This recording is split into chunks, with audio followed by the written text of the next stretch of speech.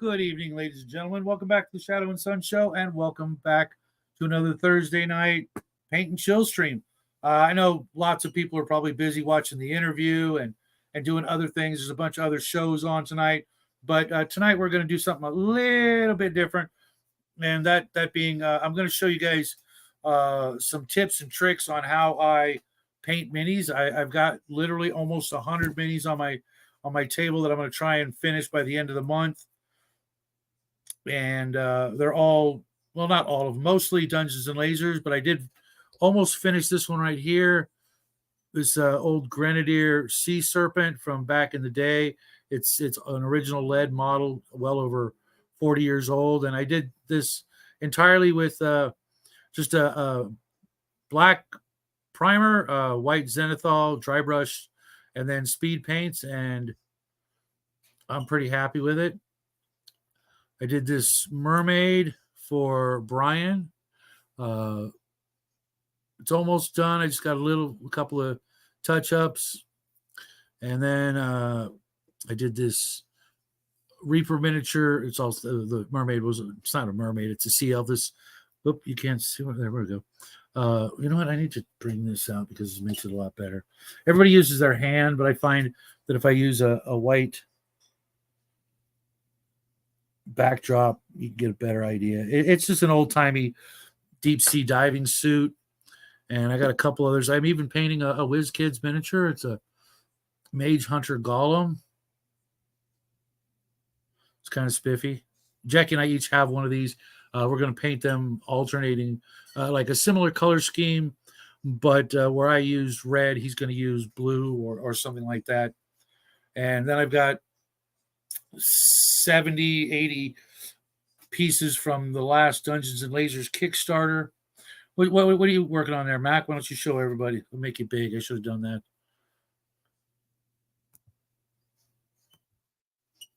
There's a big old atlas. Nice.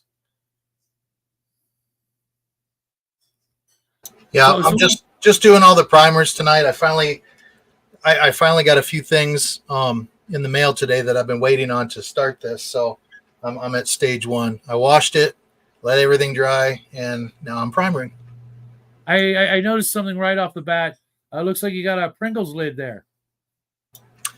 Yeah, I saw it sitting on the counter, and it was just, my son wiped out the can, and I was just sitting there. I'm thinking, that would make a nice teeny tiny little palette till my little silicone trays show up.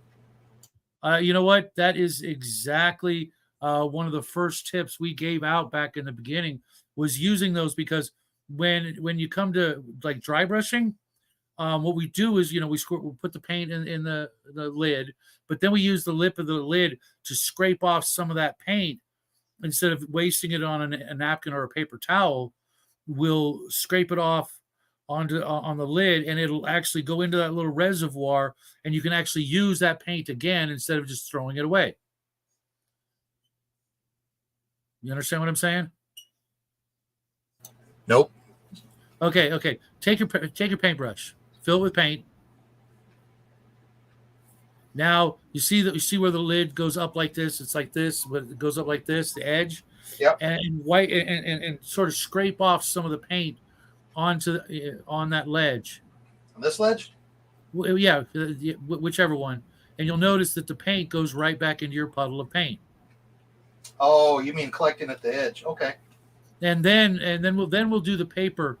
You rub the rest off on paper to make sure we don't waste so much on the paper towel, and some of it goes back into the palette. That's a good idea. And it works better with a bigger brush. A little brush like you're using right now, you're not going to get that much, and you could actually scrape off too much paint. But once you start doing it, you'll find that it's better to not waste so much on the paper towel. Another tip: you see these? They're just brown napkins. We get them from Jack in the Box or whatever. We use brown instead of white because so often we're dry brushing in white or ivory, and you can actually see how much paint is coming off on the brown because it contrasts. You can see, how much is kind of left on your brush and how much you've wicked away onto the napkin. Right. Because if you use a white paper towel or napkin, you really can't see how much is coming off when you're doing it. Well, this is a gray primer, but the plastic mech is dark gray, so it's making it look like it's white or something. Right. Either way, uh, But no, I get what we, you're saying. we uh, all the brown napkins from our fast food goes right into my pile here. I've got a stack about 2 inches deep, and I just prefer that than using white napkins or whatever we buy for the house. We put at the dinner table, that sort of thing, or paper towels. Uh, it just it's just one of those things that we do. Welcome to the show, TCG Omanal. I sent the link out to a couple folks. I'm hoping that they'll show up, but I can see how with you know tonight's an unusually busy night on YouTube. So if people don't make it, I kind of get it. I was myself watching the interview. Talking about the Tucker interview. Yep, yep. I was watching that on another channel, and it was I don't know, just a few minutes into it, and the stream got stopped by YouTube. Policy violation. Same thing happened to another YouTuber I watched, Just Jen. She was showing. I love her. She was showing the thing where Ben Shapiro went down to the border, and the border agents was showing him around and showing him what was really going on down there in Texas. Yep. And she made it about 25, 30 minutes in, and then YouTube cut the stream. Policy violation.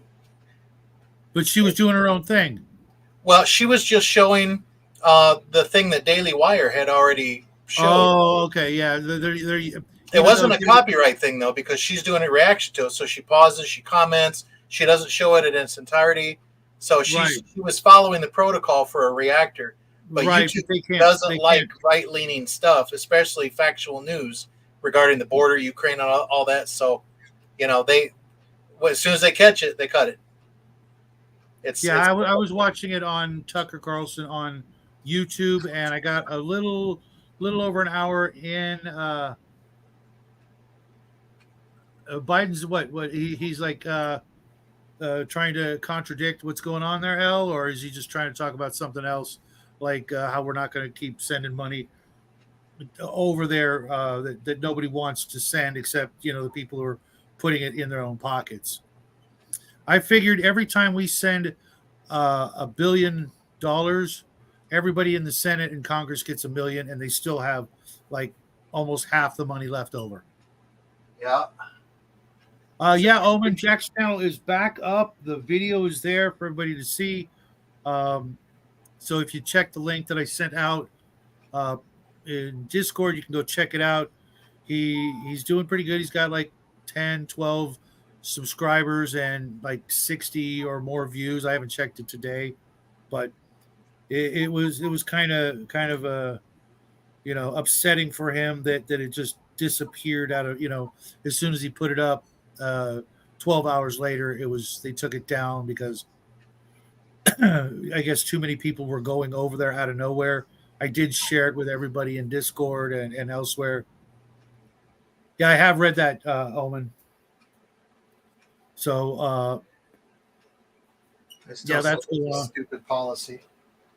Yeah, I mean, I don't know anybody who would prefer that we keep, involving ourselves in those things instead of fixing stuff back at home. But I think that's the whole point. But that's me, big old conspiracy nut. Yeah, we got plenty of problems here at home that we need to address, and we've needed to address for decades. Yeah. When we still have children in the Appalachia and the Ozarks that don't have enough to eat every day, we have hundreds of thousands. I've read homeless veterans all over the country. Not to mention just the homeless people themselves. We have fentanyl streaming across the border unchecked. We got enough problems at home. We shouldn't be dicking around with Ukraine.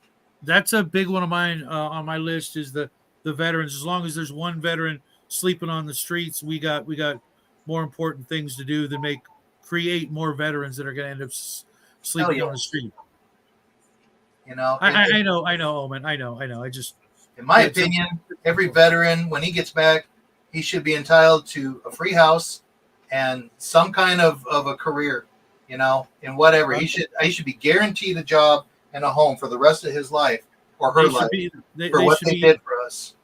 They're big damn heroes, and they should be treated as such. And oh no, we can't have that because uh, dumbass reasons. And I just that's one Yep. of my pet peeves. That just irritates me to no end. Instead, we treat them like tin soldiers, you know, when we're done playing with them, they just throw them out, find Well, something new. not even that. I mean, with all the nerds out there with their tin soldiers, us included, they're not even treated that good. They're treated like garbage and like villains, and they're big damn heroes in my book. Every one of them. You sign that check with that just you sign that check and you get to come home. You should there should be a ticker tape parade for each and every one of them. Yep. But I don't see that happening anytime soon, which is an absolute crime in my book. Not until we fix our society. Yep. You know, I'm mostly worried about what the behavior, this type of behavior is eventually going to cause in our society in the near future. You know, with the just the way that we treat the important people in our lives and in our culture versus the way that the self-important people are treated. And treat the most unimportant people, the singers, the dancers, the joke tellers, like they're royalty. That disgusts me. Yep. They idolize, you know, the hedonistic behavior of the celebs, and the true heroes are treated like garbage. And eventually, that pendulum is going to swing the other direction, and it's going to swing hard, I think, just like it did in Germany in the 1930s. And I fear for what comes after. You know, I'm definitely not on the left. Everybody knows that. But I fear greatly that our society is headed towards an extreme right swing on the pendulum. If we don't. What's up, Brian? Welcome to the show, buddy. Man. Slow You guys talking about hedonism or some shit. So, man, I gotta get on. Oh, he smelled the hedonism. I did. I smelled the smut. There wasn't enough smut in this channel, so I had to come on board. Let me get this out of the way before Justin shows up.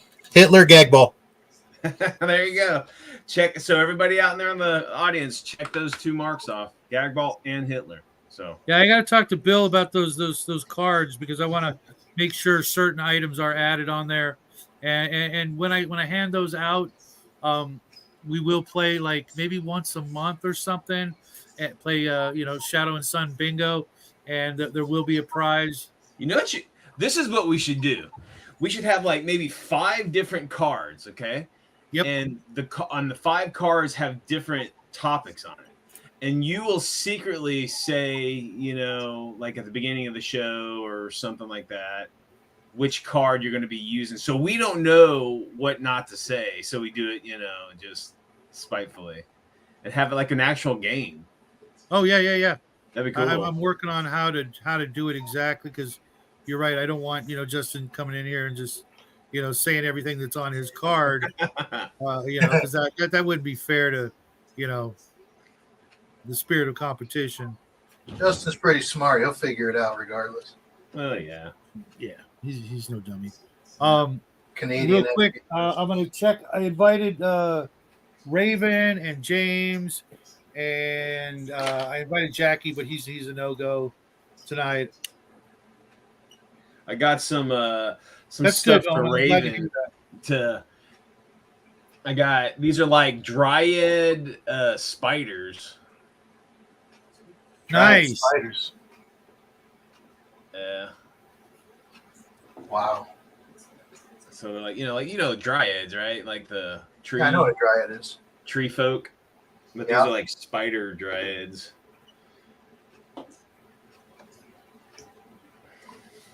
We're gonna do a big Arbor Day Weird War game.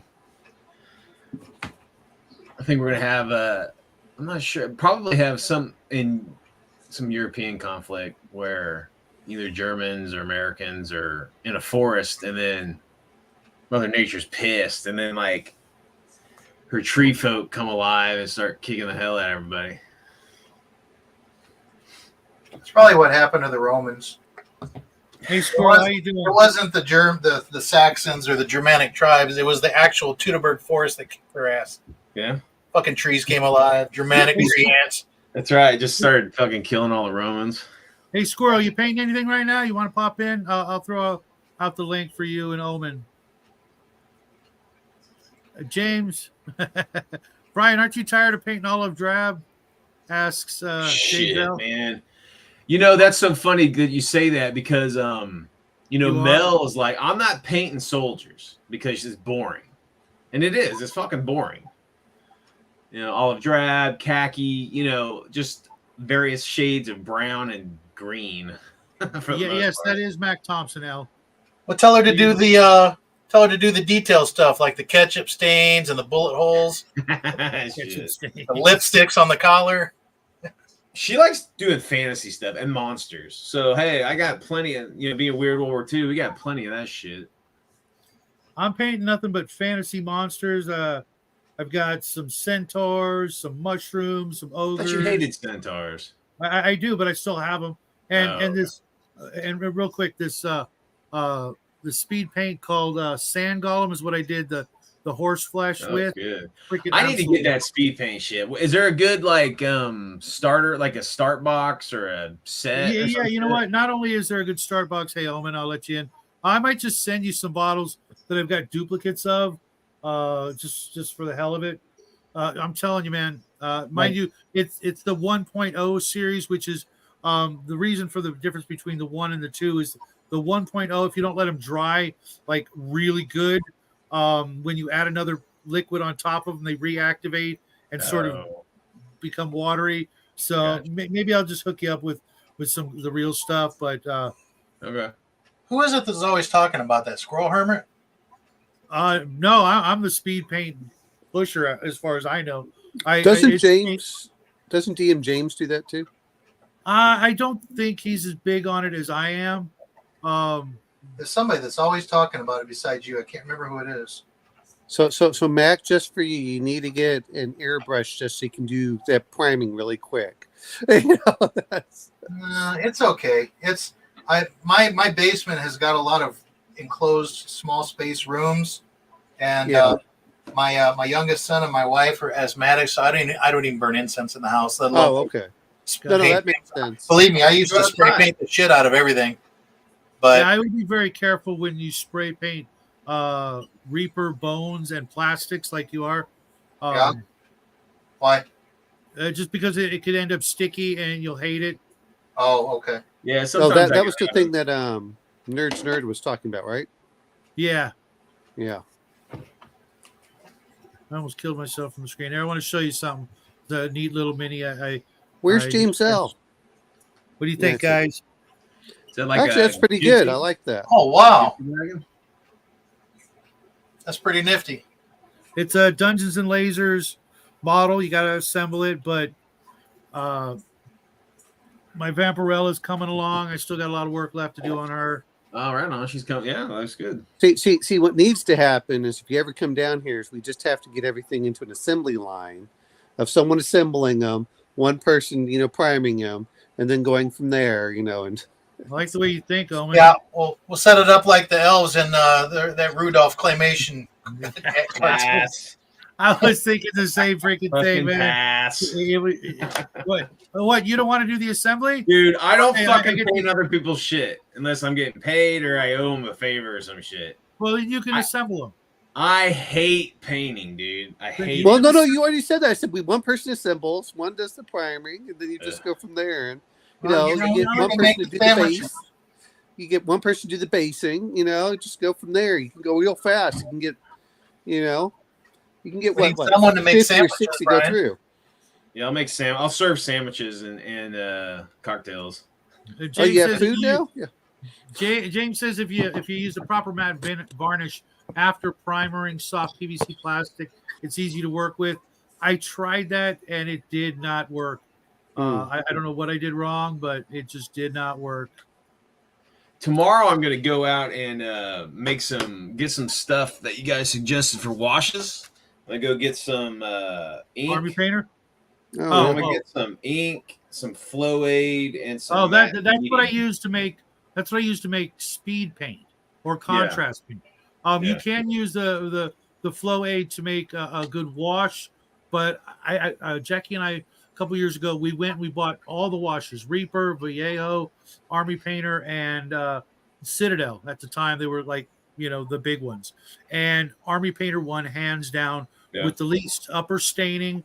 Like if you you hit the wash on like a robe, and it will go down into the crevice with the least amount of upper fold staining, which is what I want. A Citadel, they're more like inks. Yeah. Okay, The thing is like my James- style of paint, like my style of painting, it's almost like I want to do it like almost like a comic book. I want like really detailed, like darkened lines. I don't really necessarily need highlights and all that kind of shit, but because you do a base color and then you do like a black wash, and there you go. It's basically like an outlined, like I've seen the style you're talking about, and I can get behind it. But here, let me show you this. Okay, this is like a Cerberus looking thing. Cerberus. Okay, you see all that? You see all that dark undertones and all that? All I did was paint it black, dry brush it white, and give it I just used the red speed paint on it. Yeah, man, it looks good. I mean, I'm going to do a little dry brush over it, fix up the face, and call it a day. Yeah. I just need to fucking, Well, here's the thing. Here's the thing, though. I get it, because if I was painting like Army military miniatures, guys, I'm painting armies. I'm not painting fucking just like a monster or two. I'm painting fucking like 40 dudes in a. Okay. So Brian, this is the whole point of why you get the assembly line, is because the one person just uses one color and one brush. They can just, they go for, you can, that way you don't have to worry about all that stuff, and you can just, if you get like 6 or 7 of us all together, we can pop out a lot of stuff pretty fast. This set up a paint booth and spray paint it like a car. This is the same technique with a little bit of edge highlighting, Brian. Yeah. But I don't like the way it turned out. I don't think or whatever. Speed paints work well on flat surfaces. It needs to be right. That's what I was getting to. Yeah. Big flat surfaces and military stuff. It has different requirements.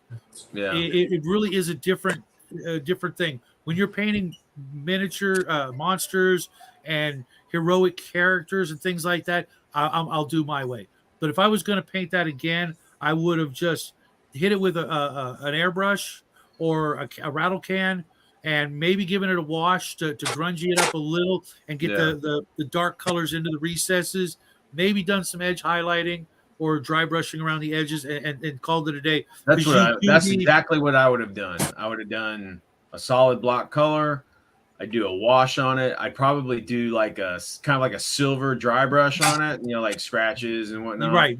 Do a dirt dry brush, and then I'll just hit it with a flat, maybe some dirt or rust techniques. Yeah. Which are different. Hey, James, welcome to the show. And it's a good thing I recognize the top of your head. Let me blow you up, because you know how things go on this show. Is that Spartacus? I could have brought you in. Spartacus. It doesn't have the tail like Caliban's supposed to have. What? Doesn't have a tail like Caliban's supposed to have. Oh, come on. You don't remember the Clash of the Titans? I mean, come on. Yep. These are Numidians. These are North Africans, not the head. Yeah. It's a good thing I recognize your garage door opener in the top of your head, man. That's true. Why? I mean, that's all we can see. It's like it's blurry. You guys have literally had Mexican cowboys jerking off in your stream. That's precisely what we had, and you know it. How you doing, brother? Like, this is tame. This is like my fat head is tame by comparison to that. Your hair's growing in. Yeah, I just don't care anymore. Exactly. Yeah. When you got long hair, it's usually a fashion statement or you're fucking poor. You just I don't just get don't, it cut I every just don't fucking. care anymore. Hey, James, what do you stick them to? What's your handle? What do you use? These are wooden blocks with double-sided tape. Okay. Yeah. I have never used any of the techniques. Like Squirrel Hermit, he's got this great one where he uses like the big salt shakers. Not Yeah, I salt, use these you know, things. These are the- actually the- pretty the- good. Yeah. You know the Little where you get the holders. salt that's got the grinder or the pepper. You know the spices. He uses those after they're empty, which are really nice and tall, which allows you to fill them with like your sand or your gravel or your flocking material and use it twofold to hold the miniature, to store stuff in it and keep your desk less cluttered, and it makes for a nice big tool like handle. Well, I have a whole tub full of different blocks. This is pretty crazy. It's like texture, more texture. Wow! Holy shit! Yeah. Oh my Yeah. god! I've got like Oh. Martian surfaces and sand, and keep them all very separate because I have a particular Wow. technique for like scattering them on. All I So- use is sand, green flock, and sand and gravel. Well, I'm a very average painter, so basing is like important. Me too. Hold on. Basing Let me makes show it you look like makes it look better than it really is. Let me Although I have show to you. say, I have a point of contention with speed paint. I don't think it's that great. I don't actually rate it very highly at all. That Okay, looks nice. you see that coral there? That orange stuff? Yeah. It turned out way better than it looks here. Okay. Is that Jackie? a sponge? No. Jackie thought that was part of the miniature I had done such a good job, and I'm sending this out to Bri. But Is that all a it piece is of is that a piece of fried chicken? It's like a no, nugget. no, it's sand. It's just sand and a couple of broken toothpicks at odd angles. Cover the toothpicks with super glue, dump it in the sand, pull it out, flick it off, and let it dry, and then paint it. Which that was the real hard part. But it really looks like coral. So I don't really think the speed paint. I don't think the speed paint is all that amazing. Like I also have 1.0. If you add Liquitex gloss medium to it, it will not reactivate. okay. But the color will break up a bit if you use too much. But so just use a drop. But I don't think it's made me a better painter. I think it's just made me a lazier painter, like cranking out. At this point, I'm ready to just get shit done. Like I like most of my 95% of all the vehicles I have hundreds of vehicles are painted and done. It's just if it's not. My thing is, if it's not beautiful, I want to set it on fire. So See, this is all speed paint there, James. That's what happened to his last 7 girlfriends, okay?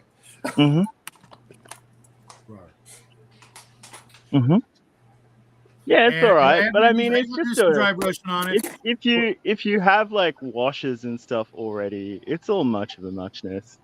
You know what I mean? Like I don't think it's this world ending. I actually think it's made me lazy, and I'm like trying to like break out of like not painting. I think the only thing it does is it skips a step. It skips the wash step.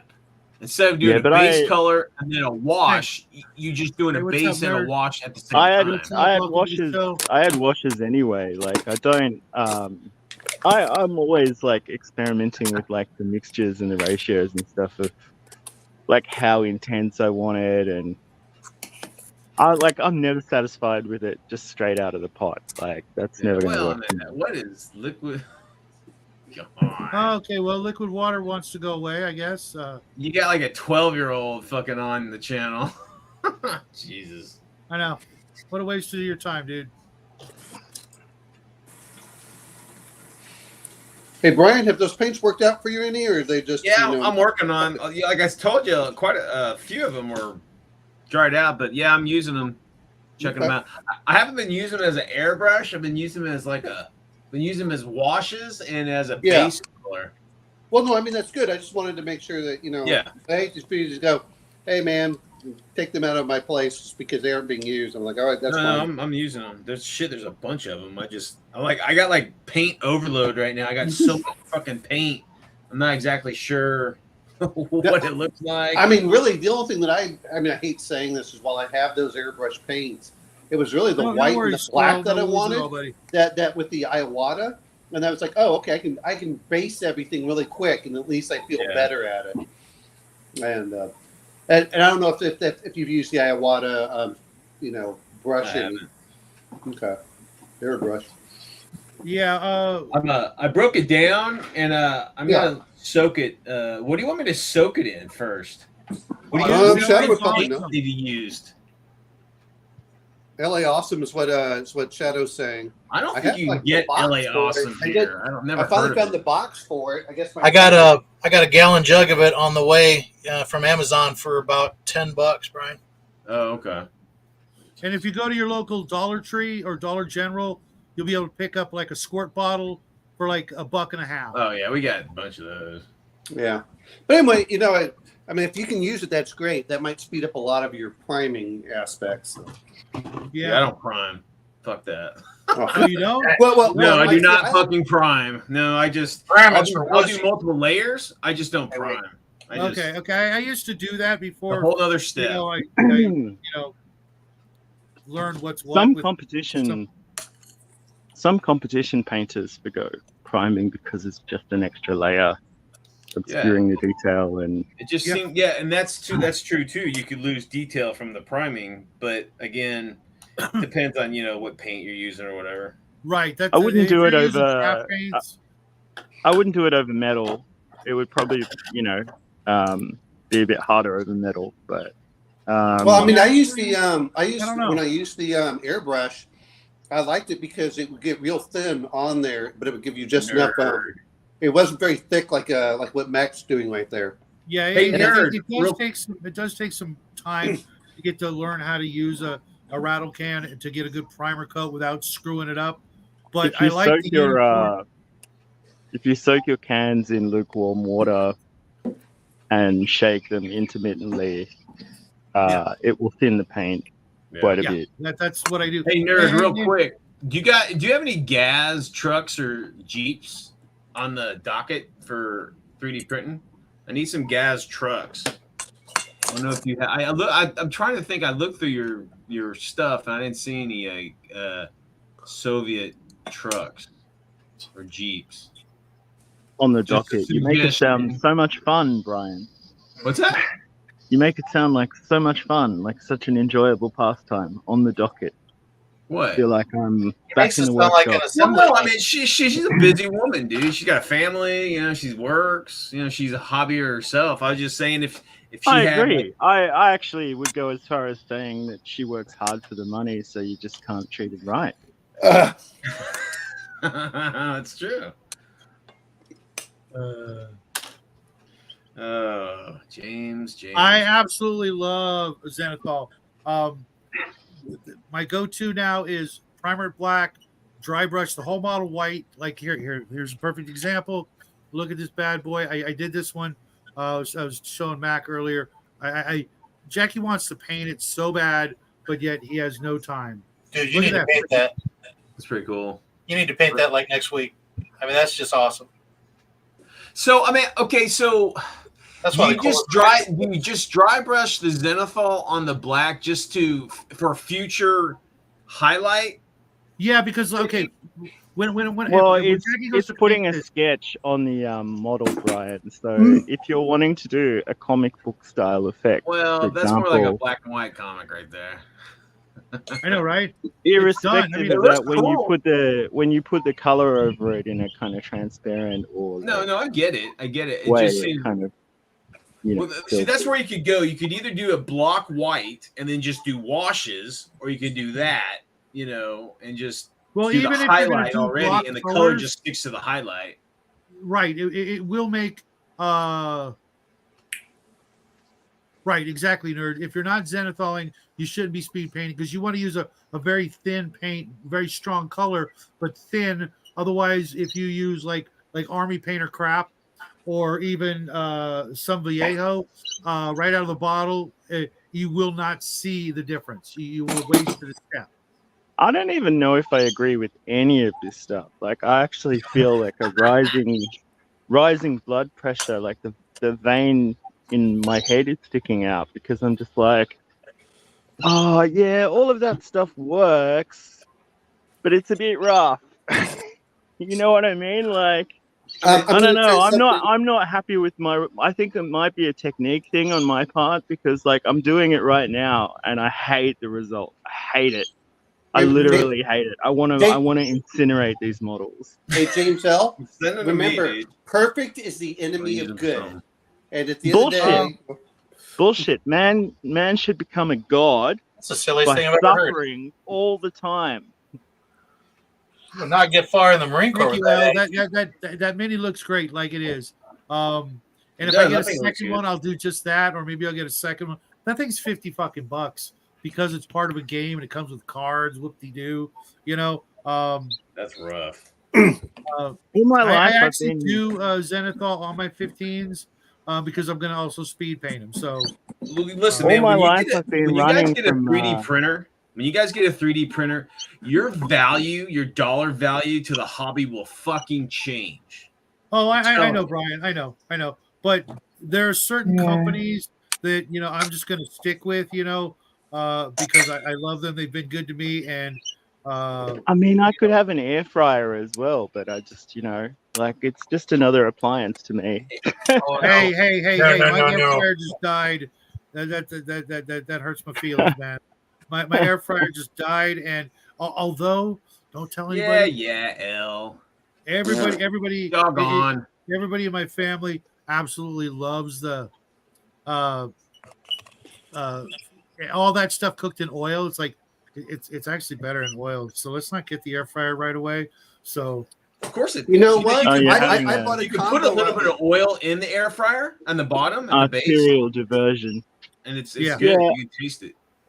You know, I kind of realized with the whole painting thing, like so much of what I've done has been taking the long way around avoiding painting. So now I'm just forcing myself to paint. So all of these like little toys and stuff like speed paint and whatnot, like I'm trying not to lean on them as much as I do because like I just think it's made me a terrible painter, honestly. Well, you know, it sounds almost like you're not a war gamer or a gamer, but more of a painter. You know what I mean? Like a studio painter kind of thing. No, he's like if you really want to know like what my order of priority is, it's probably like playing solo board games and like doing historical research. But like I don't know, I've just like I spent, you know, it's such a proportionate to what I actually live off, it's such a large chunk of my income that and because it's almost like a personal, because I have a lot of injuries that make it really difficult to do in the first place, because I used to do very fine kind of electronics work and stuff like that. So doing this for extended periods really hurts my spine and my hands, and like it can put me in bed for days if I'm like not careful, right? That sucks. So there's like this weird personal kind of like push-pull kind of challenge scenario where I'm like, the more perfect they are, the more like crazy good they are, the more I'm like, I've overcome my limitations sort of thing, you know? You could, instead of, you could invest that money into like hiring someone to paint it instead of. Nah, they have to be mine. They have to be mine. Okay. They gotta be mine, man. See, this is the problem that I have with James L. No. I don't mean what I'm saying quite right. This is the same problem I have with James L. I don't want other people to paint my stuff because then I don't feel it's mine. It's kind of like you violate the wrong way for the I'd rather it be like I'd rather it be a solid 7 out of 10 and mine than like someone else's 9 out of 10. You know what I mean? Like, I would honestly rather just roll dice and push them around the table before anything else, man. Well, but see, this is why I go to Brian's house and I play with even that is a struggle for me these days. Like when I was 17, you know, I could do this no problem. But now, like, it's really hard. So, like, even just getting a nice tabletop stand, it is a bit of a challenge for me these days. But, like, I'm getting there. I break a lot of shit along the way. Like, believe me. A lot of stuff gets glued to my face because my hands are just mongulated compared to every hobby I want to do needs my hands. Like, I like music as well, but I fucked up my hands at work so badly. Like, you know, so it is what it is. Like, this is the path I've chosen, man. I just do it because I like it so freaking much. Well, that's cool. Shadow, Yo, you should just rename the channel to Why Old Gamers Can't Paint Anymore. Yeah, Hey, now. yeah. Like, Ryan hates to paint. James can't paint. I can't. That's another thing. My eyes have gone to shit, and it's just like right now. I need to go get my fucking my reading glasses because I can't me see too. shit. You see this thing? This is what I'm using. I need to get something like that, man. I'm an old gamer. Now wait a minute. I also have the ones that have the I guess they're like the jeweler stuff where they come over and they have the magnification on them. Yeah, I got one of those too. Well, I've got those with like 6 or 7 different ones, for the magnification for it. So what is that? Yeah, just like that, Shadow. I think that may be the similar one. I'll have to go pull it out. I got this one at a Hobby Lobby, and I almost never use it. I just use a couple of dollar readers, or like 3.25 or whatever. Yeah, I can't do that. It just I need the I can't. I'm gonna go get those damn Is glasses. that another one of those Nubians? No, this is a kilt that I did a while ago. So, like, as you can see, I'm not amazing, but I'm getting it. What is it? It's a kilt. A Celt? Yeah. It's a bit dark. Yeah, that guy got some sun, didn't he? Yeah. No, he just rolled in the mud. That's all. He just rolled in the mud. He's good. He's got warm mud on. But well, that would be blue. Yeah, like I'm not actually that great at this, but I try really hard to like it looks good. As perfect as I can. I'm telling you again is, perfect is the enemy of good. So stop. Well, if the shading on that guy absolutely was just like truthful, a smidge lighter, strive for perfection. No, if the ink on that perfection is you never get anything done. If the ink on that was like a tone lighter, it would have been perfect. Then one perfect. That's the truth. And you'll get much better the more that you do anyway. So if you just strive for good, then you're selling yourself short. No, you aren't. Yeah, no, I wanted to, because all you're doing is looking at improving yourself every time. Do or do not. There is no try. No bullshit. You strive for perfection. If you want to look, be perfect on your face, you want to be a little green toad that waves his little thing and can't speak proper English. That's up to you. But no, I mean no. See, now you hate Muppets. Percentages. I mean, people like nerds. People like nerds and Shadow and Fritz and that sort of thing. Those are the people I look to for like painting inspiration. Sure. Thank you. But like for me, it's like if it's very neat and like the finish is good, that's like a huge thing. Like I'm working with Cyocast minis at the moment, and the marketing around them is that they don't have mold lines, which is just not true. No, mold lines are the one thing hit it right on the head. That's the one thing I hate the most for any miniatures. Those damn mold lines, especially whenever they go over like little crevices and stuff. I'm like, you son of a bitch. Yeah, well, the Cyocast is meant to be the material of the future. Yeah, but honestly, it's just actually, like nerds. That's I'm just a little bit below that. Hey Joe, what's happening? I've got so much to do. If it looks better than my last paint job, then I'm happy. I know I'm getting better, and I can do all the different things except wet blending, and I don't do layering because it depends. Some things I will do layering on, but for the most part, if it looks better than my last project, it just takes too long. Just it's more fucking steps. Yeah, it's a lot of I like with Bo. He's the master when it comes to stuff like that. But I've got thousands of minis to paint. He's working on, you know, much smaller number. So if I was doing that, then I would do that. But I don't want to leave like thousands of half painted miniatures for Jackie, you know, when it's my turn to, you know, shuffle off the old mortal coil. So I want to get I have to be honest with you. I think layer painting is less time consuming than all of the time like saving methods that we use when you factor in all the extra preparation. Like, I'll agree with you if you get that assembly line, because then you don't have to change. You know, each If person you're doesn't have batch to change painting. you don't have to change your brushes. That's what always kills me, is changing the brush or other crap.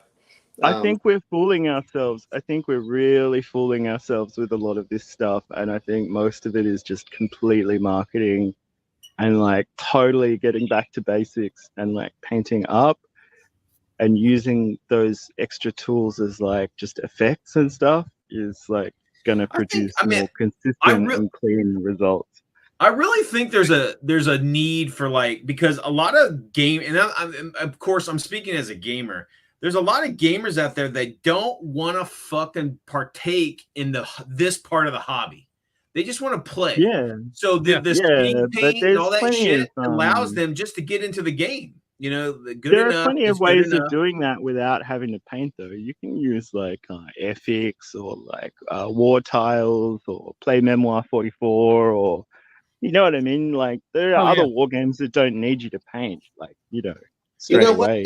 As a child, and I'm going to say with all the miniatures I have, look, I don't have to paint them. Let's just play. If you're going to play the game, that's great. It's great whenever I go over to Brian's and he has all the stuff painted. That's really cool. But I'll tell you this much.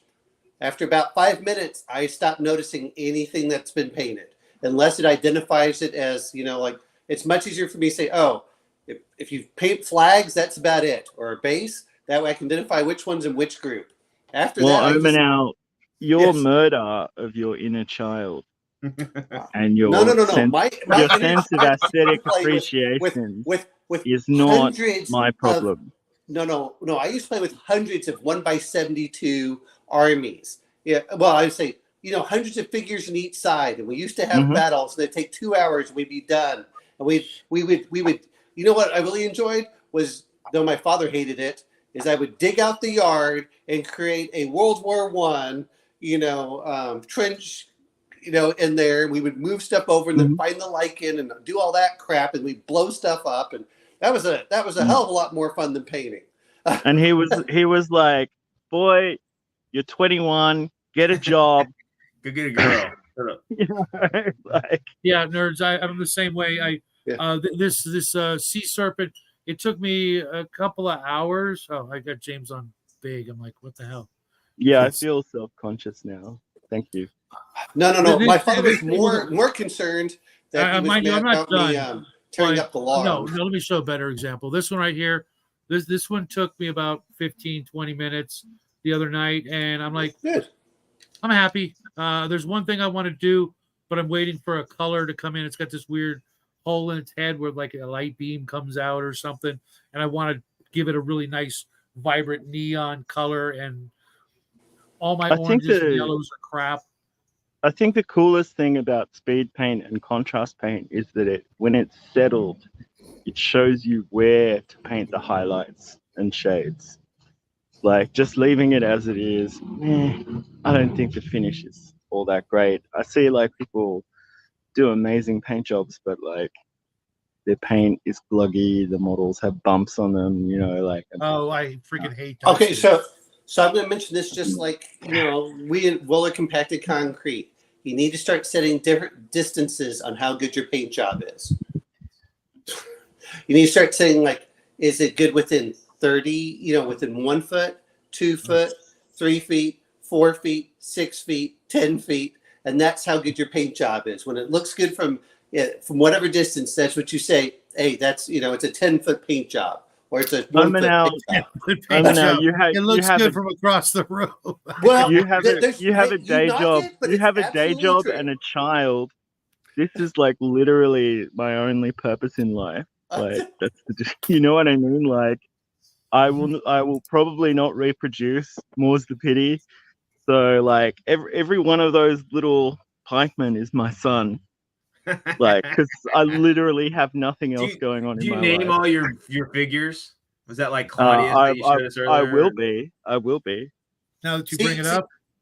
See that I would be impressed by, but see that's the problem. Is we all look at like the GW paint shop, professional painters, and we look at it. In the meantime, all I see is, hey, look, it's white. You know, and like, okay, let's add some color to it. Add a little. There's bit of only one. base. There's only one kind of player that I despise, and that's like the guy who shows up with a completely grey army, and like his list built it to be like just a death machine that would have never occurred in any setting, historical or fantastical. Like, you know, that guy I can't stand, but everyone else, like, I don't care if your models are like 3 colors and the wash, that's fine. Like, hey, James, you know, I'm just a smidge above that, so that's okay. You just described Omen. hey, no. Hey, James L. Here's what it comes down to. Oh, you want me to have a painted army? Go ahead and provide one to me, and I'll play against you. I'm happy to do that. I would have like a long Craigslist gangbang style line of people outside my house playing war games if I could get a bit more done. Because I always like, I'm a historical player mainly, so like I always collect both sides. You know what I mean? Like, yeah. I feel like I kind of have to. In order to provide a proper matchup. So, you know. Well, that's true. That's what I did with Brian. I looked over him like, hey, what looks the coolest? The pygmies. Let's do it. Yeah, that's why I'm doing Romans versus Gauls. Like, my big projects are Romans versus Gauls, and then like Royalists versus Parliament. And, you know, my other stuff is just fantasy and sci-fi, like whatever I have floating around. Hey, I looked at that James, I looked at that Warpath. Yeah, it's good, isn't it? I'm gonna follow the Kickstarter, see where it leads. I liked what I saw with the gameplay. It's so close to the original Epic. I'm like, okay, I can get behind that so far. I looked at the armies and I couldn't find out a lot of info on. I mean, obviously, Shadow, why don't you just play the original Epic? What's keeping you from doing that? Hundreds and hundreds of units of infantry that I don't have. Like any infantry at all. I've got all the tanks, all the vehicles, Titans, all that crap, but all my infantry just gone. Hey, no, Shadow. This is what you do. You just put little pebbles down. You count them 5. You paint them blue, and all of a sudden they become space. Okay. Well, Shadow. what models are missing? What models are missing? Because like there are so many 6 mil epic proxies. I was about to say, Shadow, you send me a bottle of fucking resin and I'll print you fucking whatever army you want because it's all there, man. It's all 6 mil, 40K, Imperial Guard, SWAT. Like blow it up a little bit for like 8, shit. So it's less fragile. So James, James, this is what it's why you know, if I think that the coolest part is you have to do Rome versus Carthage or Rome versus the the Seleucids or Seleucians. Well, I'm specifically doing Rome in the late Republic, so like Caesar versus Pompey, and then like Gauls on the side. And shit, okay. Yeah. So you don't have to skip. Yeah. You know, the other one to do is get a lot of those Indians because man, they got those elephants. That's what. See, well, I do have some Numidian elephants from Victrix ready to go. Yeah, the Carthaginians, or whatever they call them, they use the Carthaginians. Yeah. Yeah, the Romans did as well in the Caesarian period, which would have been really shocking to like a British barbarian like riding around on his chariot. He's like, "What the hell is that thing?" Oh, to me, that's you just get those war elephants from India, and then you get there are not enough Indian miniatures I've seen, that come out. I'm not saying they don't exist, but there's a shit ton. Not in 20. I agree. Not 28 mil. No. Yeah, not 28 mil. 15. Like everywhere else is like pretty easy to find, but Indian feather or dot. Dot. It's a fun faction to play because it's just like lots of chariots, lots of elephants, lots of archers. But they kind of sucked, and Alexander creamed them like pretty hard. Like, So Yeah, and they he gave kind him the of plague. yeah, he kind of curb stomped them, and then they were like, "Oh, that's fine. Just drink some water." Yeah. Some dysentery, buddy. Yeah, Fucking Greek. Go home. yeah. But I mean, that whole campaign Get gave back to rise the to like chat a here. really Sorry, interesting guys. world. Kit Kat, stop. There's a really interesting world where like the Hellenistic world and the early Buddhist world like cross over, like as a result of that campaign. You know, in Central Asia, the Taliban were blowing up those giant Buddha statues with their tanks. I know, that just made me sick when I saw that. Yeah, it's disappointing. It is. Disappointing. You do. They destroyed Palmyra, among other sites. It just Fucking culture. it's sickening. Yeah, Well, but I mean, you you saw know. that they. Of course, it wasn't the Taliban. That was ISIS. But, you know. Yeah, you saw that the like Syrian Antiquities No, department, like clearly not. No. You know what they're though? restoring it and stuff now. One day, Bo might win. A Golden Demon or Crystal Brush or whatever the frick those awards are. I'm not out to win awards. I'm just out to have my stuff look Look, nerd made better a saucy than- joke. I get it. It was funny. Cal, I've seen your stuff. Your stuff is like 1 foot away good at least. See, but that's what we need the to rate. coolest We need to thing rate. about- You need to rate the miniatures by distances. That's The way to coolest go. thing about Cal's painting is that he definitely has his own style, but it always works. It's very consistent. He gets them out quickly, but they're like a really nice finish. You know, like when you were doing your Aztecs and like you primed them metallic, I was like, that actually looks really good. You know, My style he is cheats at kindergarten. BattleTech. Oh, Hungar gets a free pass. You know, he brings the bands. He creamed the high. Well, yeah, I mean, Alexander, you know, he was well known for having both male and female lovers, and you know, that way his calendar was always full. You know.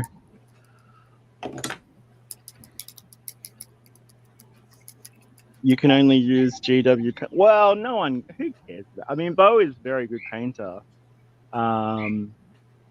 You know, he brings a lot of like patience to the whole process, which I think is like one of the key things. Like, I tend to rush when I get a bit excited when I've got a few of the boring stages out of the way, and I start rushing. Well, after a while, it's, you know, sometimes I enjoyed pinning the minis and stuff, doing all the assembly, but I hate mold lines. And then by the time that I get that done, I'm like, I'll you know, maybe I'll get into the painting, and then I usually go somewhere for like a year. Well, So. the old mold line remover is not actually a bad tool. I thought it would be a bit of a meme, but it does help. It's fast little thing. That's it. That's all you need for fucking mold lines. I just said the complete opposite, and I stand by it. Wasn't that just a curved, like kind of X-Acto knife for it? It's exactly I mean, I had all it's sorts of number, X-Acto knives. number 11 X-Acto knife. That's all you fucking need. You Yeah, I can never liked disregard the my flat advice. one. You I can like disregard the my one that was advice, but it curved. will continue to be at your peril, Americans. Americans. Well, see, here's what gets me is See here, Aussie. one single X-Acto knife. And like, I remember when I used to buy like all the different curves and stuff in there, and those were, Same here. you know, Same here. and those were useful for certain things. So Yeah. It's- Now you need a it's Lawson. just like a lock pick. You can get one lock pick to pick a lot of locks, but sometimes you'd rather do it in, you know, 10 minutes than an hour, or, you know, 30 my seconds. brother-in-law has upset the whole family by derailing his IT career to get into locksmithing, but I think it's a good idea. I just saw that Lockpick World had picks for half off, so Yeah, he loves all that stuff. He's very, very good with it. Really? Send me a link, Yeah. Omen. okay, well, you have until like midnight, so you probably have like 2 or 3 more hours. So let me see. Oh, I ain't gonna get to it then. Never mind. Yeah, I mean, yeah, and I'm not so sure, but yeah, I What the mean, fuck you need lockpicks for? You know what I saw? Normally, I'm there. not that interested in. Well, these aren't the ones I bought some more, but these are the ones that. But this is my little carrying case for lockpicks. So. Mm-hmm. I got mine right here. Yeah. You guys are actual D&D characters. You know, I'm not that interested in printing normally, but I saw someone had done a like proper full garden gnome army, and I was like, I need this in my life. Like, the pointy hats, slings, and spears, and they had a giant garden gnome ogre, which was basically a bunch of gnomes standing on each other's shoulders inside a big coat for practice. Like, no, I mean, don't Nice. get me wrong. I mean, What the hell do you guys need lockpicks for? Why wouldn't you have them? No, why do you need them? It's the same reason I need a hammer. Don't ask. Plausible deniability. It's a tool. It's a Like, tool.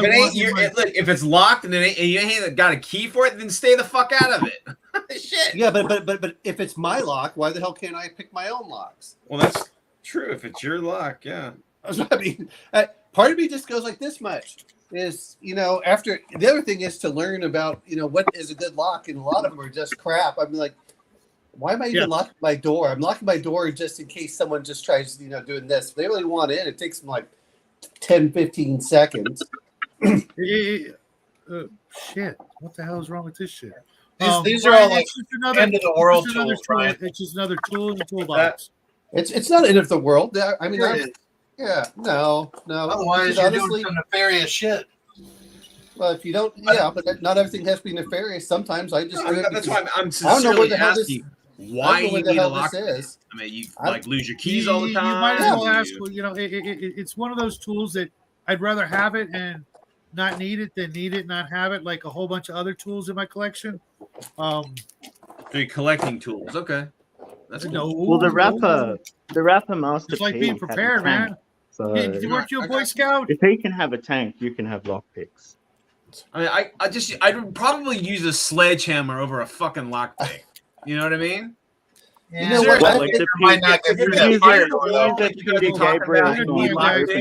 Use a fucking sledgehammer or a gun or some shit. Okay, you don't need a fucking lockpick.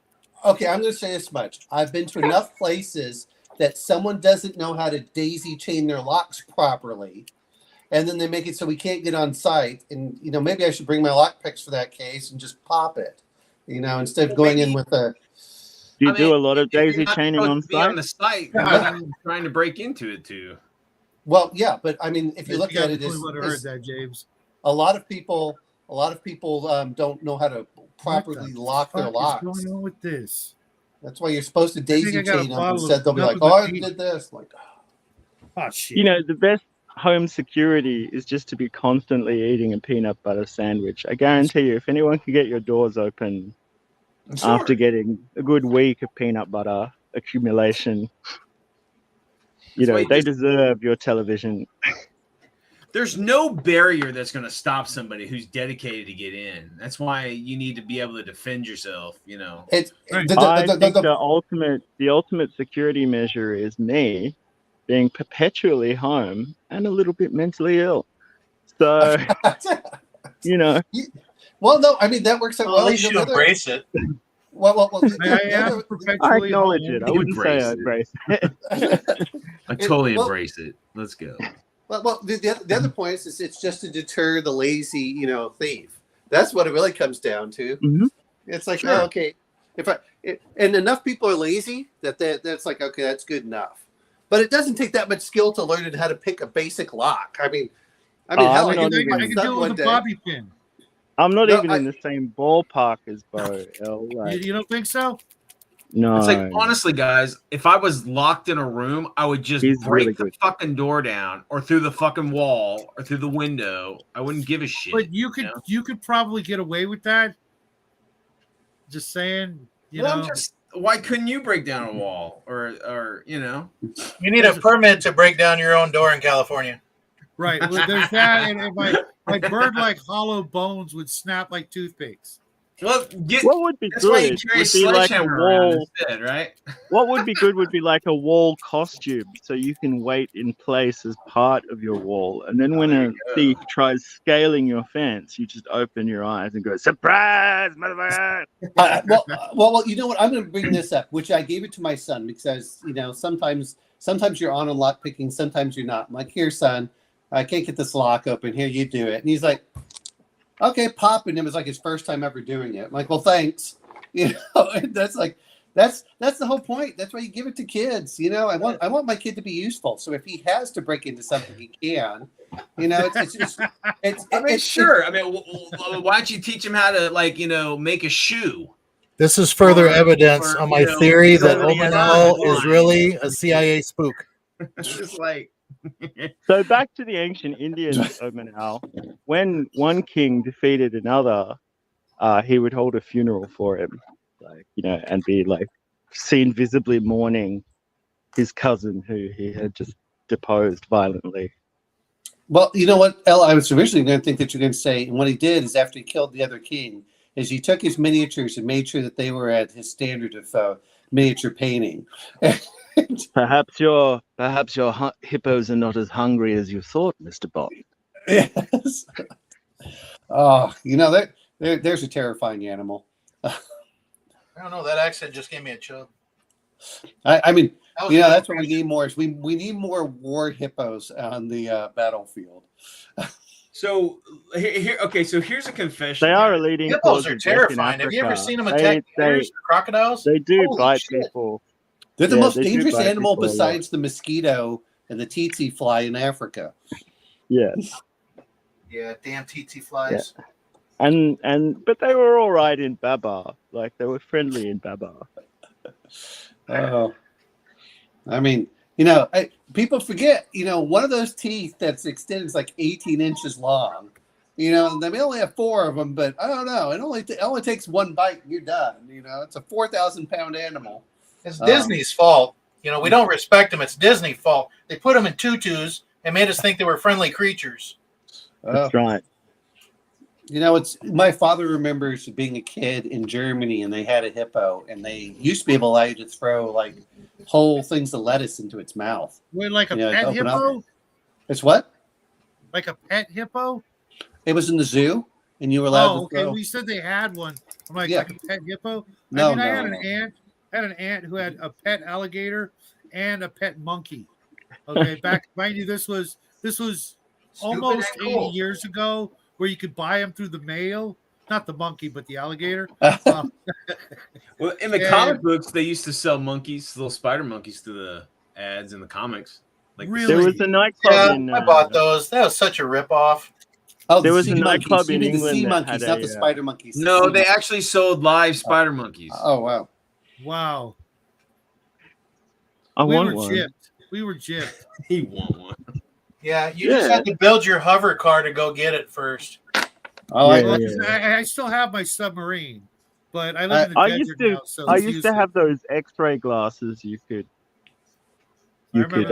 buy, and I used to chase the girls in the playground, wearing them, going, ha ha ha, and they'd be like, "Those don't work," and I was like, "No, from where I'm standing." That's right.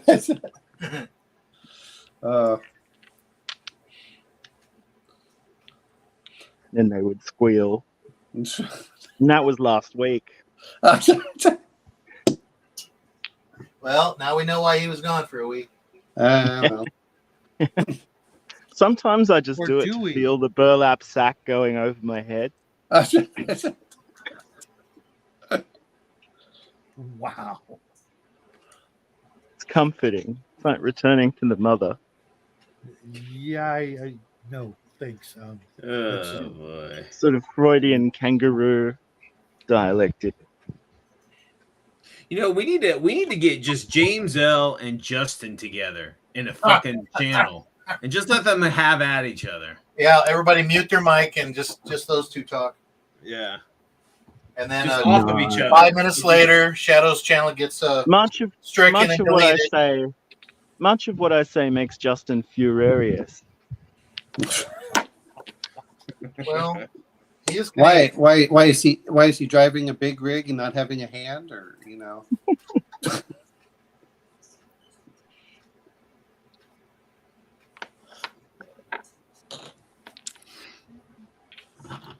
I'm surprised he's not here. I wonder what he's doing.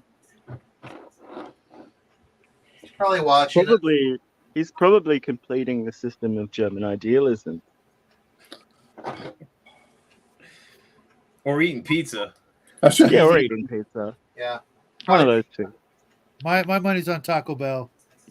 Oh God, why would anyone ever eat there? There's so, but you can get like real tacos for as much. It used to be that are cheap. good. It used I to be ate- good. I ate takeout. Taco Bell like, was never twice. good. Sure, it was back in the 80s. No. I'm Yes. sorry. I lived. You. Well, maybe up Just north because you area. hate everything in life doesn't mean we do too. No. I just hated Taco Bell because I had like real Tex-Mex down here. Well, Even We good takeout is who live like in the bad. Midwest, that's the best we can do. One at a time, guys.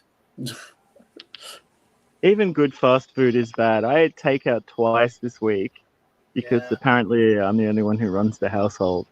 So if I'm tired, dinner just doesn't happen. It also So- short, That was- well, Oh fuck! I was Hey, James. cricket meal. My favorite fast food is barbecue. You just come up and say, "I want it by the pound." Like, how much do you want? I like half a pound of this. They slice it right in front of you, and you're ready to go. Well, Uh, if you're That's not fortunate real- enough that's to not live in real Texas, Fast food. What do you mean? I don't that know how they anyone don't does have that it. up where you are? I feel like death. I don't know how anyone does There it. is After one- 2 days of burgers and chips. Like I just feel disgusting. I don't know how anybody lives like. there's one semi okay barbecue place in all of central North Dakota, and it costs a fortune, and I can do better on my pellet grill, so I usually don't waste my time. Well, you know what it sounds like is that you need to open up your own, barbecue place. I don't have that much patience. I mean, I'm not gonna. I'm gonna toot my own horn here. I probably cook better than most people in the state, but that's because they make all that weird German Scandinavian food, lutefisk and Fleischkuchle and all that weird shit. And I was raised on redneck food and Mexican. I don't have a taste for it. Hey guys, I'm out of here. I gotta go make dinner. We'll talk to you guys later. Bye. All right, We'll be see you. here. Brian, we'll be here if you want to come back. But I would kill for a decent barbecue place up here. I'm an okay rustic cook. I can throw something together from like Hey, whatever. Raven, you're supposed to come in here. Shadow gave you a link. You're supposed to be in here. Yeah, what the hell, Raven? Well, she just showed up, so that's You why. guys are scaring her. Yeah, Raven All this scares barbecue herself. talk. I sent her the link right before the show, and All right, I'm gonna bug you again. How much experience points do we all get? You got to put that in the chat and not in your Discord. That's-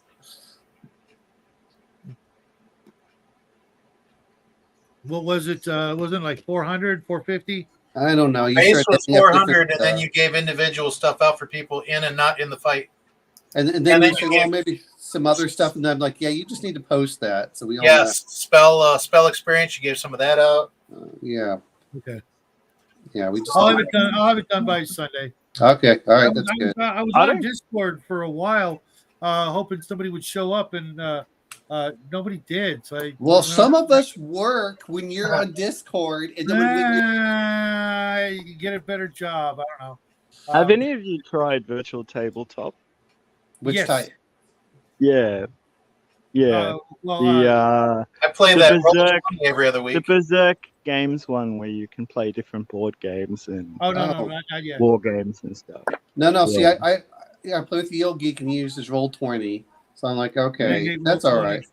Yeah, I hate it. I prefer Foundry, but it's overcomplicated for a lot of stuff. So I'd like to play as just a player and seeing and making sure that I understand exactly how Foundry works, because I don't want to run a game on something I don't quite understand. I mean, now the stuff for Free League makes it pretty easy, but even so, is I don't want to double check. So, and I keep telling people, just let me know. Yes, brisket. Well, I'm not a huge brisket fan, but man, I do love barbecue ribs. Yeah, I can't do that dry rub shit though. I can't do it. It's just like it needs to be smothered in some sort of decent sauce. That dry rub crap just You can add the sauce after. That's the whole point. But I like it cooked dry rub initially, and then you can do that afterwards. But honestly, I don't like that much people sugar. Overdo it. So, people overdo it, and they do it for way too long. When they're like, "This has been in the fridge for 3 days," I'm like, "Cool, throw it out." Oh, yes, you put dry rub on it and leave it in the fridge overnight, and then go out, throw it on your grill for like 18 hours. Low and slow, man. That's the method. You let the fat render. It soaks up the dry rub. It makes its own juice. That's the best way. A lot of times, and most people don't even like dry rub. They just do salt and pepper. Well, that is a lot of dry rub. Actually, I'll add some other stuff to it. I'll add paprika and a little bit of thyme, and I'll add what's the other one in there? Cumin, a little bit of that, and then I'll let that fat render out. And then I drain the fat off so I can use that for frying later. All right, Raymond. And and boy, if you can soak, Derek, how you doing, buddy? If you can soak bread into a huge thing of lard, oh, that's so good. With the beef drippings. Oh yeah. I like to use real butter when I cook, but I don't add lard to anything. Oh no! I put it in everything I've cooked a long up. time ago. I'm All actually this running talk of low on food. butter. Well, I'm on the carnivore diet, so butter is an essential every time I cook, and then and I've got a big thing of bacon grease that I use to cook with too. Ooh, what is that? This is my beef tallow right there. There you go. So that's every time that my son cooks stuff or things, I'll drain off the fat and pour it in here. You're making me vegetarian. Stop making me vegetarian. So apparently the beginner paint stream has turned into the beginner cooking show. Welcome to the cooking show, folks. Cook some paints. Well, at least we're not talking about cockwombles and ball gags. Because today is going to be the PG 13-ish bingo card for those of you out there with the bingo card. But no, I'll tell you this much, boy. When you can, if you can get like fried chicken or something, and you get it in there, and then you dip it in beef tallow, and you fry it in the beef tallow, and then you put it in the oven afterwards for chicken Kiev. Man, that is so good. Holy crap! What the hell? I pulled this paint bottle out and it just looks like ass. Oh wow! At first I thought that looked like mustard. Like when you It does. It does. Yeah, mustard that somebody didn't close the lid properly. This is funny. Squirrel was like, "Shh, run with the food stuff." What's andouilla? And Is that that Cajun spicy sausage? Yes, it's andouille. Yeah. Okay.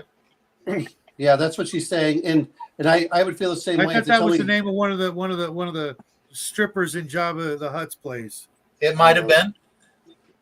Well, it was probably after the Rancor got her. That's what I think is after the Rancor got her.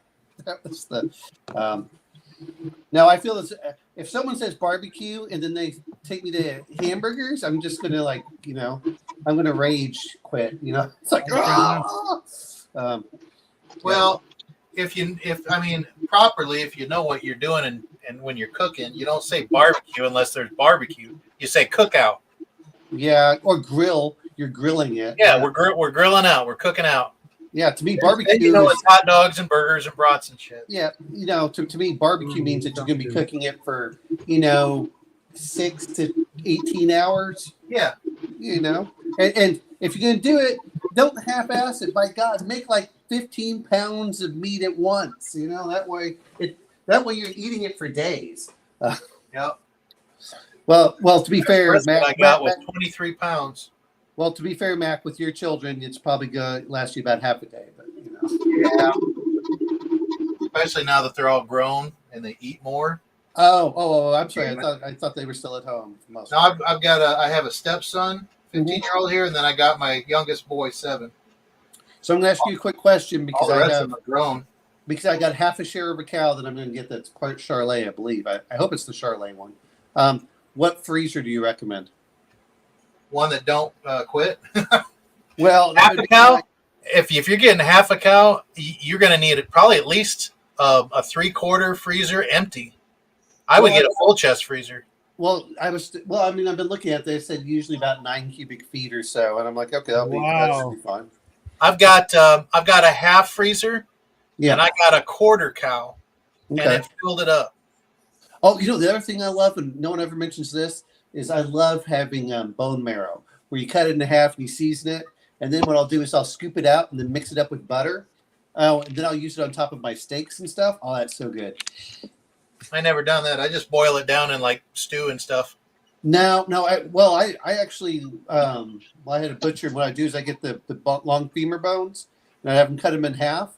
Then I would season the top. You put them in the oven for about 20 minutes, and that will cook it up. And then and normally I put them in salt water to get the blood color out. Anyway, but then I'll scoop it out with a small spoon, and then I'll mix that all up with a bunch of butter, and then mix seasoned butter with that. Man, that is good. And I'll usually store it in a mason jar, a small mason jar, and just use it over time. And then whatever was left of the bones, I give to my son's dogs. But yeah, I mean, I've been looking at. They said probably about 7 cubic feet is what they said, depending on what's going out there. But yeah, if I'm going to for half a cow, and then what kind of cow? How big? 300 to 400 pounds. What they said a half share will be. Nice. Yeah, just to be safe, man, I'd get a 3/4 freezer. Well, I'm probably gonna get one that's about 9 cubic feet. I'm trying to figure. Part of me says that I should just get the one that's the chest freezer. Yeah, what happened to James? Oh, there you are. God, I'm going blind. Like looking, and he's right there. It's like, what the fuck? Well, actually, my favorite was when they showed this woman in a bikini and everything else. And they said, if you stare at the picture long enough, you'll see a boat. And they show a boat behind her. So, but yeah, it was. My attitude to food is like always about adulterating it as little as possible. No, I chop it up and throw it in the oven with some olive oil, salt, and pepper, and roast it away. Yeah, but some things you really gotta take your time with. Tri-tips and briskets and stuff. You really gotta take your time. If you rush it, it turns out like rubber and it tastes like shit. Well, yeah, for sure. I mean, I had someone over for like a roast pork, and like I really didn't give it enough time. Yeah. And so we ended up like just sitting around after putting it back in the foil and back in the oven. You know what I mean? So like I get it, but like my favorite food is like really simple, just like vegetables and meat. Well, salad and meat. if you remove the vegetables, I'm good with it. And Shadow's seen my sandwiches. Like I stack them up pretty high, all kinds of goodies. Yeah. I'm not even gonna. Yeah, I got nothing. Microwave burritos are my lunch. Ham sandwich, ham, mustard, bread, done. The older I get, the more I want everything to be fresh with minimal ingredients. Like okay, it's not that hard. If I'm going to take a long time, chicken Kiev is probably the one that takes the longest. But man, with the sous vide, that's so easy. I'll put in a whole ribeye roast in that thing. I'll seal it. I'll cook it about 129.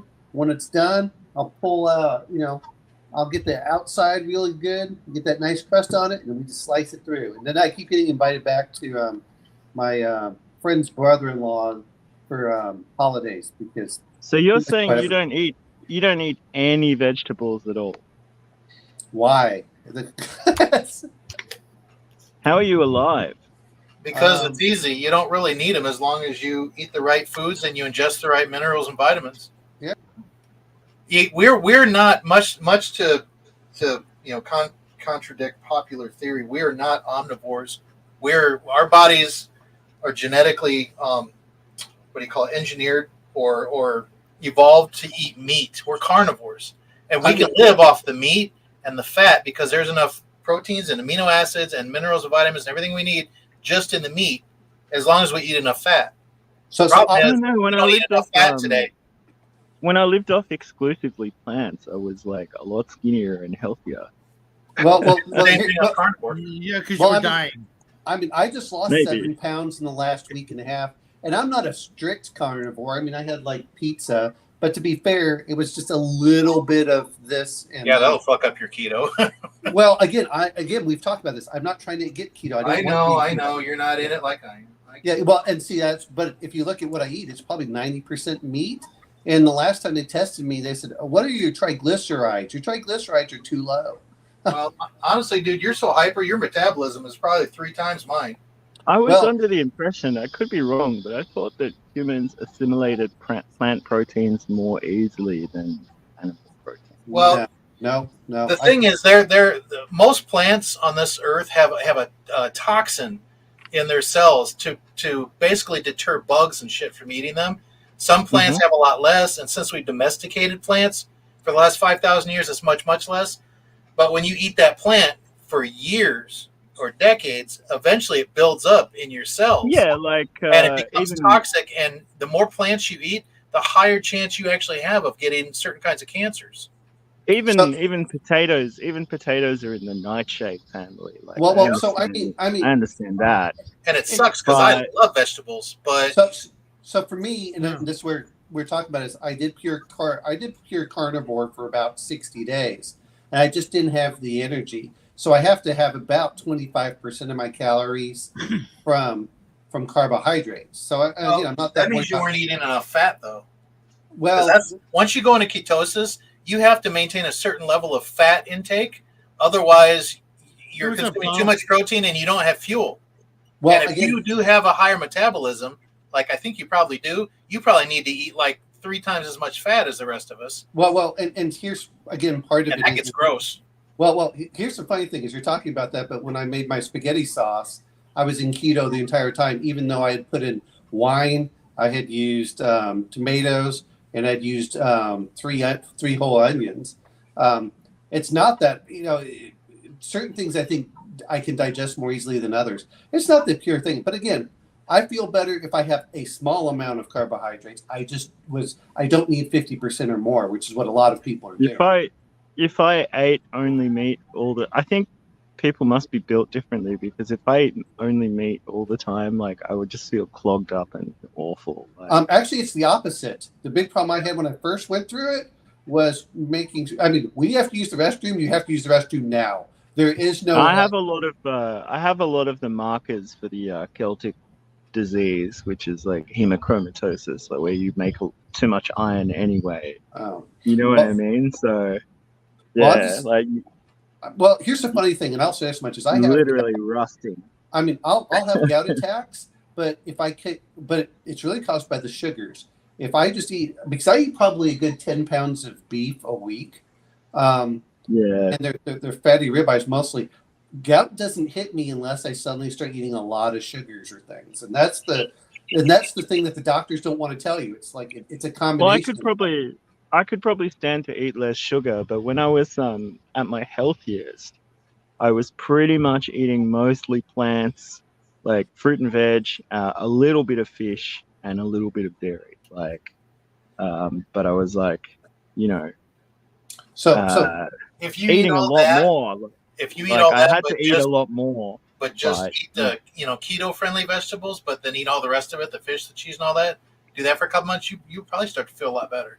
What's the keto friend? Are they ones that don't ferment, or it's carbohydrates? You got to get rid of the carbs. You got to get rid of the fructose, the glucose, too much lactose, anything that converts into a sugar or a sugar alcohol keeps your body in carb fuel burning, and the whole point is to get off of that and start burning the fats in your bodies, so that you basically purge all that toxic shit from your cells. So here's what it comes down to. Generally, dark green leafy vegetables are your friendly vegetables for that. But when Mac was talking about protein shake, or I guess my collagen shake, it's a better phrase. I used to pour pure cream into it, and that's what I would drink with it. And so that's how I was getting a lot of my fat. And man, that's one thing I do love is pure. I prefer cream any day over just regular dairy. I love butter too, so that stuff doesn't affect me that much. It's the normal dairy with the sugars in it that get me. Yeah, 9 cubic feet. Yeah, that's what I was looking at. That's what I was thinking about. Yeah, I think I would just feel like really clogged up. And, Well, like, you know what? Here's what I sluggish did. if I ate like that. Is I did it for 60 days initially, and I didn't feel like I had the energy I wanted, so I added some carbohydrates, and I felt better by adding a small amount. Well, so yeah, you went back to sugars. Well, again, you're trying to say it's all. I don't think one thing is best for one person. Like I said, I had plenty of fat, and I was going through it. So it's like I want the balance. But then again, if you're trying to lose weight, again, I still ate some bread today. I still lost weight over the last week. It's not that you can't have some. The problem is that we eat too much of of that stuff. If you eat 90%, I usually just fast throughout the day and just eat like some fresh fruit or like some nuts until dinner time. Sure. Well, at the end of the day, is I'm not going to say it's one or the other. You have to find out what works for you, and that's why I don't say one's good. Yeah, not everybody can do it. Yeah, but that's why I say for certain. Yeah, well, I don't think it suits my. I don't think it suits my makeup at all. Like, here's the point that I did is I've tried a lot of different configurations as well to sort of see. I mean, I even tried veganism for a short period of time just as an experiment. Yeah. And I can see how it can kind of clean you out. Like for a short period of time, you do get an immediate bounce, like in terms of vitality, energy, that sort of thing. But you can't sustain it for long. You know what I mean? It's like maybe you were lacking in some vitamins or minerals that you weren't getting otherwise, and like just going all veg, like squared that away. But you can't keep it up for like more than a few weeks. It's like but again, you need those like amino acids and stuff like that. But again, this is what I said is I've tried 100% carnivore. After that, I realized I need some carbohydrates. That's and it's not that I know that Mac's like, oh, look, I think that everyone needs to figure out what works for them, because what works for one person does not necessarily work for another. Just like myself, I can say for a fact is I need more potassium than the average person. If I'm not sure that was an accurate quote. Which is what? Well, I'm not sure that was an accurate quote. Which part? I think the thing is, it depends on where you're.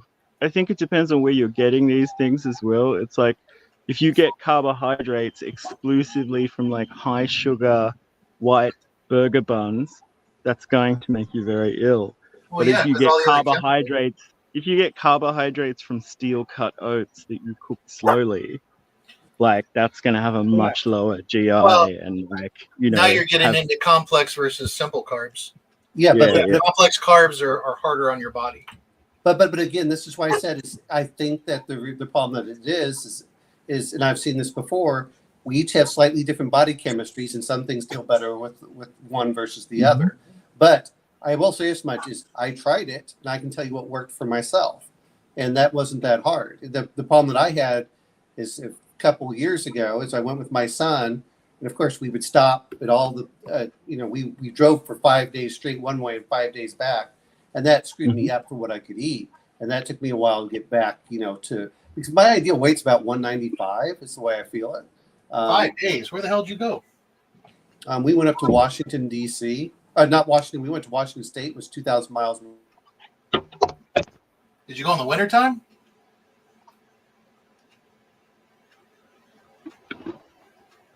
I mean, it only takes me 2.5 days to get from Southern California to middle of North Dakota in a truck.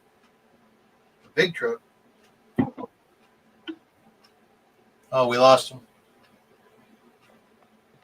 I'm going to bounce anyway because I have to take care of a couple of things. Okay. It was good talking to everybody. All right, James. Good talking Have to a good you. afternoon.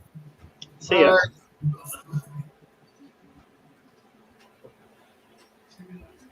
Oh, it's just you and me again, Mac. All right.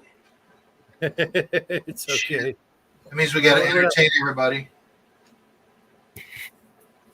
Are you still on that Atlas? No. Okay. I've switched to the Archer. The Atlas is it's primered.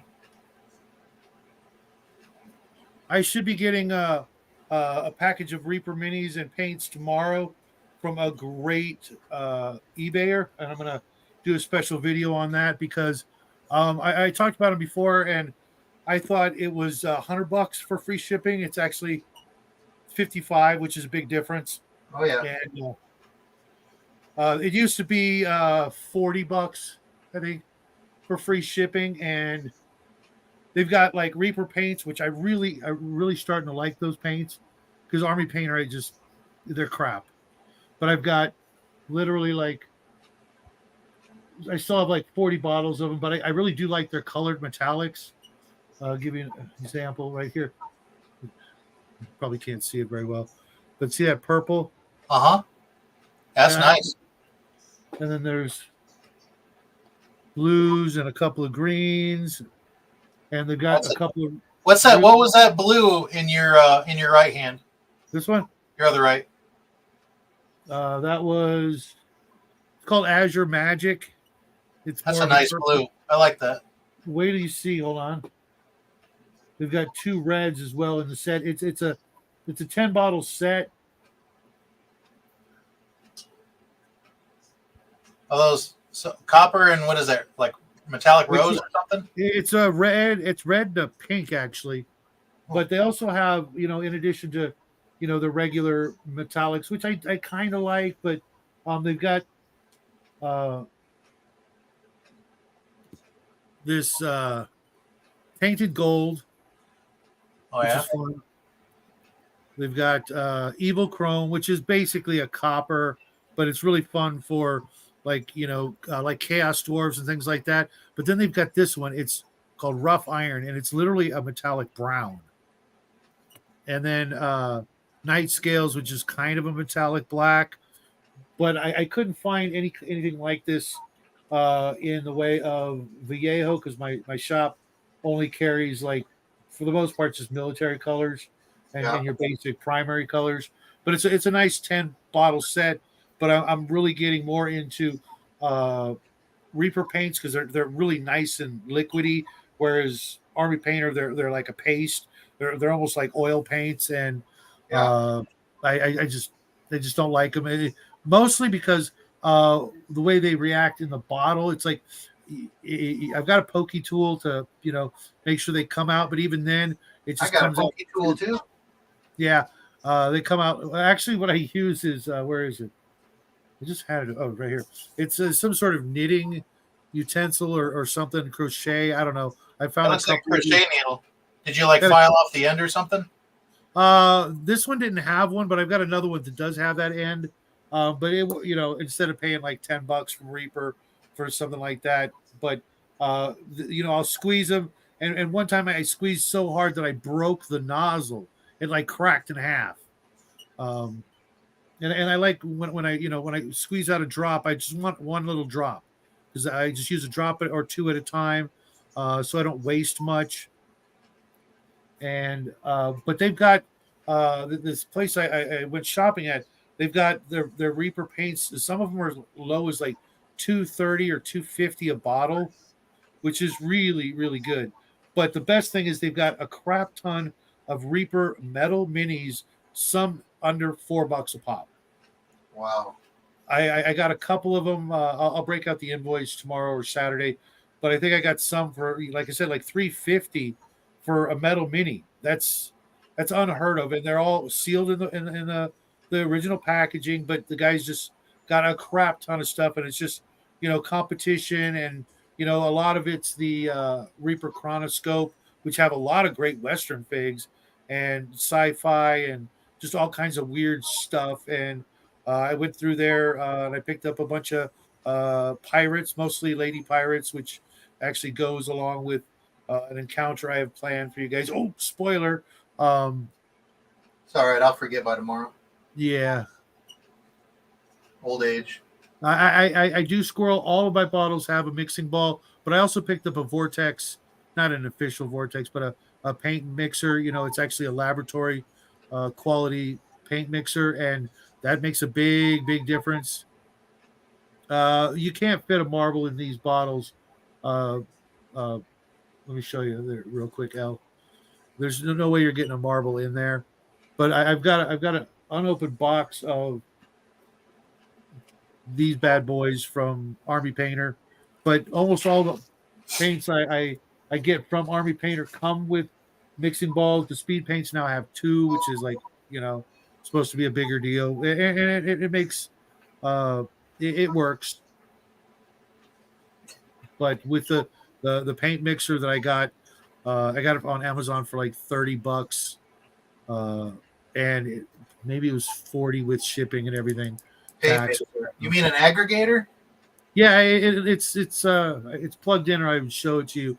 But it's just a little machine like about this big, with a little rubber thing on top, and you just push the bottle in, and it just shakes it, thousands of times a minute. Huh. That's cool. Yeah, I love the Reaper Wild West minis. We even swapped most of those out for our Shadows of Brimstone plastic minis. They're just metal's just got so much more detail. On average, I mean, there's some. Yeah, it's a specimen agitator. Yeah, it's freaking amazing. No matter how hard you do this, it doesn't do anything in comparison. 30 seconds. You need to send me a link to one of those Western minis that you got.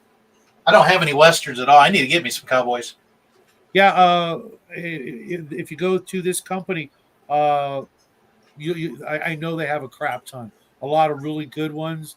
There's some sci-fi, but I also picked up some of the fantasy stuff, and I don't think I paid more than $4 for any of the minis I'll be getting. I picked up a Wraith or something like that, and a couple of like a really cool like a Mind Flayer cultist looking dude with like not just the tentacles hanging down from his face, but he's got like 4 tentacle arms and a little sidekick buddy with him. And it was like 2 metal minis for $4. I'm like, I don't have that. I'm grabbing it. Yeah, it's like a nail polish shaker. They I went and looked in the list in Amazon. They had all different kinds of names, and I just went for cheapest price because I know I'll wear it out in a year and I'll get another one. I've seen all kinds of different things. I saw one guy, he actually would attach his paint bottles to an oscillating fan, and that worked out for him. But I wanted Chi Bang Bang engineering right there. Right, I wanted something. It's about this. It's not even half the size of a decent coffee cup, so it takes up very little space. But anytime you hear this noise, that's it. And it moves so fast, your eye can barely see, it moving. And yeah, but Reaper paints, I've been finding are a happy medium between speed paints and army painter. Vallejo's okay, but it's kind of a hit or miss for me. Sometimes they're real thick and pasty, and sometimes they're just fine. But with Reaper paints, I always find out that they're perfectly liquid, the way I like. Well, I wasn't sure what kind to get because I broke out my old paint set from 20 some years ago and tested all the bottles. Hang on a second. Yeah, Squirrel. I love 15 mil, but when it comes to like D&D, that sort of thing, me and the boy and his friends who use my miniatures more than I do right now, 15 mil just wouldn't cut it for them. They need to see something a little bit bigger. And when it comes to me and the boy playing a war game, we've played everything from epic 6 mil to ogre, which is I think it's also 6 mil. So yeah, I'm not putting that up there, L. That's yeah. Come on. I got out my old paint set from 20 years ago, and I checked all the bottles, and it's pretty much turned into rubber. Pink rubber, red rubber, black rubber. So I had to buy new paint. So I got a bunch of Vallejo because I didn't know what to get anymore these days. You know what? The same seller has these great deals on Reaper paint sets. You get like 12 to 15 to 18 bottles in a big, like what looks like a pistol case. Mm-hmm. It's really nice, and they're like between $25 and $40, depending on how many bottles are in it. and they're nice because they've got a nice little tray so that you can like put your paints in there, and there's a place for half a dozen or so or more miniatures, brushes, all that, and it snaps tight really good. And if you're going to go somewhere and you're going to be bored, to tears, you can just grab that and go, okay, these are the colors I need. Here's my brushes. Borrow a coffee cup from them or something for your water cup, and then boom, you're easy peasy. You can take a bunch of minis and paint them while you're visiting with family or whatever. Going somewhere you don't want to go, or somewhere you're going to be bored. Like Squirrel here, he is like the freaking traveling painter. I've never seen anybody who brings just like he's got the kit to travel and paint and craft. It's just absolutely amazing. I usually just take a couple of books. Yeah, me too normally, but every once in a while I've had to go somewhere, especially like when I used to travel to play like D&D or something like that. I would bring some minis to paint while waiting for the game to start or that sort of thing, and kind of maybe inspire somebody else to like grab a brush, try their hand at it. Be right back. No worries, I ain't going anywhere. Okay, now I'm gonna take out the black. I've actually knocked out quite. Oh, I need the glossy. Knocked out quite a few minis with you fine folks. Got a couple of wolves done. Like 3 different posed wolves that I knocked out today. Where's the other one? Where did you go? Oh, here he is.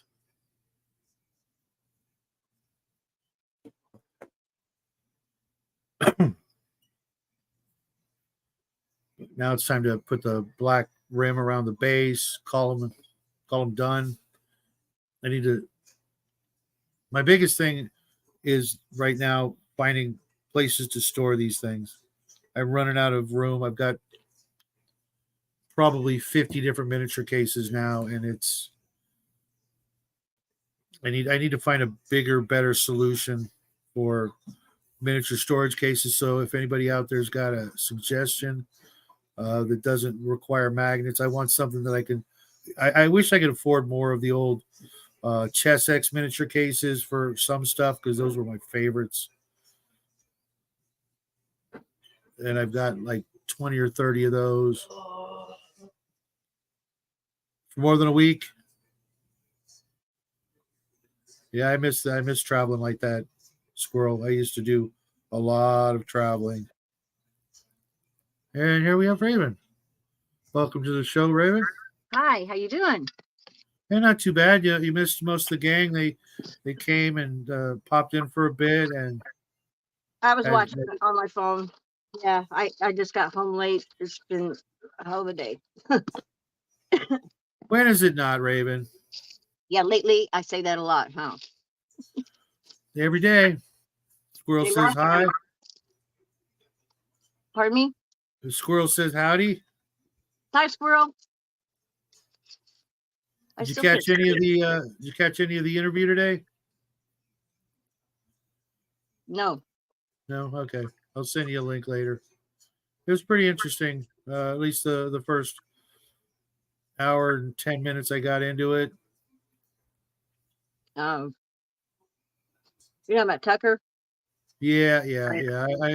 I as much as I want this to all be, concluded nice and peacefully. I know it's not gonna, but I'm really curious to see just how everybody else freaks out about it.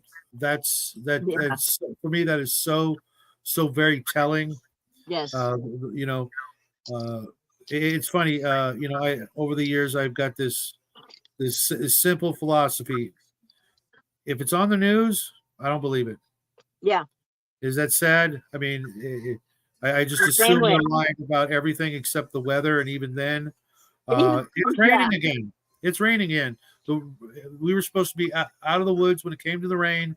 Last night was supposed to be the end of it, and I go outside just now, have a cigarette, and it's freaking raining again. Not that I'm complaining, because we do need it, but every time I go out to have a cigarette, my faithful companion has to go outside there to see what I'm doing, and everywhere he steps in the backyard, except for one little spot of concrete, is pretty much mud. And so when I go out, I have to mop up the floor right after him. It's worse than a child. He has no clue, what he's doing wrong, and everybody, gives him a hard time. Oh, look at all the puppy prints you left, that sort of thing. Like, what are you talking about? I had to go pee. You want me to pee in the house? And of course, the answer. There's several four-leggeds, and my whole driveway just turns to mud. It's just a mess. All the gravel keeps washing away. We get these gully washers. One can't keep the gravel or mulch or anything down. I can have mud wrestling out here for sure. So I can empathize. So what are you going to paint tonight? Well, I thought I would work on that dragon. Nice. It's a nice simple start. I painted, believe it or not, I painted about 10 of those exact model over my whole lifetime. It brings back a lot of fond memories when I was a youngster getting into this hobby. And over the years, by buying and selling miniatures, I've probably got another 10 more. Mm-hmm. And Elle says he would pay money to see the mud wrestling kitties. Yeah. They get into it. Right. Yeah, exactly. Squirrel. It's just sad that we, our safest bet is to assume they're lying, when it comes to the news. Oh yeah. And I mean on like literally everything. It's total propaganda. Yep. And Squirrel says it's funny, but when you think about it, people are going to tell you the truth for free with no agenda. Come on. Yeah. There's not journalism anymore. There's very few real actual journalists out there. Tucker would be one of them, but they just are talking heads. Yeah, everyone does have an agenda. You can always Except tell me, of course. the ones that are the stories that are the real hard heading propaganda they want to believe, because every news station will say almost the exact same thing verbatim on every one of them. Yep. Yeah.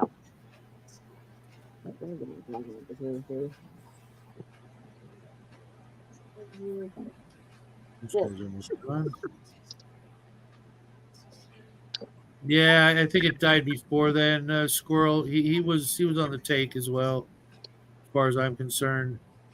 I know it was a simpler, better time, or so we'd like to think. But the more I look into it, the more I can't even. It's so weird how. You guys know I watch a lot of YouTubers, different, not quite news but current events kind of, channels and things like that, and preppers, and obviously a fair share of conspiracy goofballs out there, and yeah, well, most of the conspiracy goofballs have been proven correct. Yeah, I know, but it's just it's so weird that it's come to this. Well, this is how it started. Back in our colonial era, there were no major news networks, no real big respected newspapers. Everybody was printing off their own little pamphlets and their own little flyers and their own little paper journals, so to speak, and giving mostly their opinions with some facts. That's how it started, and we're just kind of returning to that. What was the name of that publication that Ben Franklin made, and he had an advice column, and he posed as a woman? I know what you're talking about. I was thinking of that, but I can't remember. Something with the word good in it. Yeah. Yeah. like Thorogood, but not Thorogood.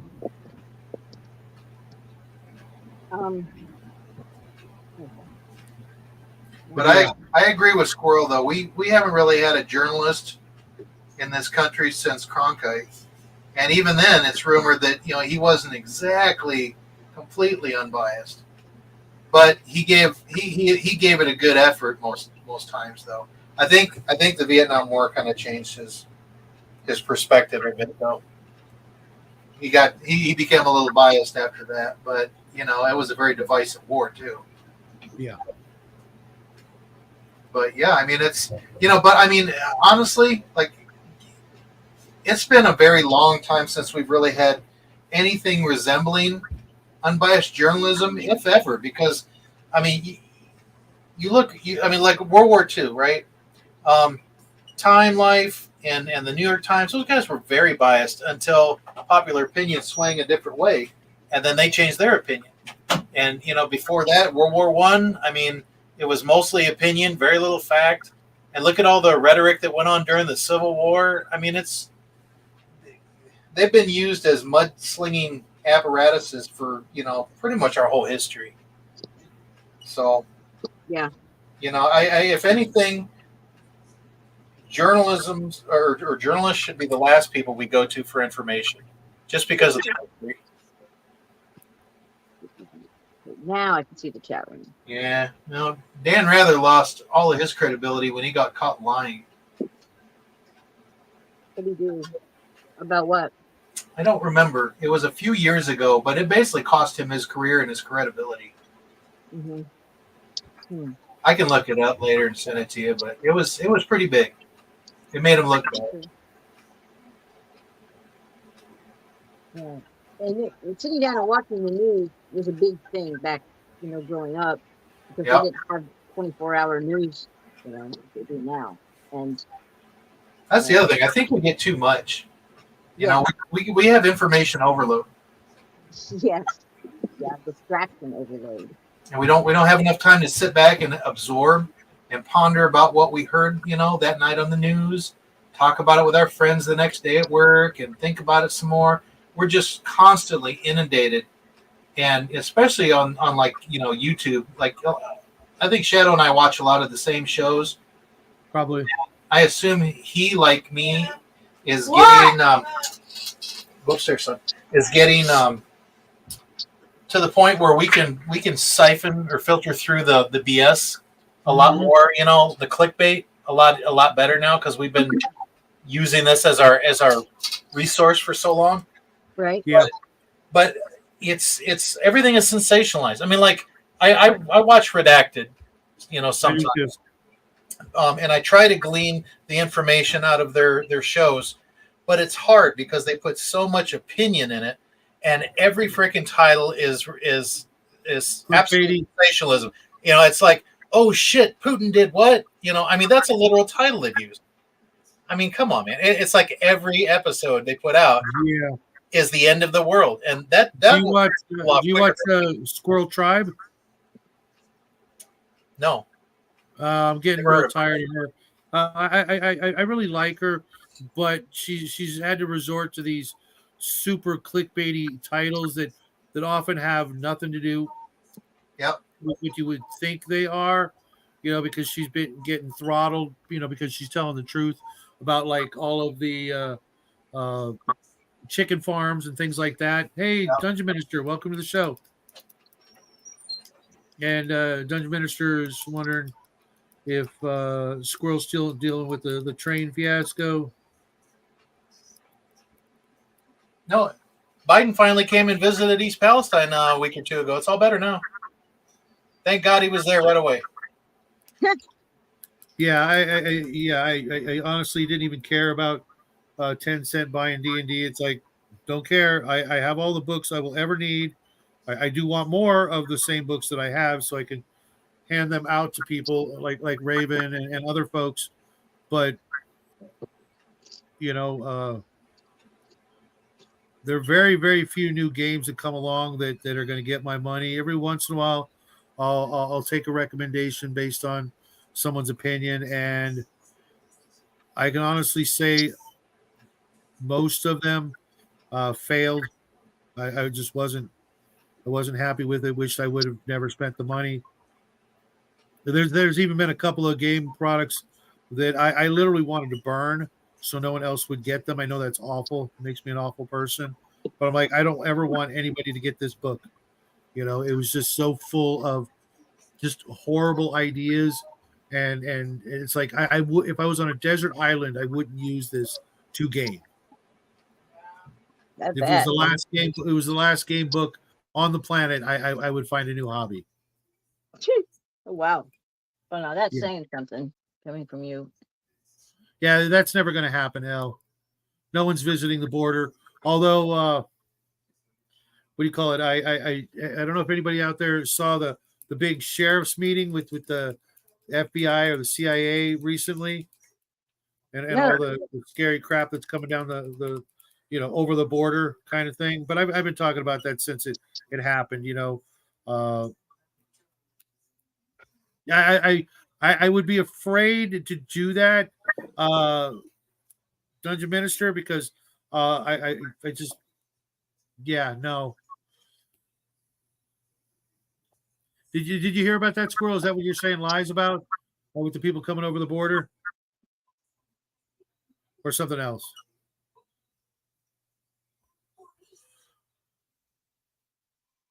Biden forgot. Yeah, he does that. Because I think about it. If I was the bad guys, how I would use this border to my advantage, because there's a lot of people out there that don't like us, and regardless of whether or not it's warranted, it's not warranted to everybody. And if I was, the super villain, or descendant, or Cain, like everybody says, what would I do with that opportunity? And I can tell you, it would be way worse than they'll ever tell us about, unless they have to. Did you say a descendant of Cain? Yeah. Well, everybody's calling me Cain now because I'm so old that I must be, that guy. Oh my God. Yeah, I've heard. I assure you, Dungeon Minister, it's not true. It's not true. The rumors of my immortality are greatly exaggerated. I'm old, just it's funny, Yeah, and the fact that you're Cain, man, we can't be friends. I know, it's not true because God's still really pissed at you. I know. Well, he still probably is, but not for that reason. But yeah, Squirrel, the fact that didn't happen for you guys is horrible. Well, Biden said he was there, so that means he was there. Him and Corn Pop both. Mm-hmm. Yeah. Well, because Abel bit the dust, so I couldn't be him. I'm not Cain either, but it's funny. And L, I you say they are doing what you think. Let's hope not, because that would kill everybody, and it wouldn't be hard to do. I mean, literally, they could just turn the USA into a ghost town if they really, without much effort. We're so dumb, so gullible, and so out of control. It would not be hard to just end this country in one day. I missed something. What are you talking about? The border. If I was the bad guys, and I was going to take advantage of the border, the things that I would do if they were my enemies, or I was a bad guy. Yeah, sneak a bunch of people across with dirty bombs. Exactly. I mean, 50 of them. They might have already done that. 50 of them, 100 of them. A couple in each state, and there's nothing left. Or there's so little left that all you have are mutants and the dying. And I don't believe in that kind of mutation. So, all right, let's count our chickens and see which ones we can file away. Oh man, I thought he was done. Got to do something. You know what? I'm gonna leave his feet like that. They kind of look. Oh no, man. Just when I think I'm done, I see another detail that needs doing. You're never done. Okay. Now, do you water any of these paints down? Or you take them straight out of the bottle? I've never done Well, this brand before. what are you using as palette? Well, I have these ones here that you sent me. Okay. No, a Right. palette. What are you using as a palette? Oh, I got this paper down on the tape. That's Oh what- no, you're gonna need it. You're gonna want something like a Pringles lid or a plastic plate or something. Oh, okay. I got a lid right over here. So that Empty way pop bottle cap. those Yeah. work good too. So that when you squirt a drop of paint, if it comes out looking like toothpaste, add water until it's liquid. Okay, I got one right here. Okay. No worries, Dungeon Minister. Thanks for stopping by. Oh, and you know what? I want to send you something, but maybe we can talk about it later, Dungeon Minister, because I want to send you something, but I don't have an address, and it's not right away because I've got things I've got to take care of. But I think you'll get a kick out of it. Are you on Discord, Dungeon Minister, or do you have an email you can send me in a chat or something like that, maybe?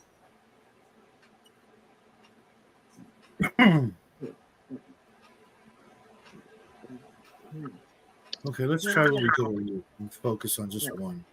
Al, are you referring to the guys that beat the crap out of that cop and then flipped off the journalist when they got out on no bail? Those gangs? I thought they rearrested those guys because people complained so much. I doubt it. Yeah, If they did, they probably let him go 20 minutes later after all the cameras were gone.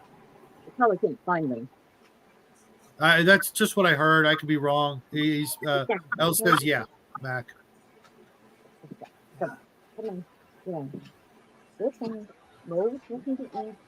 Yes, Dungeon Brush Babbles. Mac is painting some BattleTech. I am painting some Dungeons and Lasers. And Raven, I believe, is painting up an ancient heritage lead miniature. Oh, in Nevada. Oh, well, you know what? It's going to be nonstop. These people are just absolutely, they're not sending their brightest and their best. If they were, they'd fix their own damn country. Sorry, but that's how I feel. You know, I can't go to another state and just say, hi, I want free stuff. Support me now because I like it here better. I can't get away with that. So why should anybody else anywhere ever get away with that? We should just annex Mexico and be done with it. I agree, but nobody else does. Annex it, fix the state, give them a U.S. economy, move a bunch of jobs down there, and then they'll be Americans, and everything will be fine. And then it'll give us the smallest damn southern border on the planet, probably. Yeah, that would be cool. I mean, I know it'll never happen, but 20 miles of barbed wire and a dozen rednecks, and we got security. Yeah.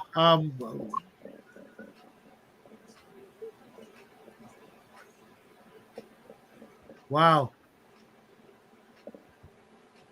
Oh, he was only here for a moment, Squirrel, but he pops in. Yes, he is brush primering those mechs. I need a color. What color sounds good? Where's my color wheel? Let's go with green. I'm just gonna base this dragon in black. I actually did primer it for you, but yeah, but I was just gonna base it in black and then do my wash. You probably do these differently than what I'm used to painting, so I'd probably just screw that. I'm curious to. Like I've not painted minis before, but I've painted well. Let's see what you do. Let's see what you do. I'm curious to see where you like with these types of things. I did dry brush. Like, I got a dog oil up here. Good.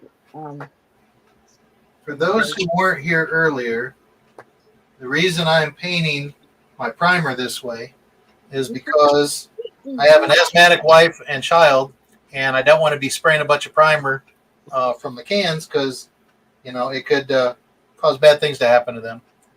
Oh. And I haven't done this in like 20 some years, so I'm refamiliarizing myself with holding a paintbrush. Ah, crap. Yeah. That it's way more brown than I need. I'll get all the kindergarten finger painting out tonight, and then hopefully tomorrow I'll be a little steadier and better with the real paint. Yeah, I just Plus, I'm learning the contours of the miniatures. I used to paint all the time. I had a painting business actually for several years, and I did both finishes on the walls. I made the walls, I wanted them to look like marble, or just different painting techniques. I did murals and things like that, and stenciling, sponging, all that happy crappy. And it's been a while since I painted. I love to paint, and I just well, you never came to the found right. time. Huh? You probably just got a standing invitation to the show, Raven. Yeah. Oh, she's already had that, but I said you came to the right place, Raven. I think so too. Okay, I squirted out like way too much paint. That sucks. What can I paint that's brown? Leather, Yeah, no. horses, dirt. Yeah, I've done all that. I'm at the point where it's just little bits at a time, where everything little like 2 brushfuls of something and I'm done. Kind of.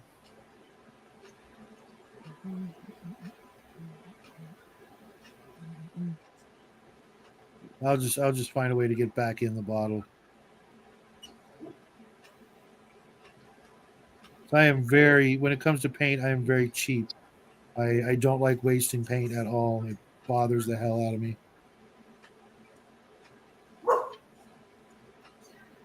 Just because if I run out of a color, it's going to be a week or more before I can replace it. And I hate that. So do you order these paints online? Some yes, some no. Some of those, like if they're Viejo, then I got them locally. But I every time I went to Viejo, or I should say Hobby Lobby, I would just buy like 10 bottles, even though I had them because I'm a prepper, so I want 10 bottles of every color if possible. Understood. What do you call Hobby Lobby?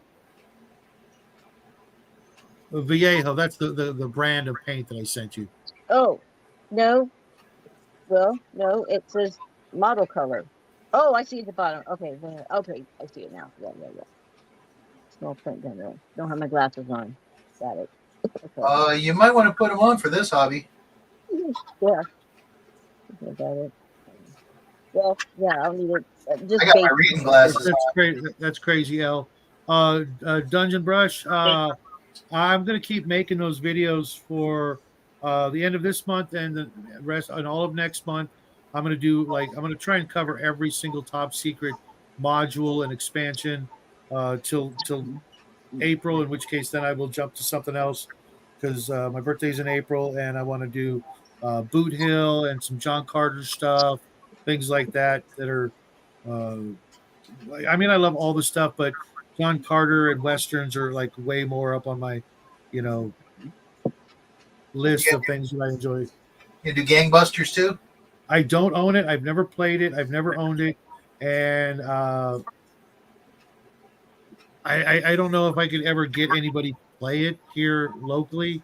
When I get my shop open, I'll Best Western RPG Omen.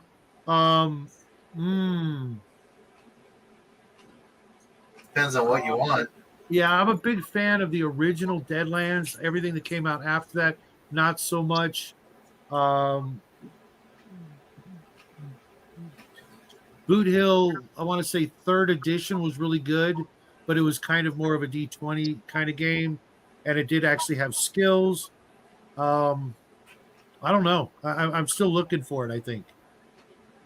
What's that one that, oh God, I can't remember his name. It's called Cow Punchers, though. Have you ever played that? Oh, yeah, from the Basic Expert. No, I'm going to buy that one during April just because, he's one of us, and he's a content creator and a YouTuber, and, I'd like to see how he, views the whole world of the Wild West. but I don't think I've found that one RPG Western that I would say this is the one I'm going to run.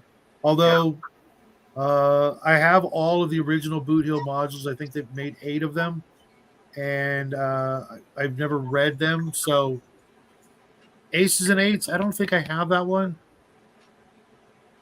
but I have heard of it. Never heard of that one. But there's some that I have that are not really RPGs. They're more miniature war games, like Gunslinger from Avalon Hill, and a couple other really old ones from the 70s. And I guess this is going back in the bottle because I cannot find any more brown to paint. Tragedy.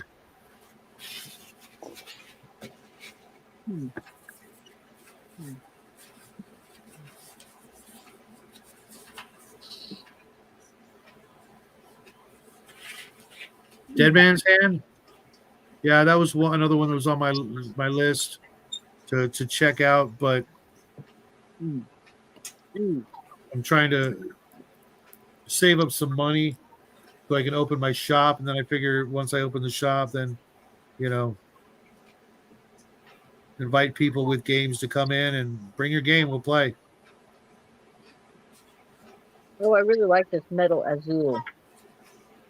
Oh, yeah, that I know exactly what color you're talking about. Yeah, it's gorgeous. Gunmetal blue. Yeah, just thin it down really well, and do 2 thin coats wherever you paint. Put that over the black. I would dry brush it white. Oh, hey, Justin, what's up?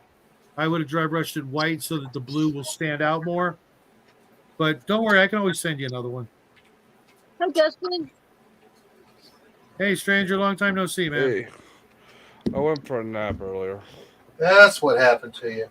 Yeah, I've been on the go all day. We're starting a pool. I think it was Taco Bell or a nap. I haven't been to Taco Bell in years. I thought maybe the Mounties finally found you. In years, really? With the way you talk about it?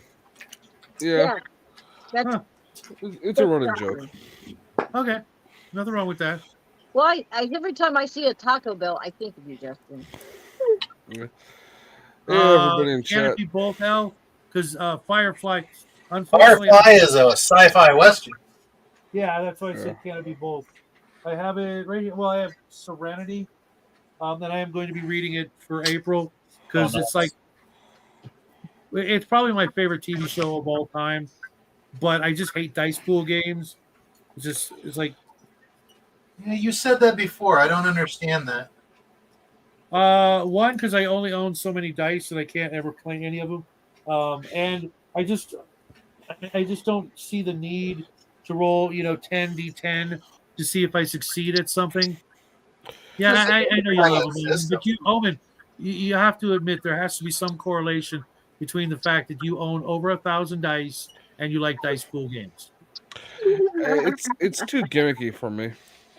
Like I'll play them if the buddies want to play them, but it just seems like a gimmick. I don't mind. I mean, I got used to playing World of Darkness games. Oh, here's a great example.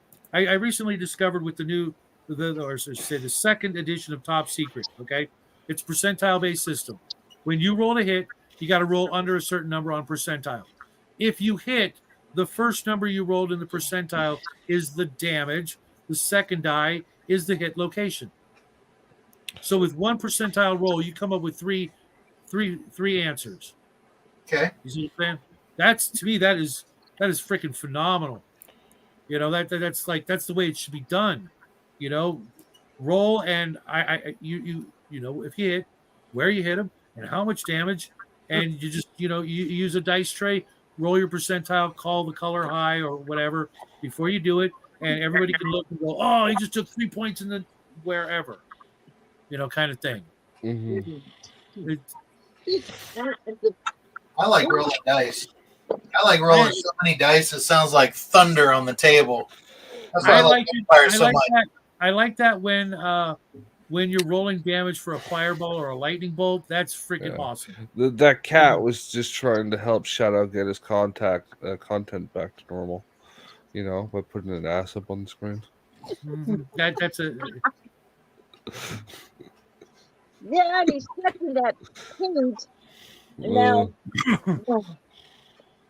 I get that, Omen, but for most things, Yeah. it's a yes or no answer, not a yes but or a no but answer. It's like, did you do it? Okay, cool. That's all I care about. Yes or no.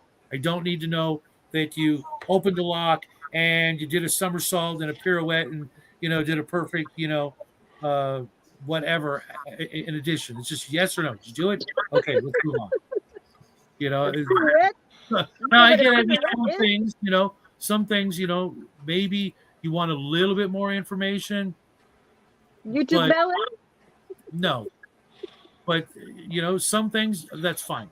You need more than a yes or no. But not everything. I mean, if it was up to me, I would only own one die. It would probably be the D10, and that would be all I would ever do. I just don't understand this dice hatred. It's not hatred. It's just where did the bad dice touch you? Here,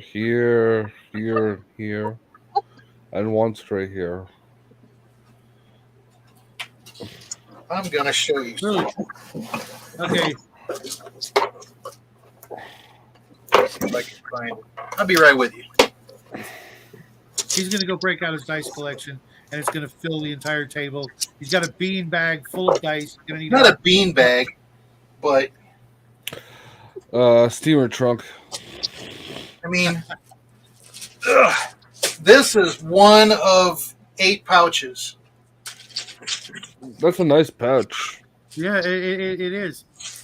Where did you get that pouch? You know what I have the most of, Shadow? These. You know why? Why? Dice pool. Vampire, man. This I probably own like 500 dice just for Vampire. This dice bag I've got here, I've had since I was in my early 20s. It's all leather with the metal studs to hold the skull and crossbones on. I got it right outside of Pirates of the Caribbean back in the day when Disney didn't suck total ass, just like the left cheek. That's very good. And it holds all of my dice. All right, since we're whipping our dicks out. Yeah, hey, that's. I've got the full set. I'm just not digging for all of them right now. I bought these in 1980. They have been with me all these years. These are my first polyhedrons. I've got most of my original dice. They were all different because I didn't know any better. I've even got some of those little micro D6s, the Hobbit dice we used to call them.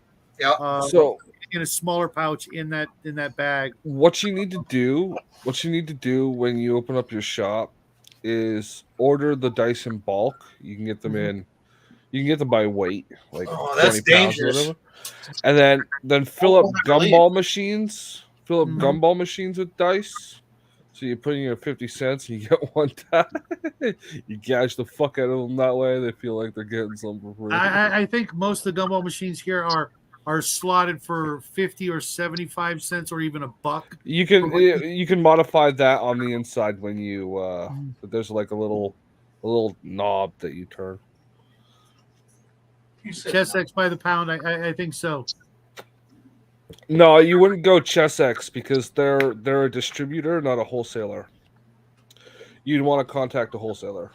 Well, that depends. I called them to have some special dice made when I lived in Fort Wayne. I got a really good deal on them.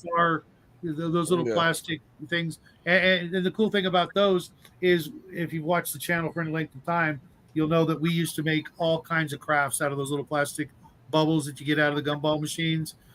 We still have some projects slated. Oh, you wouldn't even worry about those bubbles. You just dump the dice directly in there and have it like the hard candies. You know?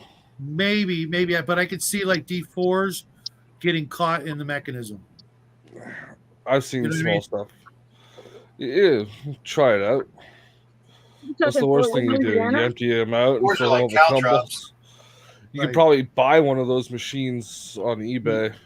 Yeah, I was just thinking the same thing. Yeah. I would buy my own machines and, oh, sorry, you lost your money. I'll put in a request when the guy comes around to empty the machine.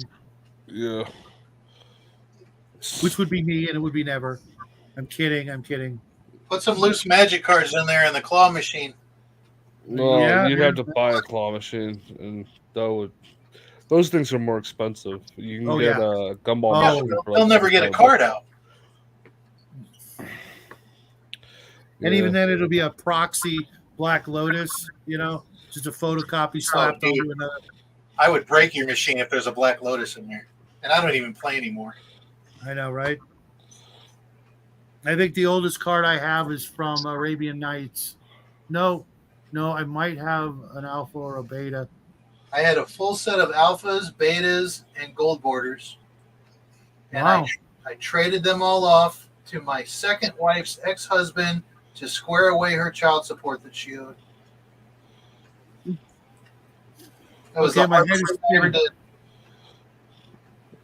They Okay, one, awarded how a does a female woman owe child support. support in this country? Because last time I checked, if you're a dude, you're just getting bent over for everything you have. It's rare, but I've never seen it enforced. Yeah, I've never even heard of it. What? A female child support. Yeah. Oh yeah, they don't. My second wife ended up a couple years later bailing on me and our 3 kids. And I mean, it's shit. How old is my oldest son? 26, 27. And or not my oldest, but my oldest from that marriage. And I've gotten maybe $600 from him ever. So it's definitely one-sided. But remember, complaining about it is hatred of women. Because she owed me money. Actually, I don't care anymore. I would rather her not be around them because she's dangerous, and they grew up much healthier without her in their life. Sorry to hear that, bro. It happens. Never marry a stripper. Words of wisdom. Yeah. Raven's over there trying not to laugh. Oh, she's laughing. It's just she's happily painting too, and I'd rather see that. What was it? Women in media. The organization set up by what's her name that made that magazine. Steinem. Oh, Gloria. Yeah. That goofy. She talked to my college one year. Yeah, she left that organization around the time the men's rights movement was complaining about the inequality in the system, and the organization said it's hatred of women to complain about inequality that benefits women. Oh, What? yeah. That's some bullshit right there. It was mostly around the voting thing I told you guys about. But Now, I'm all about equality, man, but when the pendulum swings completely the other side and we end up getting dicked, then there's it's not just that the pendulum has swung the other way. They claim it hasn't. Yeah. Oh, it's like you're Almost says literally you can still denying get reality. your money after 15 years. Yeah, there's no statute on that as far as I know. There is in Indiana. It's 20 years. Oh, Indiana. Yep. Okay. Yep. I know all about it. But Raven, you're mumbling. Oh, She sounds like she's a fellow Hoosier or a Lincolnite that hates Hoosiers. I am a Hoosier. I'm born in Indianapolis. I thought you were McMinn. Mm. I am a McMahon. But like in Indiana, they call them the Indiana Hoosiers, which is just so retarded. It's so retarded. See, in Illinois, the term Hoosier is quite derogatory. If you're a Hoosier, that's akin to calling you like a redneck or a stupid, ignorant, low life, whatever. And if you're from Illinois, you're a commie. That's that animosity, man. Just like we make fun of people from Michigan. They can't drive for shit. Everybody's on welfare. I mean, there's books. The reason that Indiana doesn't slip into the Ohio rivers because Michigan sucks. Take care, Omen. You busy tomorrow afternoon? Because I want to get some people their characters done for Sunday, and I don't know what my Saturday and Sunday are going to be like yet.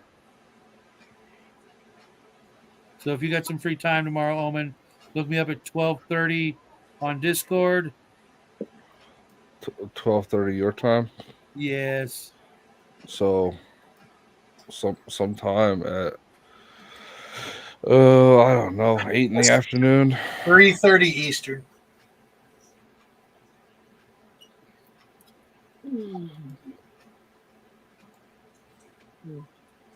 Well, Raven, I was born and raised up in Michiana, around South Bend, Elkhart, that neck of the woods. Oh, okay. Well, I was born in Indianapolis, but I was adopted. But my family and all that are in Peru, Indiana, which isn't far from about an hour, not even an hour, just drive south and stuff. I know where that is. Yeah. Used to cut through there a lot to get to Kokomo from Fort Wayne. Yeah. Excuse me. The Berman Bailey would they would winter their circus animals in Peru and then have an amateur circus there. Did not know that. It's so economically depressed there. It's so depressing. I can't even stand to go back home to visit. There's 20 churches and 30 pizza places and 50 bars, and that's about it. They lost their Kmart. They lost all their retail stuff. Well, to be honest, losing Kmart isn't really a bad thing. Well, it is when there ain't nothing to replace it. There's nothing, and see, they couldn't get a Walmart because the old money in that town that ran, the Economic Development Board and all that kind of stuff. Well, they poo-pooed tax breaks that Walmart wanted to run plumbing and electrical and all that kind of stuff to build this big facility there. And so they didn't want to have to raise their wages either and be competitive. They just we're like the only town that I know they can't get a freaking Walmart. That's not the problem with putting a Walmart in. It's Walmart will come in and they'll actually have lower wages than the local businesses, but their prices are so low that people stop shopping other places. Yeah, and that ends up gutting all local business. So you end up taking business really to have to gut to begin with. Peru's pretty small, dude. I mean, it's 14,000 is what it used to be. My dad was a long time ago. It's less than that now. Yeah, there's not a lot there. Yeah. So sadly, things like Walmart and Kmart, they bring a lot of the work to little towns like Peru and Mexico and Marion and all those other little farming towns all over. Well, outsourcing labor to Mexico is not a. No, there's a town in Indiana. Yeah, I know. I was deliberately. Yeah, like I saw. Deliberately being obtuse. Is that what you're saying? It's like I saw a thing on one of those forum sites. I think it was porn site. Forum. Oh. Like Reddit or whatever. I've just been using Reddit the last 2 months. Just started using it because everything. You just started using Reddit? Yeah, just started using it because everything keeps redirecting me to it whenever I click on a link. That's because Reddit is like the TikTok of forums. Yeah. I've never used Reddit. I have no intention. It's a lot of garbage there. Yeah, it's but one of these guys, like someone was complaining about East Palestine and the response to it, and someone in the chat responds, "Well, you shouldn't all be terrorists." It's like, it's like, no, the fact that those Palestinians aren't getting their job done is why East Palestine is fucking a shithole. There is a correlation, but you got a backwards commenter. All right, Omen. Omen, where's Omen? I wouldn't know about any of that there, Omen. I've been retired for the last 20 plus years. Oh, that's a lie. He's been retired for the last 2,500 years.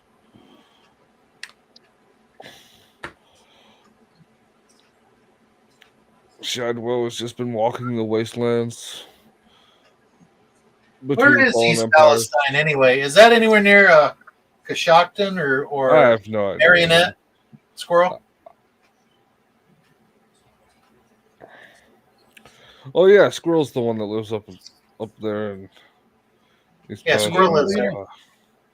Al, have you looked everywhere? You know, so Squirrel, stop being a terrorist, and they'll fix that train problem you got. That is just an unbelievable response. Oh yeah. Squirrel, you have to forgive Justin. He's from Nova Scotia.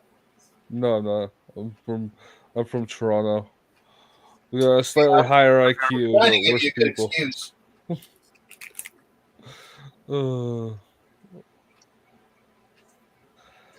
I feel for the poor East Palestinians there, man. They got fucked over by their local government as well as the federal government after a train accident based on greed. It is Ohio. I mean, I give props to Squirrel for living there that long. Yeah. And you got Omen out here arguing with me when it happened, saying, "Oh, they'll have to pay a percentage of the state insurance, the federal insurance thing if they claim it." And it's like, you have to anyway. It's going to be a lot less money than not doing it, especially if our buddy here, Squirrel, develops cancer 16 years from now. If they had claimed it, he would automatically get federal benefits for it. This administration has proven that they don't have to do anything that they don't want to, apparently. How much money did those people in Maui get? Yeah, not a dime, and they never will. Your government your local government has to fill out the paperwork. That's all they have to do. It's an automated process, but if your government refuses to do it, so they can't actually file any claims. Yeah, but yet their payments are still due, so they're going to be evicted, lose their property, and never get to claim on it. Yep. That is atrocious. Yeah. And how much money have we sent to Ukraine? Wow. $30-40. Every penny of it was, well, Ukraine was orchestrated in the first place. If you actually go back 4 years, 5 years, back before the Crimea thing, you'll see that the whole thing was planned. Squirrel, rad is in rads, as in radioactive.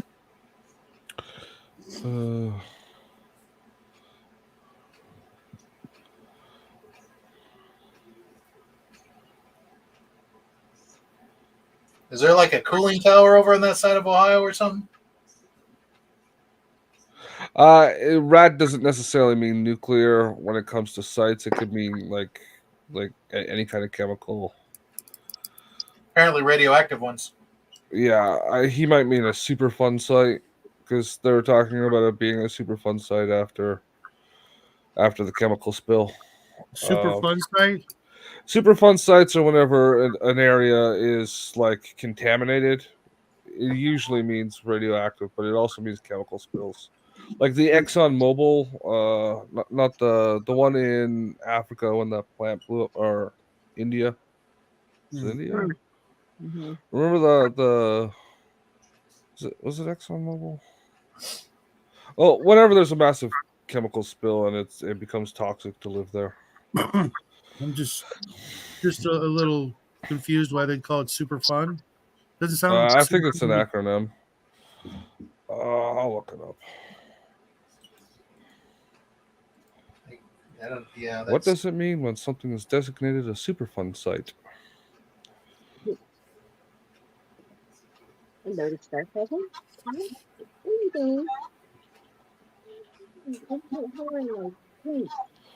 Yeah. It's a US specific thing. It just means a chemical spill.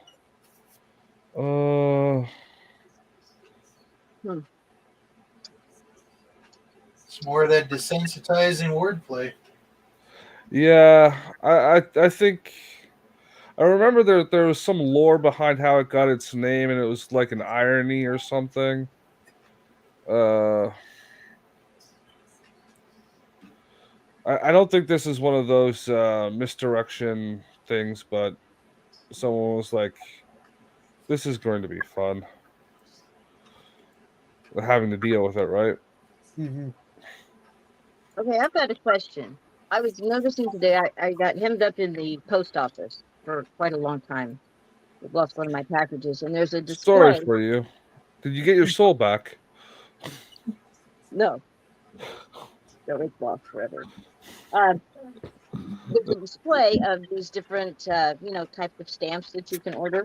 Yeah, there's And always the majority of them at the bottom or somewhere towards the bottom, they'll say Forever USA, and there's a slash through the word forever on nearly every one of them except for two. It used to mean that they will be good forever. You pay for it and you don't have to use it right away. Like, you know how stamps go up in price? Well, this means that you pay the price and they'll just be good forever. Yeah, so you can use them in 50 years from now, and they will get your first class mail to where it needs to go, even if the cost has gone up $3. But if they put a slash through it, it might be some old forever stamps that they had that they can't get rid of, and now they're selling them as 50-cent stamps or something. But if they marked on them, I wouldn't buy them. It's in the they weren't like the slash through them was like printed up that way. It wasn't like an after. Okay. Like it was printed and then there's a slash through it. And I thought, weird. What does that mean? I don't know, Judgment Day is almost here. I don't know. I got nothing. Yeah. Forever is not what it gets to be, I guess. You'd have to. You're probably not wrong there, Mac, but. Yeah, I just didn't want to get all dark and gloomy tonight. Nope. That's my job. Shut up and paint. Isn't that weird? Yeah, I'd have to see the stamp to see if it's like meant to be a political thing, because they could be doing that. And it was on a variety of different ones. Like they had one that was just like a floral bouquet by some great modern artist. Then they had a couple of people from Black history, and then they had that Supreme Court judge that, she was a Supreme Court member, some woman that recently died a year ago. They had her picture, her stamp. And then there was it took her 90 years too late to die. The notorious RBG. Yeah. It's just a variety of stuff. Then there was like some Russian artist that had done some things, which I thought was interesting, and all of them had that Forever USA, and then they all went the same slash mark went the same direction, but the colors were different depending on if it was printed in white at the bottom or black at the bottom or whatever. Then there would be a white slash over the white letters. Every single one of them, the Forever was a slash mark through it. Okay, yeah. So that's a nerd's nerd got it's the funding thing. It didn't say that here on the Wikipedia thing, but I just looked at the surface level. I didn't go into the act.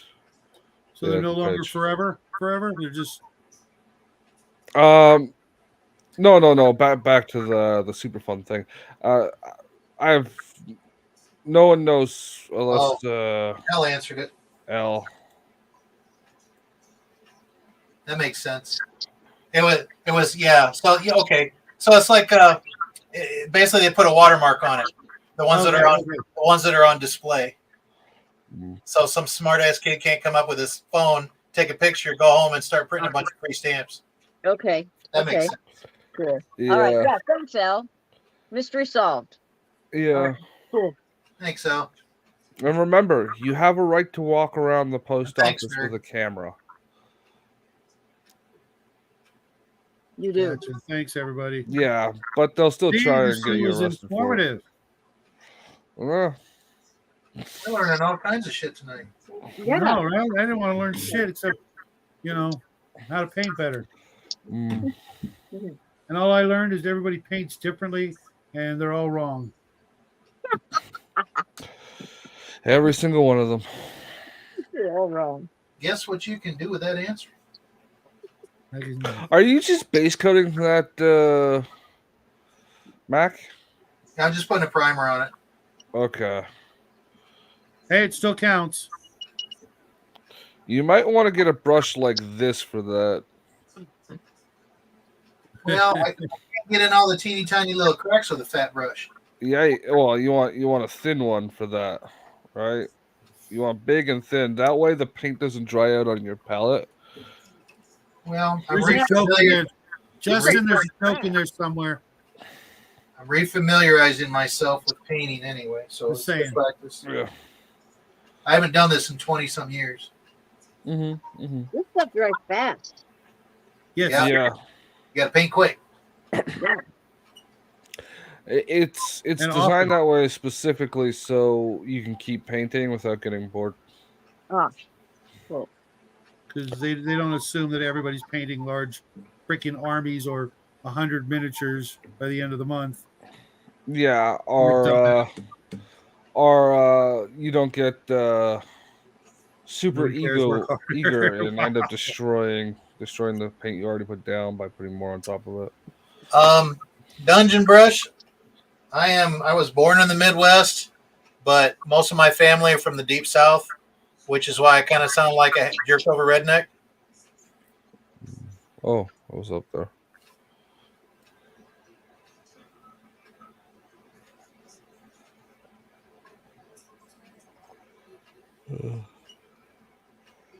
I'm from Kanukistan. I'm from California. Yeah.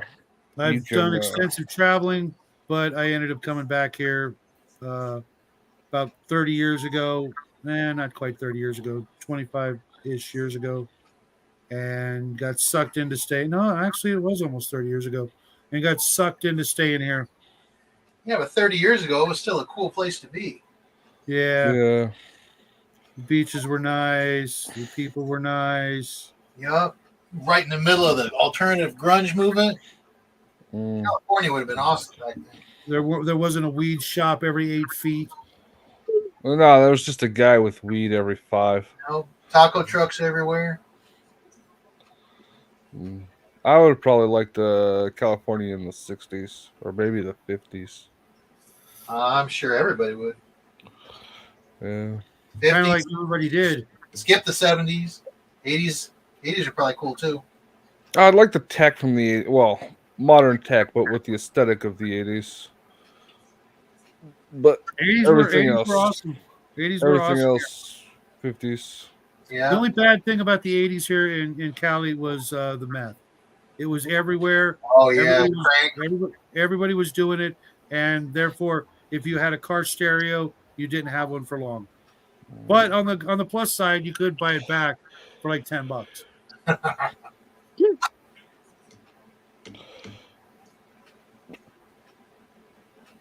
Well, what you gotta do is take some lighter fluid and some sugar, and crystallize the sugar into large chunks, and then hit it with lighter fluid, so it's got a bit of a burn, and then just say, "I can give you $10 for some of this." Don't do that here. Take that home and do it. Well, you might want some food coloring in there, but yeah, because it's not always white. Yeah. Well, I'm talking the bare minimum, right? Get a little bit of a burn, and then it's just sugar, so you really fuck with them. Children, don't try this at home. Yeah. Don't do drugs. Stay in school. Drugs are bad. Like and subscribe. Hey, I'm just giving you ways to fuck with meth heads, man. Well, these days, I think they've fucked with themselves quite enough. Yeah. When I was in high school, I had a a hole puncher and a linoleum tile, right? I want to hear this. So I took the hole puncher and punched a shit ton of little pellets of the linoleum tile, and would sell it to the tweakers as pills. I wonder how many of them you killed by doing that. I don't probably care. none. You were the kind of kid that would pull legs off of a frog just to see it hop around. No. I get the hibachi out. Well, as long as you ate it, I guess. Yeah, as long as he ate it. Didn't go to waste. Yeah, just the legs. You just ate the legs?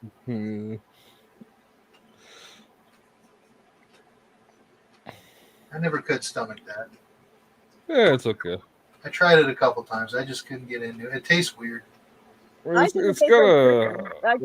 tricked into trying it once. There was this Amish restaurant that Mom and Dad and the family would always go to on Sundays if there was an IU ball game, and that's all they served was frog legs and varieties. And they would just come to the table and put down just a big platter every so many feet. We did all these long tables, and I was terrified at the thought of eating a frog leg. Absolutely horrified. And as you should finally, be. my uncle got me to try a piece, just a little piece of it, for $10. Everyone has their price, right? So I was like 7. Okay, that's. $10 I was gonna say, money. when was that? Because $10 is like a sandwich now. I was like in second grade, first grade or second grade. $10 was a lot of money to me back then. Anyway, and it did taste like chicken. It really, that's probably where that cliche comes from. I don't know. It really does taste like chicken. Yeah, it's got a slightly, like, I want to say not tangy, like not a tangy taste, but like it's just a little, there's some funk going on there. It's gross, and They deep fry, okay. Al, what the hell do you want? The one I tried back in the 80s must have been made wrong because it tasted like ass. Yeah.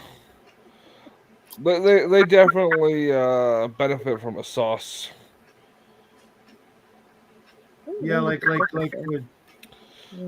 phosphorus sauce, something that will literally like burn the taste out of your mouth as it's going in, or burn the memory out of your head. No. The legs kind of look like shrunken, malformed chicken wings. With my upbringing, I've tried some weird shit in my life. My grandpa, one of my grandfathers from the South, he'd surprise us when we go over and stay the weekend at his house, and he would we'd have dinner and we'd eat, and they deep fried everything. And after dinner, usually he'd go, "So, did you like that?" And we're like, "Oh shit, what'd we eat?" "Yeah, it was pretty good. What was it?" "It's muskrat." "Oh my god." Hell no. I mean, I've had snake, squirrel, turtle, muskrat. I mean, just. I'm like, do you even go to the store, or do you just go outside? Oh my god. I would have never eat there again. Oh. Okay. Muskrat. Muskrat. Oh, was it good? It was actually pretty decent. Oh, there you go. We had he caught a big ass moccasin while he was out catfishing. Brought it home, cooked it. That's a snake, right? Yeah. He told us it was chicken. Oh my god. A water moccasin. Yeah. Well, I mean, if you deep fry it, it's going to be good. Yeah. They're kind of tough and chewy. And they said that about snake. They fry up rattlesnake at this one restaurant in Phoenix, Arizona. Well, it doesn't taste like chicken. And you skin it. You skin it. You clean it out. And then you pound it down like you would flank steak, and then deep fry it. Or flank steak, the really tough and chewy. Oh. Yeah, flank steak's what they usually use for a carne asada, isn't it?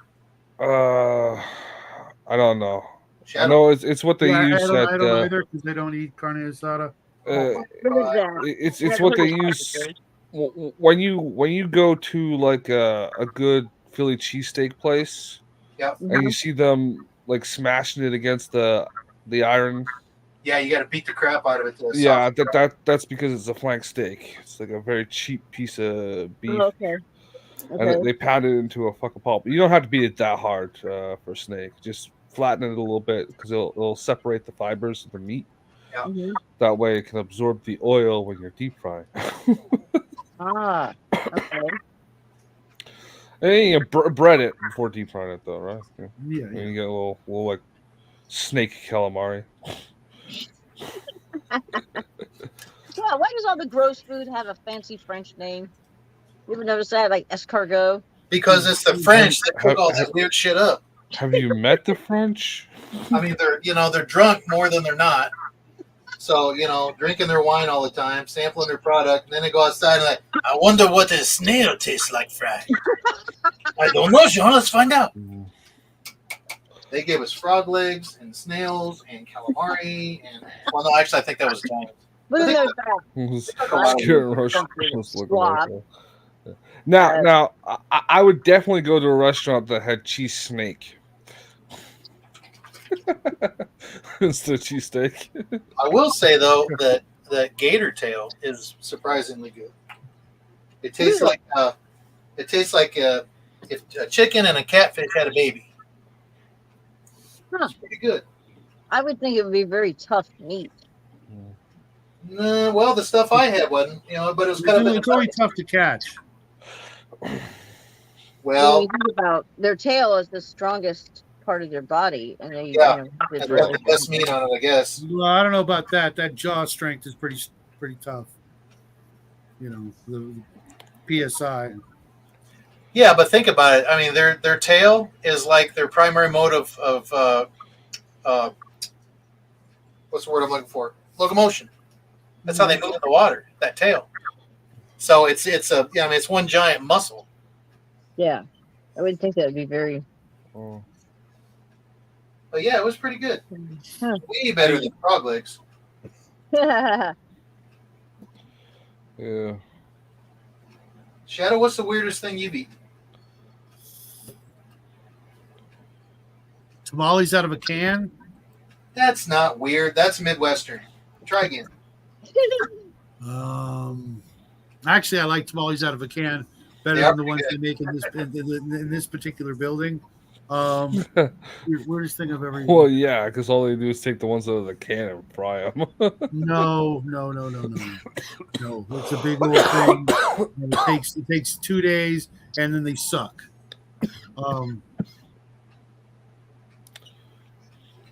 You cook tamales for 2 days? Well, the taking the masa and doing all the thing, and then it's a whole thing. Wow. And they're dry as shit. They're supposed to be like swimming in a sauce, not like dry. Maybe chicken gizzards over rice. That sounds kind of Cajun-y. Now I was in the hospital getting my adenoids taken out as a child, and that's what was on the menu.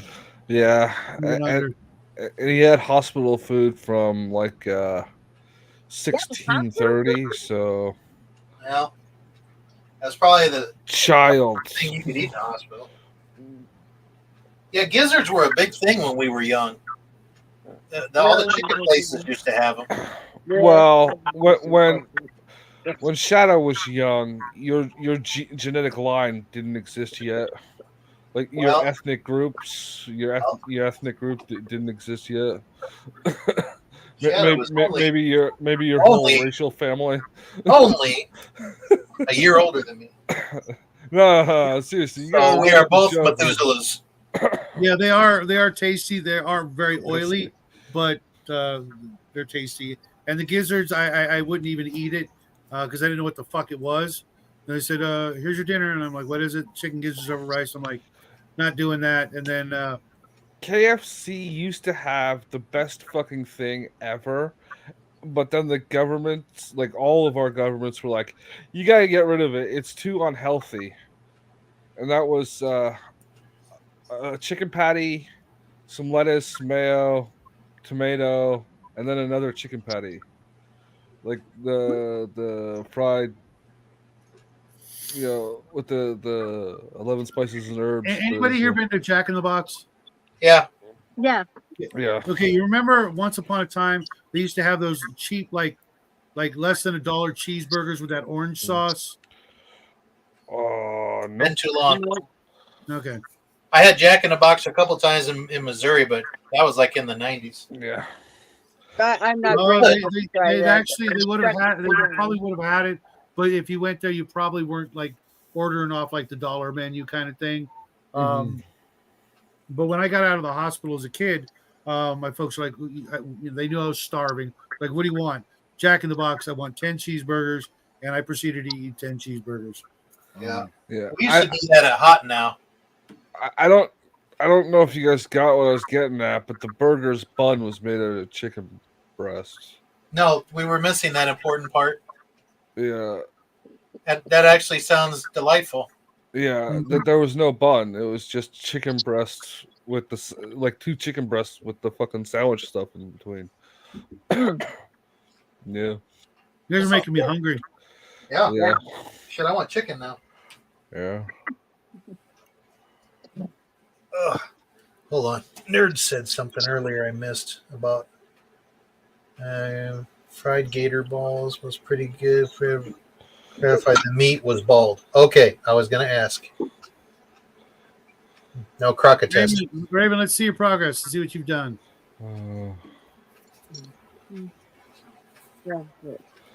It's Blick. Don't spill anything. My light just went. Cool. Anyway, here. I just got a little bit left on the tail, and then he's done. Huh. What is it? It's a dragon. It's a heritage okay. black dragon. Yes, weird. She's painting, and you're not here.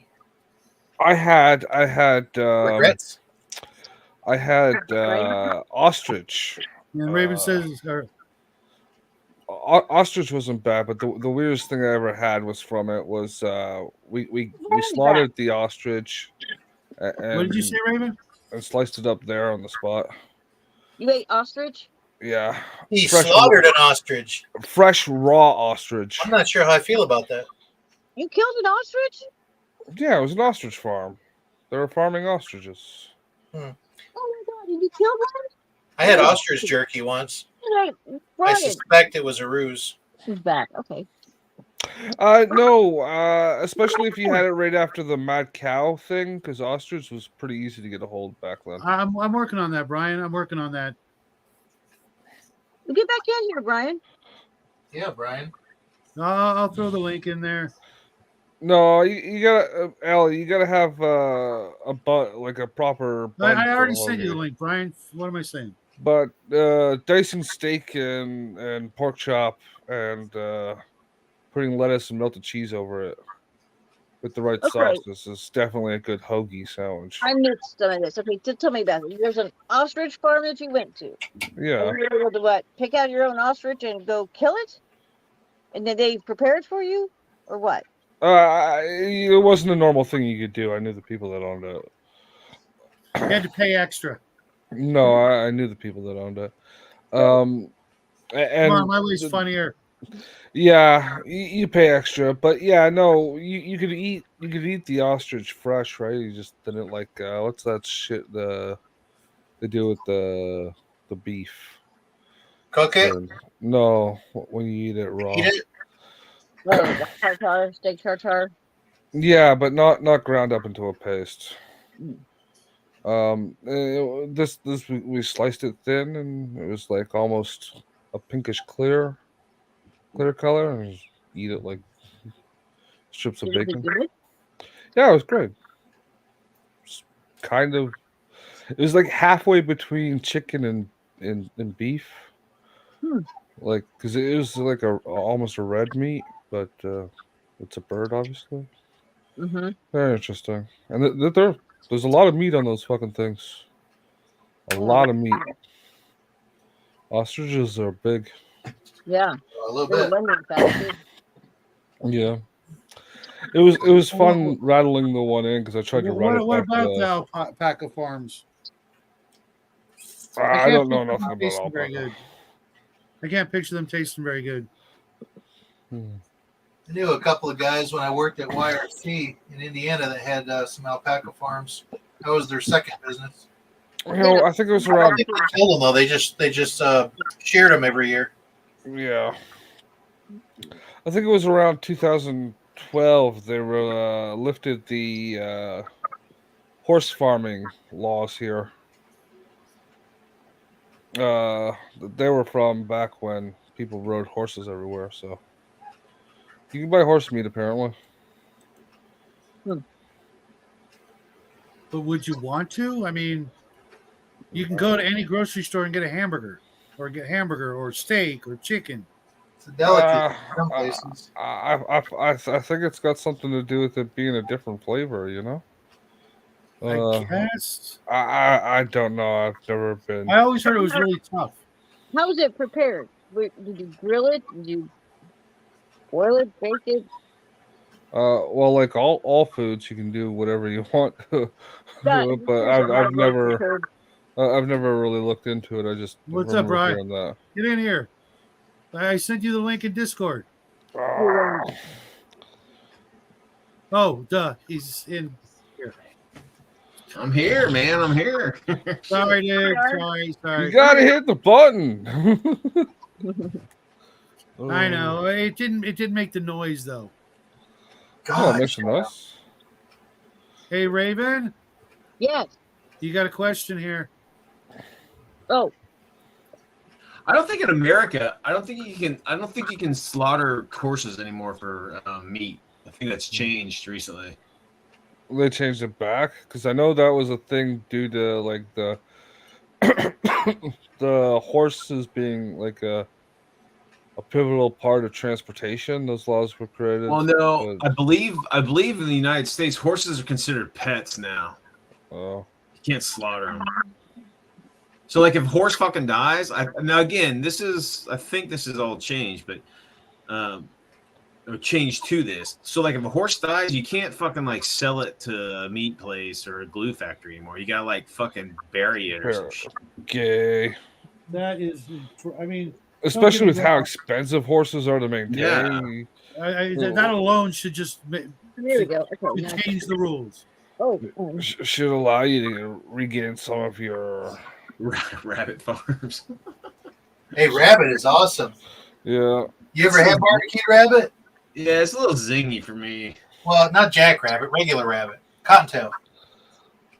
I don't think I've ever had cottontail. I've had like jackrabbit, wild rabbit kind of shit. Yeah, jackrabbit is gamey, but cottontail, oh man, especially if you get it, up in the upper Midwest or over like around Illinois, Indiana, Ohio, where the corn is. They're essentially corn fed. Great. I used to make rarebits for my dad, and you take the rabbit meat and you soak it overnight in buttermilk, and it takes the gaminess out. You do the same thing with deer meat. Yeah. It's like same thing with pheasant and grouse too. Mm-hmm. Buttermilk fix everything. Yeah, why is that? You know? I don't know. I use it. Most of my deep frying I do with buttermilk. Raven, you got a question in on the screen. Well, that's very thoughtful of you, Squirrel. Thank you. I don't know. I just Raven, what kind of elves are you playing in Shadows game? High elves, wood elves, gray elves. Both of my. Oh, well, it said in the book that it's just kind of assumed that they were the. High elves. The player's handbook says they're usually high elves, but I haven't gotten her the info to decide whether she'd rather run gray or wood or high. Because I know if it was me, I would just say, "Oh, what? I'm running magic user fighter. Yeah, I want gray elf for that +1 intelligence." But do they both have bows? Yes. No, now they do. Okay. So There you I go, can get squirrel. shot in the. Two So I, female high elves with bows. so I can get shot in the back of the head by 2 elves instead of 1. Well, if you hadn't been standing in the way, you wouldn't have got shot. I was standing there before she He never moved got into hit. position. He didn't get hit by it. I mean, he's like, how tall are you? You're like 3 feet tall, aren't you? He still hit you. No, I'm playing a Aren't you human. like a? Oh, you're a human. Oh, I thought you were. He's like the tallest. He's like the tallest party member. You know, Okay. by almost a foot in some cases. Well, more than a foot in some cases, but I swear I thought you were some And sort like, of like. 2.5 feet in most Dwarf. cases. you know, right? And when you count all the hobbits and gnomes, like 4 feet. You know, it's funny. Mel made an interesting observation the other day. She's like, "Why doesn't anybody play human anymore, or ever?" I'm like, This guy right here. True. I'm playing him. I mean, not You do that everybody shit in plays real life. human, and if they are playing humans, it's like, you know, a derivative of, you know, they're just humanoid, like an Azamar or Tiefling or some shit like that. For me, it's because so Half an many elf. games I've been in, that's all that was allowed.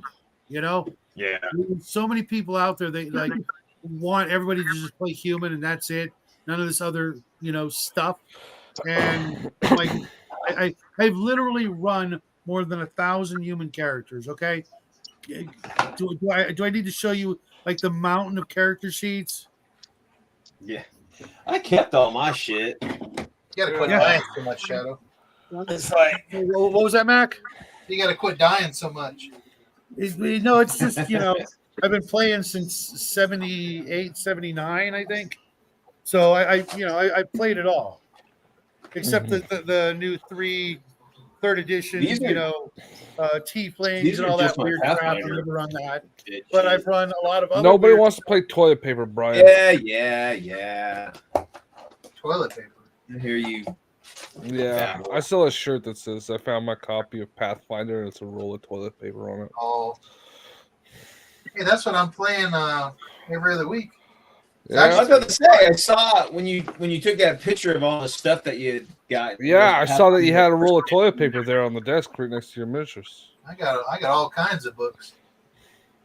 Dude, I play first edition Pathfinder. Yeah, they refused to Like, play good second. fantasy. They said second got sold out, so they play first. I just It's okay. I mean, it's basically just a jerked over D&D yeah, I with just rules. yeah, it's just what you know. It's funny because Paizo promised everyone that they would never get a new edition. They would stick. Yeah, they lied. Pathfinder first edition thing. Yeah, you can say that up until it comes time to make payroll that month. Yeah. How come nobody's buying our books anymore? They already have them. Does it? Exactly. They already own them. But they always screw it up, and they think they got to redo the game when all they need to do is just make a ton more content. Yeah, If the that's what they rules- were doing. They made a shitload of content, dude, and Yeah, that was great. I had no problem with that. I bought all that shit. Yeah, just work on the world, expand the world, make stories, Yeah. write novels. You don't need to like make a new edition like every 5 years. Yeah, you But can. what was Windows, really man. I'm stupid? so tired of upgrading my Windows. Son of a bitch said XP was going to be the last one. Yeah. Here we are, Windows 11. Well, yeah, but that's mostly because the technology progressed. You know that's a bullshit answer because the fucking machines move forward. Yeah, I know. Uh, It's not the point. yeah, lie the point is they lied to you and like they blatantly, like anyone with a brain could tell you, you lied to my face right now. The second you it's say just like- this is. I mean, well, you know, okay, first of all, I don't understand this whole, like, I got to get the newest thing. I'm not fucking like that. I don't need the newest tech. I don't need the shiniest thing or whatever. I don't give a fuck about all that. It Yeah. depends on what That's it is. why I for me. can't understand why people can't realize, like, if you have let's say, like, you know, AD&D, right? But you just, like, or just Pathfinder 1, they just kept making the stories, and everybody knows the rules, right? And the player base just gets bigger and bigger and bigger because It's the same fucking rules, but it's all this content that you can choose to use, right? Yeah, And it's just like why would you expunge all of that for a quick money grab, which isn't gonna, it's not gonna be the expanse that you already have. You already have, and then you brought the Pathfinder 1 people that are new to it, and then you have all the 3.5 guys who wanted to just keep playing the 3.5-ish, right? Yeah. So they just stayed. It's just dumb. They had this fucking captured audience. I don't know. I don't get it. And like, seriously, if you go that mile, like I was telling Mr. Max when he was doing his Sunday night show, you make your system simple, easy, and flexible, right? And then you just release like source books, like not source books, but self-contained games that are in the same. Yeah, use the same mechanic. And that are completely compatible with each other, right? So you don't have to overload. Not everybody wants simple, though. You know, some people like it really, really complicated. How did Nerds put it the other week? Crunchy. Some people like crunchy games. Yeah, there's crunch, but I mean like simple in the sense of like needing 100 pages for the rules alone. It's easy to make crunch in a simplistic system. That's easy. You just throw on mechanics and shit for characters and or equipment or setting, or new things. Yeah. Each book gives you a different country or different culture. Yeah, like Werewolf used to do, or Vampire. They come out with Chicago by Night, Rage Across Russia. And if you make that 150 page book self-contained, so you can pick up that one book and play it, but then you want to have a werewolf in your game, you pick up the werewolf book, and maybe you can play that as a self-contained game, or use those characters and the other ones in the same. But it's like as a war gamer, you have these fucking guys that are like, and I'm not besmirching Diver, but Holy Diver, right? He's a hardcore Warhammer guy, right? And but the only problem is that he falls for the fucking bullshit. He falls for the sale. It's like he went to the new system. Why doesn't he stay with the system that he likes instead of trying the new system? You know what I mean? It's like, and a lot of people fall for that shit. It's just like, stop. Just play what you know and what you like. Don't play what's fucking new. The thing that annoys me the most about specifically Holy Diver, and I said this to his face one time, is like you're calling people that don't like the exploitative marketing like poor or assholes. Like, no, Games Workshop specifically does a thing, like uses FOMO marketing, underproduces their product to ramp up third-party prices. They're not even making money on that. People are talking about scalpers now. Yeah. Dude, think about that. They're gaming scalpers. What the fuck happened? What happened? That started with Magic the Gathering. Greed, man. That's what happened. That's what always happens. They underproduce the product, which gives an open it's not even. Or like with the new Epic Space Marines, it was they no longer supported it like 3 months after it came out. What the Epic? Yeah. That's what I mean. Like underproducing the product. They underproduce the product, which ends up killing the product line because nobody can afford to buy it because it's all snapped up by scalpers on the first day in pre-orders, and the prices go to 4 times what they were originally. It's just like, I don't fucking get it, dude. I just these people are like, and it's just like it. They have to know. They have to realize it. It's just like you have 50 books from whatever system that you play, from role playing to wargaming, whatever it might be, and then all of a sudden they come up with a new edition, and then you just duped into like all that shit that you invested in is just gone. It just doesn't exist anymore. It's like, what the fuck? Why? Why do you fall for that shit? They buy brand new bullshit. Well, some people, but then there's a lot of people like us that we're like, fuck that, dude. I've already got 1, 2, 3, and 3, 5. I'm done. I'm not doing another. Fuck 4, fuck 5, fuck 6. I'm good. It's the same thing with role players, man. It's like, how many fucking fantasy? I mean, don't get me wrong. Like Shadow, you're a collector, and that's completely fine. If you're a collector, you're a collector. I got it. But if you are simply buying something to play, why the fuck are you? If you already, let's say you've already invested in AD&D, right? A bunch of shit. Yeah, why would you go to third edition or second edition? I bought first and second because I was working at the shops at the time, and I wanted to see what second was. I didn't like it. Sure, Went back to first, used what I liked out of second. I have 2 fantasy RPGs.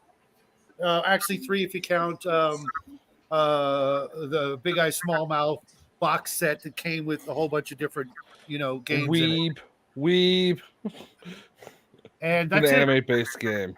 Yeah, it's just like, I mean, that's it. I haven't bought a new fantasy RPG in decades. I probably won't, except the new Arduin when that comes out, because obvious reasons. Yeah, and you're a big I've been using fanboy. Arduin as a supplement to my AD&D since 1979. And that's something. I mean, that's completely founded because you're using it to supplement your already pre-existing whatever, right? And I don't have a problem with people buying rule books to read them, to learn, just come up with new ideas and shit. That's fine.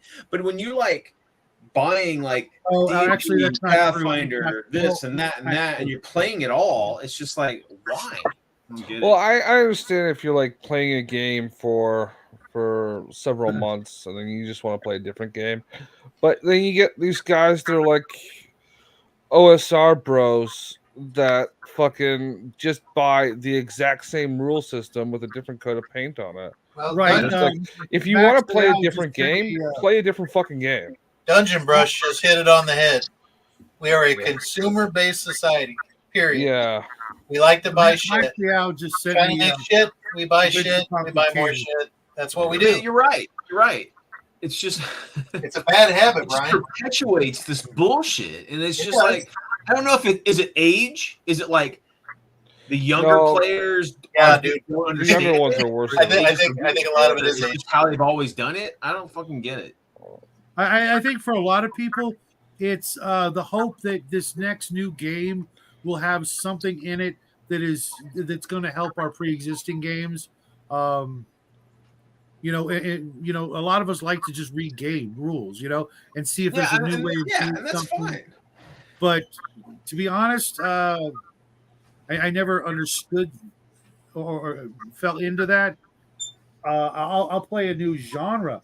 I have. And that's different. Like if you're a fantasy guy and you want to play like top, if you want to play secret agents, then the fantasy rulebook probably wouldn't be the best for a secret agent game or some shit like this. You would seek out that in something else. Yeah.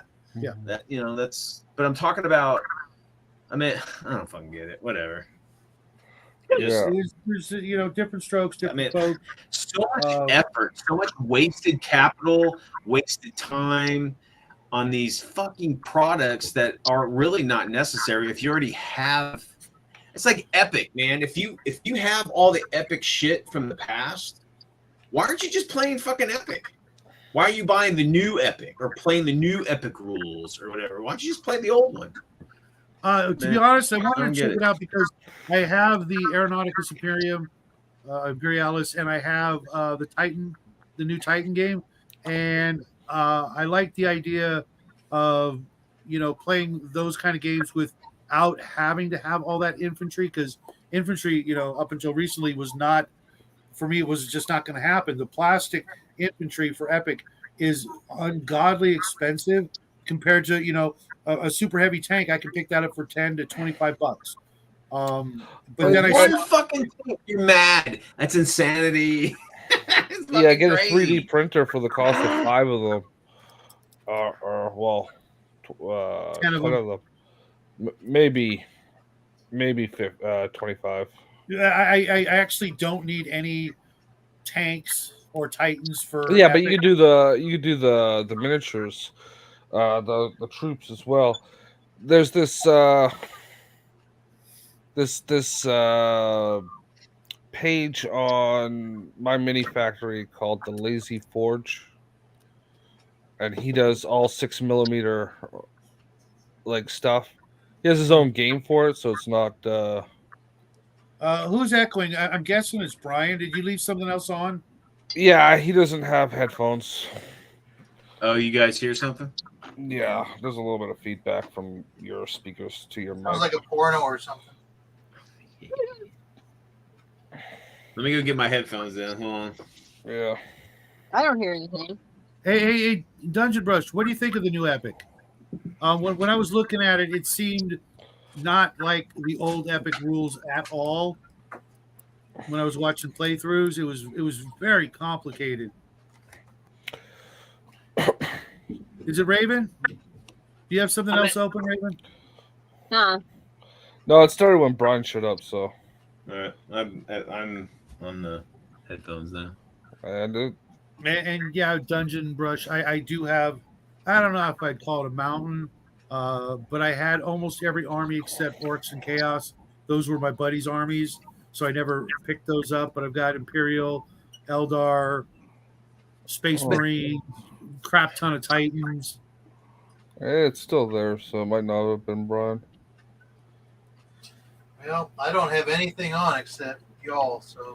Yeah, Well, you know, and another thing, like how people buy into the new thing. I mean, it's like, it's the community, it's the hobby, it's just what you do. It's like, you know, there is a lot of that. But I mean, I think that feel that, you know, and again, I mean, it's just not how I do. It doesn't mean it's wrong. It's just it's just not what I do. And okay, but I guess, you know, if you know makes you happy, you know, shit, do what you like. Do what makes you feel good. Because Dungeon Brush, I may one of these days pick it up.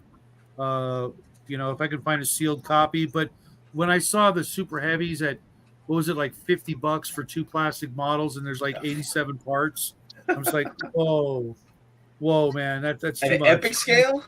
Yes. Yeah. Jesus.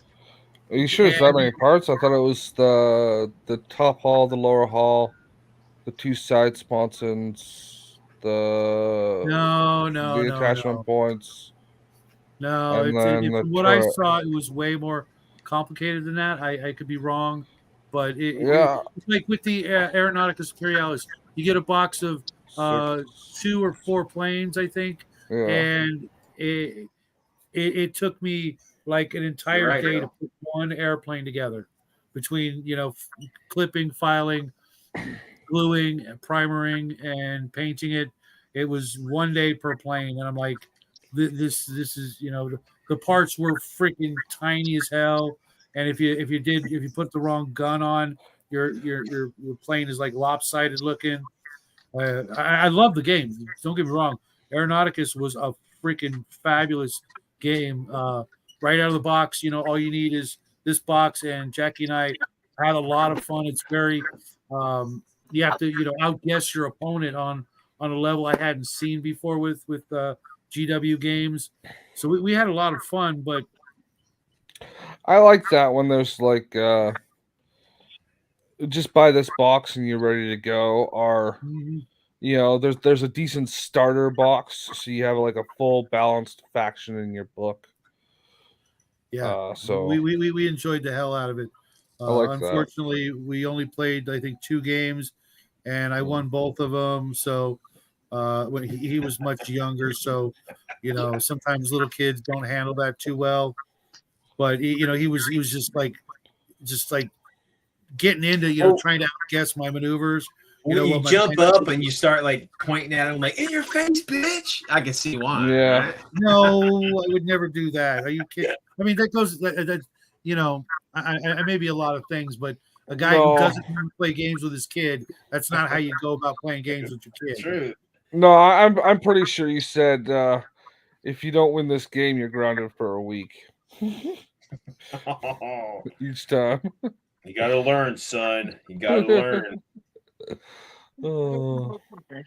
I just had a raccoon come in the window. Of course. I don't doubt that. You know, they make these really good things for Windows to prevent that. They're called screens. Screens? They also make these really good things for raccoons called guns. That's how I lost my storm window door, my storm door. The The storm that door was all glass, and one of them was in here, and I took aim and fired, and realized just a split second too late that raccoon was standing in front of that, and I shouldn't miss, and I, of course, missed. Glass everywhere. The most ungodly mess you ever saw in your life. It was, yeah. I still am finding glass. I mean, it just exploded into a million pieces. tempered glass. Oh, Pretty bad. What are we gonna do with you, Raven? You guys are talking about like the piece count for these epic scale. You know what they probably did? They probably sculpted these models, at a different scale. Maybe these are going to be the replacements for the new like Predator or whatever. And then they're like, we'll just fucking shrink them down and use them as fucking epic. No, because they have less detail. Like substantially less detail. Okay. This stuff is drying too fast. I'm trying to dry brush this guy. And the paint's drying too fast, man. So if I add a little water to it, will it help? Yeah, but if you add too much water and you're trying to dry brush it, yeah, then my color's gonna be diluted. See, it's just. Oh, let me see. Where's the camera at? That's one of the cool things about painting. If you don't like it, you can always paint over it. Yeah. But I do have one rule about painting is once I'm finished, I ain't ever fucking painting it again. Really? You know what I mean? Never. Really? Never. It's like, so if I made a tank and it got all, whatever, I'm not repainting the fucking thing. I'm just, it is how it is. I might touch up maybe here and there if it needs it, but like if it's painted, it's done. It's done. Put away. Don't ever repaint. That's crazy. Dungeon Brush. That's crazy. And yes, we have to take away her freaking raccoons and find homes for some of those cats too. Because anybody out there want a cat? And Brian, what if it needs touch up after like 10 years? Well, yeah, I mean, a touch up like here and there or whatever, but I'm not going to repaint anything. I'm not going to strip it. Not going to strip it. Not going to. I have in the last year alone, I probably stripped and repainted 30 minis. You see, Brian is more of a materialist than you. He just buys another one. I don't really. No, but mind you, I have learned a lot in the last couple of years with painting and teaching Jackie. And prior to the channel, I didn't even know about certain brands of paint or washes. I would make my own, but I didn't know I could buy them, and didn't know that the ones I bought would be better. Or dry brushing, I almost never did that. It was like one coat, wash, done. So I've gone through like my old minis and went, oh man, I could totally do this better now. And redo it. Brian definitely would never have to do that now that he's a 3D printer. Yeah, I'm telling you guys, I'm having a confession here. I'm to the point where like with a 3D printer, guys, you can like print something specific for a game that you want to hold, right? Just it's not this mindset anymore where it's like, oh, it's too much, that'd be too many minis to make or buy and pay. Fuck, minis are free, vehicles are free. So like if there's a specific kind of scenario you want to play for stuff that you normally would never buy, you can do it now. Paint it up.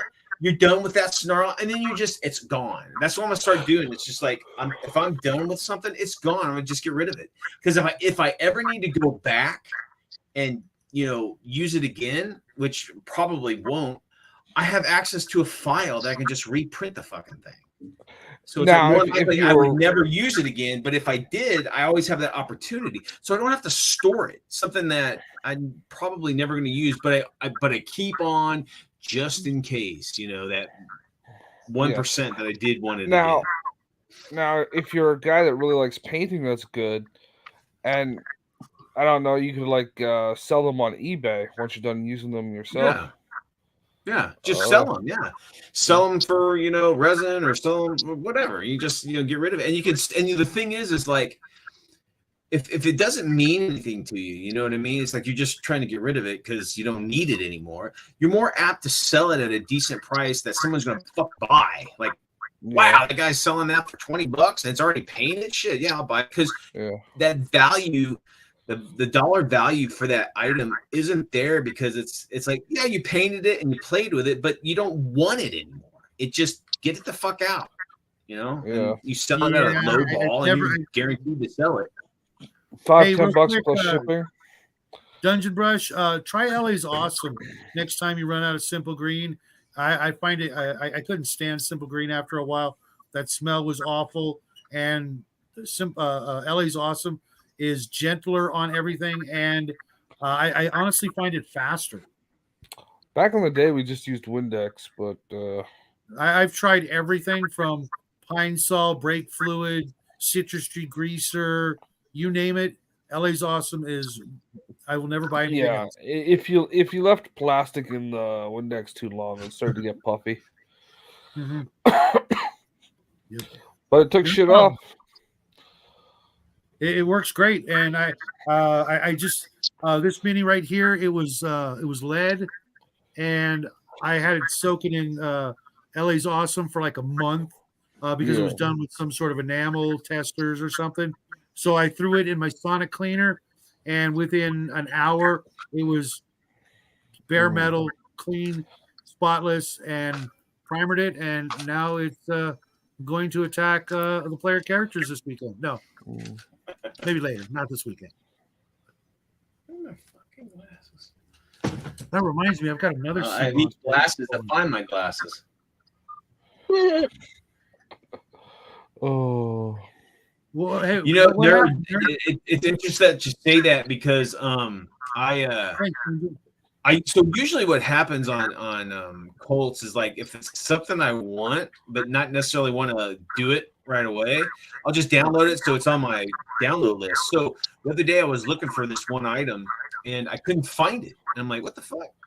So I went to my downloads and it was there, and I could still download it because I downloaded previously. But I guess the guy he had to get rid of it. It was like some demonettes or some shit, and it wasn't around anymore. So I was like, so as a suggestion, guys, if you're getting your files from like some sort of site that's able to that keeps like a backlog of everything you downloaded, just download it. Even if you're not going to print it right away, just download it so it has that backup in case of situations like that where they take the files off the site. Yeah, and even if you don't save them on your computer, I think Cults has that you've downloaded this in the past. Yeah, that's what Nerds just said. Yeah, the download backup. Yeah, that's what I'm saying. Factory doesn't. My Mini Factory doesn't have that. I thought they did. It's just in. Now I've heard. You think they would have learned somewhere? I heard somewhere a while ago that one of the and Nerd, you might know who this was. One of the big STL file houses, like something happened, like there was I don't know if it was like hackers or one of their servers went down, whatever it was, but like everybody's backlog, all their history was like wiped, and everybody was like freaking the fuck out. And so that would suck. Let's see what you got going on. Oh. Okay, here. Surprise! Put it on the spot. Where's the okay? We need light. Come on. Yeah, okay. Hold on here. Just because you can see the dark. Doesn't mean Shadow, you're making her nervous. Shit. Yeah, that's what a friend's for, right? Oh, we're just getting light in the camera now. Shoot. Okay, here. Hold on a second. Okay, here. Now maybe that'll work. Maybe if you see the camera. All right. I see where you're going. There you go. You see the color? Yep. Is it a black dragon? Yeah, and I've got a blue gunmetal over the top of it. I've been dragging with me. I don't know. Can you? I don't know. Here, can you see this? It's hard to tell because of the lighting. But here. Is that better? When it dries, I might consider doing a second coat of the dry brush blue. Yeah. Mm-hmm. Yeah. Okay. Okay. You gotta be careful with Shadow. He'll just put you on the big screen. Just I know. Yeah. It's your attention. Oh my God. Yep. I think I went too fast though, because I see where I've been dry brushing. Some of it, the black has come off and the white's coming back through. Yeah, you gotta let it dry a little bit more. It's gotta cure a little bit. So, yeah. Nice. I tried to warn you.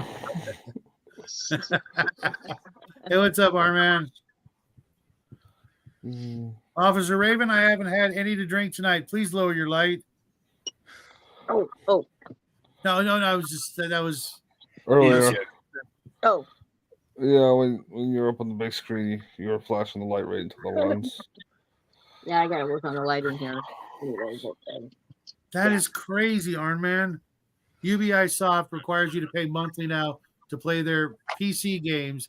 The older games they published are not that way, of course. That's the new wave. It's going to be prescription. It's going to subscriptions from now on. Take care, Dungeon Crush. They're all getting away from physical. Top secret video tomorrow, buddy. They're not going to have physical media anymore. It's all going to be subscription fucking fees for you to play it. And when they deem it's that game is no longer needed, they'll just expunge it and you're fucked. Yeah. Oh, what was this one game I used to play? It's like Junk Wars or something like that. You built these like little junk spaceships and you flew around this asteroid belt trying to shoot each other. And it was free but fun. Like I would have paid a bit for it, but it just up and disappeared one day. They shut I'm the telling you guys, and... it's gonna be all about buying old console games, where they can't touch it, unless they make it so you can't play them on the TVs, which I wouldn't see. I wouldn't put like it an past expiration on the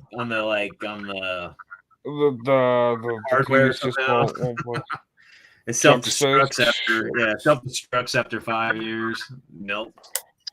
No, not Kerbal Space Program L, but it was like junk space or something like that. Yeah. You had like this little module. It was like a power supply, and then you could like stick a jammer on it or a missile launcher and some armor panels, and then it would fly around, and you could fire at the other ships controlled by the other players. That reminds me of that game. I think it was called Terra Tech, but it was a land vehicle. You go around mining crap. There was no mining or anything. Remember Moon Buggy? Remember that one? You just got points to unlock new equipment, I think, and then you get those through winning fights or surviving till the end, and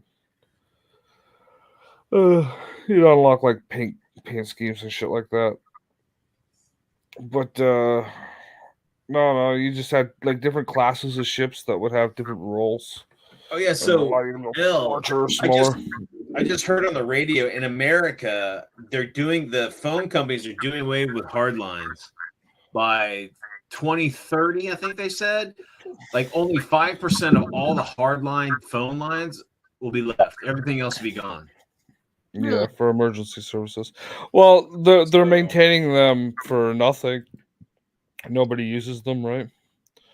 It's getting more and more that nobody's using them. Yeah, it's just they're just going for the technology that they're backing and whatever. But yeah, I mean, I see it. But just imagine that in our generation, it's like landlines were a thing for a long, forever. Well, they were the only just thing. recently. Yeah. Yeah. So it's just kind of funny to see that technology, disappear. Yeah, it is. I thought my grandmother was born in 1901, And when I looked back at her life, and when I would talk to her about things, there was horse and buggy when she was born and growing up. So she saw the whole auto industry come in, and airplanes, and then rockets, and then landing on the moon, all that stuff. And I thought, wow, and just she lived almost 94, and just in her lifespan, there's so many changes, and now that's like, look at our lives from just when we were, how we reminisce about being kids, growing up in the 80s, and how much technology and everything is changed. It's mind-boggling. So where is it going to be 20 years from now? Who the hell knows? It's just, technologically speaking, the wild west. I think this technology that we have, there's going to be a tipping point, because there's going to be so few people who know how to use it and how to, or not use it, know how to make it and maintain it, that it's almost going to, it's going to be like 40K. People are going to be so enslaved by it, by the people who know how to use it. You know what I mean? It's going to be so, I don't know. I just think there's a tipping point where the technology advances so far, so fast, that the normal person may not, be able to maintain, the grasp of its use and, its complexity. Yeah. And there's no regulation on any of this stuff. And we have these oligarchs out there that want to mix technology with the human body. Well, that's the thing. We do have regulation, but the thing is, the people who are trying to regulate it don't know anything fucking about it. You know what I mean? So they don't know what needs to be regulated, like and what the ATF. Do it. Like what? what? The ATF. Have you not seen them interview them? They don't even know what they're talking about, but they want to ban it. It's crazy. Oh, yeah, exactly. Oh, I just saw a video today. I guess there's this. I follow this ancient arms expert in England, and I guess England, it's an election year over there. England is wanting to ban all swords. What? Everything. Fencing, flails or whatever they call them. Yep. Swords, historical reenactor sword, everything. You name it. No. They've already gotten rid. They've already banned. They call them zombie knives, but these are like serrated, like kind of like big knives, like survival knives and like machetes and shit. They've already banned that, right? And they've like in London, they've banned tipped knives. So even your steak knives do not have a tip to them. They don't have a tip. Blunt? Oh my God! Blunt. Oh, that's ridiculous. I guess there's because they don't have guns. Guess what? The assholes in the world, which there are a lot of, are using knives. What they import. Exactly. So it's like, if they can't have guns, guess what? The asshole, the bad guy, is going to find another means, and then guess what? He chooses a knife. And then the knee-jerk, dumb fat, politicians, we need to ban knives now. It's just like, why don't you just fight the bad guys? Stop banning shit and stop the bad guys. Well, because they don't know how. Yeah. The game I was thinking about was Galactic Junk League. If anybody remembers that. They really are trying to ban swords. Yeah, like completely all bans. Yeah. And one of the big people helping the government do it is who's the black guy they're talking about making the next James Bond? Isram something or that guy? Well, he's all part of this, and it's like, dude, how many movies has that motherfucker been in that's used swords? He's getting paid by somebody at the WEF, probably. Yeah. Doesn't matter. He's still guilty of it. I know he's not getting paid by Klaus Schwab. He's just an event a host. Yeah, the guy's greatest decision is selecting what the canopies are going to be. But it's just ridiculous. Just really ridiculous. Especially Canada. You guys have problems with all that shit too, aren't you? No, not that bad. No. Nerds, but we're like a giant country in comparison population and whatnot. Of course, we would have more knife attacks here, but I really don't see that changes the thing. I mean, if they would just crack down on the criminals and actually arrest them and throw away. It's like, why ban anything when we already have, let's say drugs, okay? And look, I'm not a pro-drug guy at all, but I'm just saying, we have laws that if you're inebriated in any fucking way in public, right, you can be arrested. Be it coke, booze, whatever the fuck it is, right? So there you go. It's covered. Then, like, if you fucking do something, then you're held accountable for whatever the fuck you do, being you rob somebody or you spit on somebody's face or whatever the fuck it is. Stop banning shit and just hold the parties responsible for whatever the fuck they're doing. Yes, I couldn't agree more. Absolutely, because all it takes is one to ruin it for everybody. Yeah, and it's just like politicians don't see that. They I don't get it. I don't fuck. I think honestly they do this just no. I just think they do it to bolster the machine. So more the machine needs more money, more people into it. I just cleaned the house and then I went for a walk and then I ate a meat pie, which was like my first meat pie in years. And like that's like an Australian. It's like an Australian delicacy, and I haven't had one in years. And then I watched the Mad Vlad interview, which was, predictably pretty dry. I don't think. Yeah, like it was kind of what I expected it to be. So, like, I don't really have any strong commentary to make one way or another. Did they talk about how Ukraine was shelling its own civilians for the last 5 years? Oh, he mentioned things of that nature, that like it was like a really complex situation where like there was an obvious fracturing in the society, but he didn't go into the specifics of like go invade Mexico, right? Since Mexico was having all these problems, the cartel just take over Mexico. The government was shelling its own civilians. One at a time, guys. I don't really have a strong position on it, other than I would like to see it like wrap up because it's killing a lot of people. Other than that, I think it's very complicated. In the enslavement of a country over another country, or do you want it wrapped up like free people's fucking deciding their own destiny, opposed to another? I would like them to one at a time, guys. One at a time. I would like them to come to mutually agreeable terms, if possible. Sure. The Donbass and what's the other one? Donetsk People's Republic. They tried seceding from Ukraine because the Ukrainian government had a snap election and then refused to pick up ballots from those two districts. Yeah, and they had an extra round as well, which is kind of never really happened. Well, that was most of the people in that region are like Russian anyway, aren't they? Well, that was their excuse. We don't like your ethnicity, so we're not counting your votes. Okay, is that the same government that's in play right now? Is it the exact same? It was the one before this one. Okay, but this one carried on. This one carried on the policy of, you don't like that we didn't count your ballots, so we're going to have the army start shelling your homes. Okay. Yeah, I mean, I don't really. In 20, that was before the Crimea thing.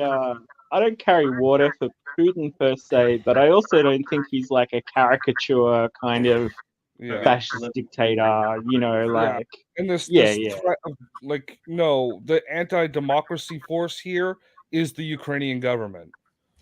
No exception. Well, I mean, they're even banning the church that has ties to Russia and stuff like that. Like, they're in pretty desperate times. I don't know how much longer it's going to go on, but the way I see it is like there has to be some kind of compromise, right? Russia leaves all of Ukraine. No, I mean that's make their own destiny. That's one position, but like Ukraine isn't really in that negotiating position. You know what I mean? That's not realistically. So Russia's, laying bets to try to get people to just say, "Oh, let's just stop the fighting, and we'll just stand where we're at. We'll just keep what we Well, could."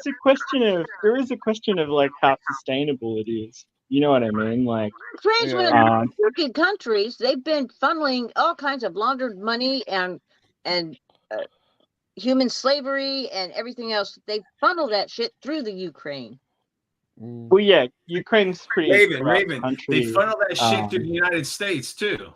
Yeah, but does that give the right for Canada to come into the United States and take it over because there's criminal elements within the nation? Fuck no.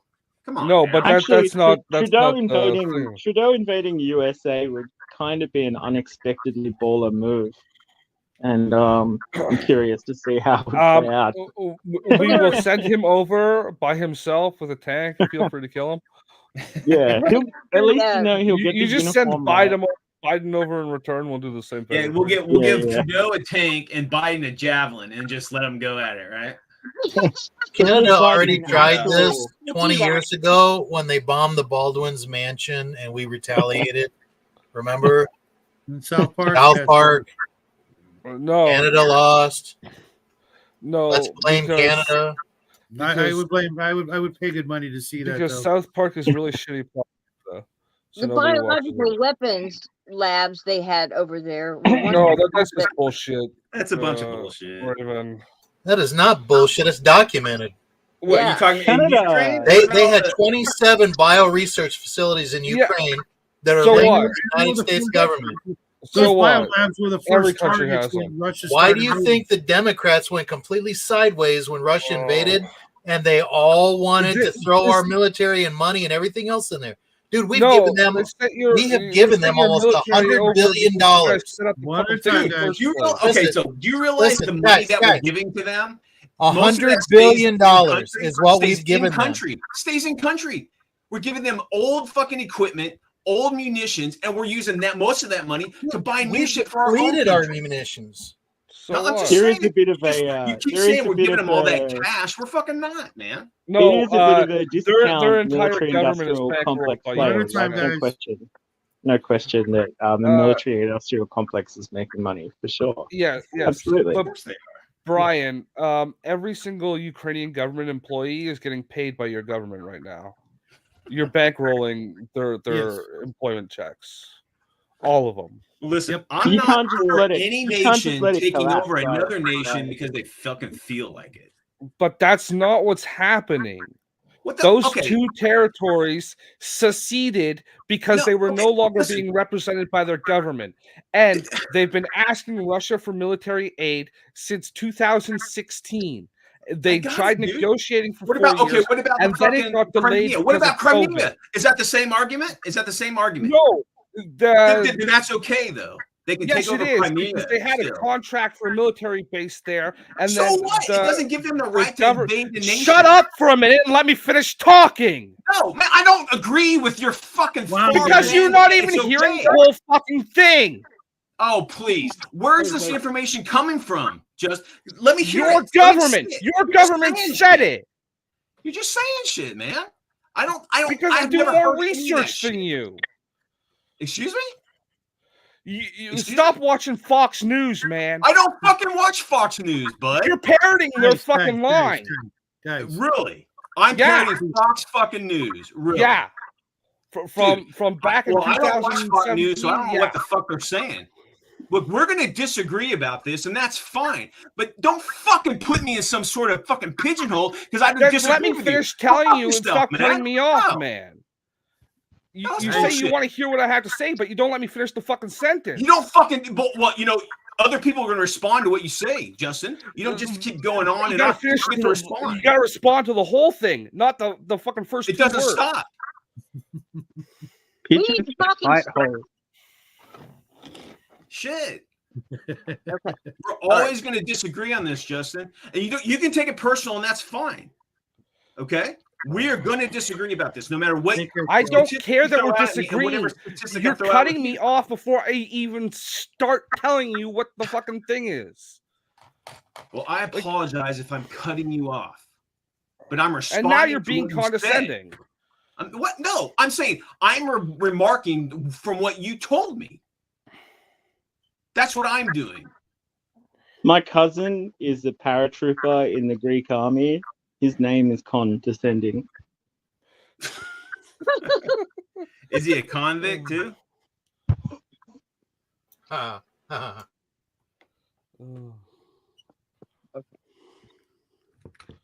Wow, guys.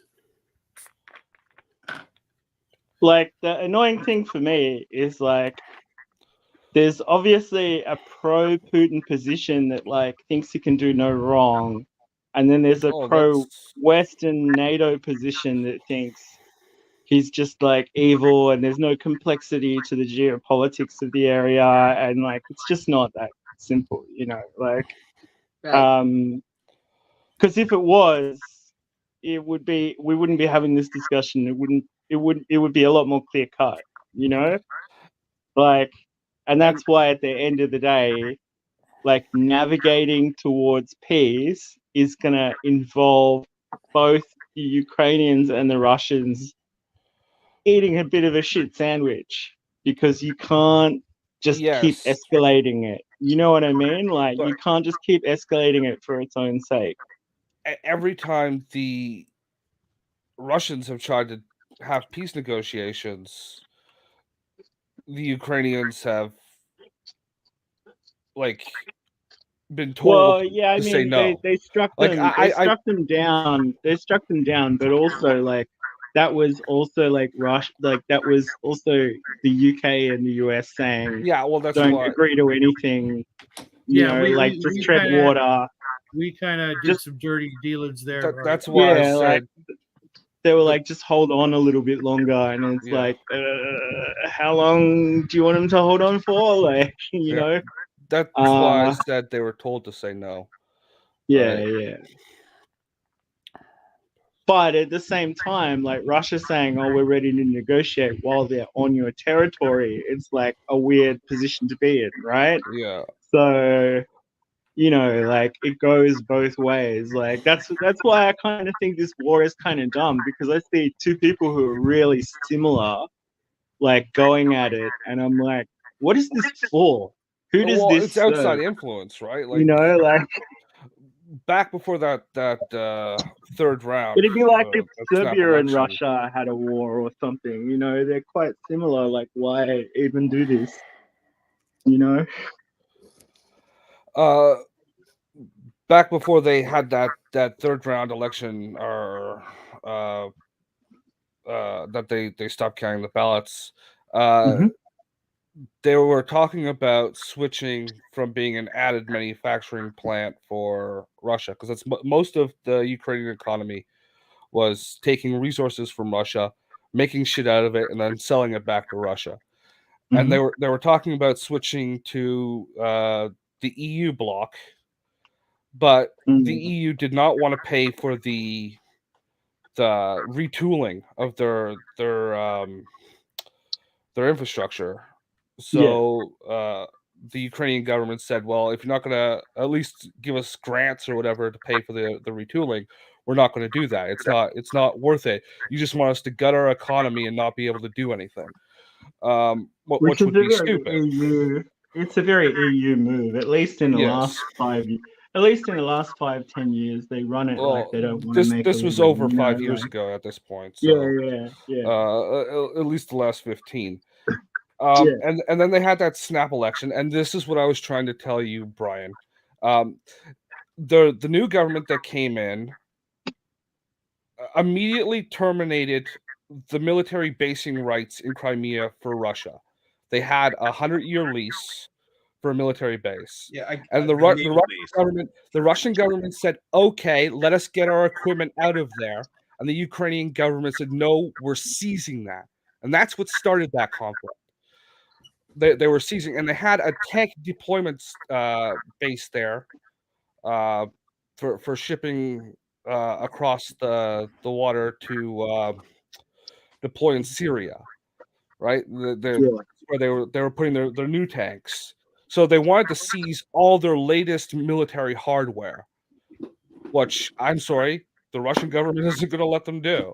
And that's what started the Crimean conflict. Well, even Obama, who would hardly be called like a big fan of Putin, he just kind of like stood there and took it because he was just like, well, it's historically Russian territory anyway. Like, Well, I'm not going to get involved. You know, it's historically Soviet. No. Kiev was the founding capital of the Russian. No, I'm talking Empire. about Crimea. I'm not talking about Ukraine. Crimea is not traditionally Russian. No, that was part of the old Russian. Yeah, it is because it's been fought over for like the last 300 or 400 years. But you're talking about Soviet. It was part of the Soviet. No, I mean Soviet like Empire I mean the Russian 300 Empire years as well. I mean Imperial Russia also. Yeah. Like, what were the Tartars? Aren't the Tartars originally from Crimea? Yeah. The Tatars settled in Crimea, that's true. But Russia went to war with Turkey in 1877 and like took that territory from them. So it's been Russian for like hundreds of years at this point. Yeah. But like the Russians originally just wanted to get their stuff out of there when they were told their lease was being violated. Like, I'm sorry, but yeah, it's a dick move to take it, but it was a dick move to break the basing lease and then try to steal the stuff that they had there. I mean, the difficulty I have with Russia is that, like, on one hand, we did isolate them from rejoining the international community after the Soviet Union ended. But on the other hand, they never really stopped doing the whole active measures thing against competing economies. So it's like, it sort of goes both ways. You know what I mean? Like, neither does, like, the NATO has done all of its military actions after the fall of the Soviet Union, but none and during... it totally goes against what they promised Gorby and everyone else, you know, like Yeltsin, etc. Yeah. I mean, Merkel came out and Macron came out and said, "Oh yeah, we just didn't have any intention of honoring like the Minsk agreements or anything like that. We just didn't. We knew it was going to go to shit, so we didn't. We just played along." From like, what I've read, the Minsk agreements were not ratified, certified like treaties and shit. It was just like talking. That's right. Yeah. And I'm just saying, technically, it was never an official stance by any of those nations, being Russia. Yeah, they didn't go any further. But I mean, you know, if you want to cast this belly, like, there it is. You know, like, we had a handshake agreement to not be dicks to each other, and then you immediately started being a dick to us. So you're complaining that we're also being a dick back to you. I mean, Hillary gets upset at like Tucker Carlson interviewing Putin, right? But she's the one who kind of totally fumbled relations with Russia, like when she was Secretary of State, you know. Well, so you even there were leaked. Fuck, I'm not gonna look them up, but you can. There were leaked talks in the U.S. State Department about selecting the Ukrainian leader to be most advantageous to starting shit with Russia. Yeah, I mean, look, you know, on the other hand, if you look at like the Armenian situation where like Russia's basically stood by and facilitated Azerbaijan like snipping off a bit of Armenia. It's true. Like, just because Armenia was having dealings with the West, like, obviously the way they do business is they play hardball, like they don't fuck around. Well, you know, how long have you guys had troops over in Syria to fight ISIS while giving ISIS the weapons to maintain its existence? that was a total mess. I mean, basically, and you know, I'm personally of the belief that the reason why this whole shit in Ukraine got kicked off all the way back to Crimea is because when Russia joined that fight, they were actually fighting ISIS and not waving the anti-ISIS flag while handing crates of guns over. They had skirmishes with the Americans as well. Yeah. Unofficially, like the whole thing is like, it's like you see jihadists with like the long hair and stuff wearing Turkish army uniform now. It's even more complicated. Well,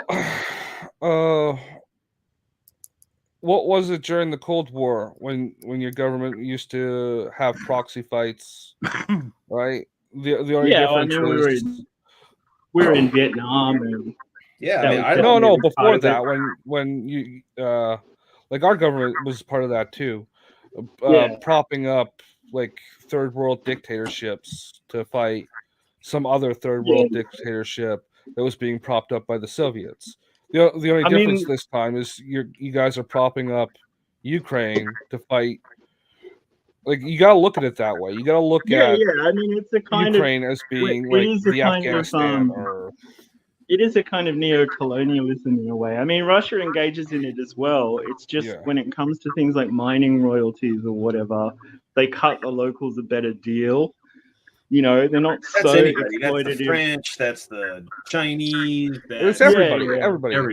But the difference is in the last, like especially in the last 100 years, when we go in and do the mining rights, it comes with a bunch of cultural indoctrination bullshit.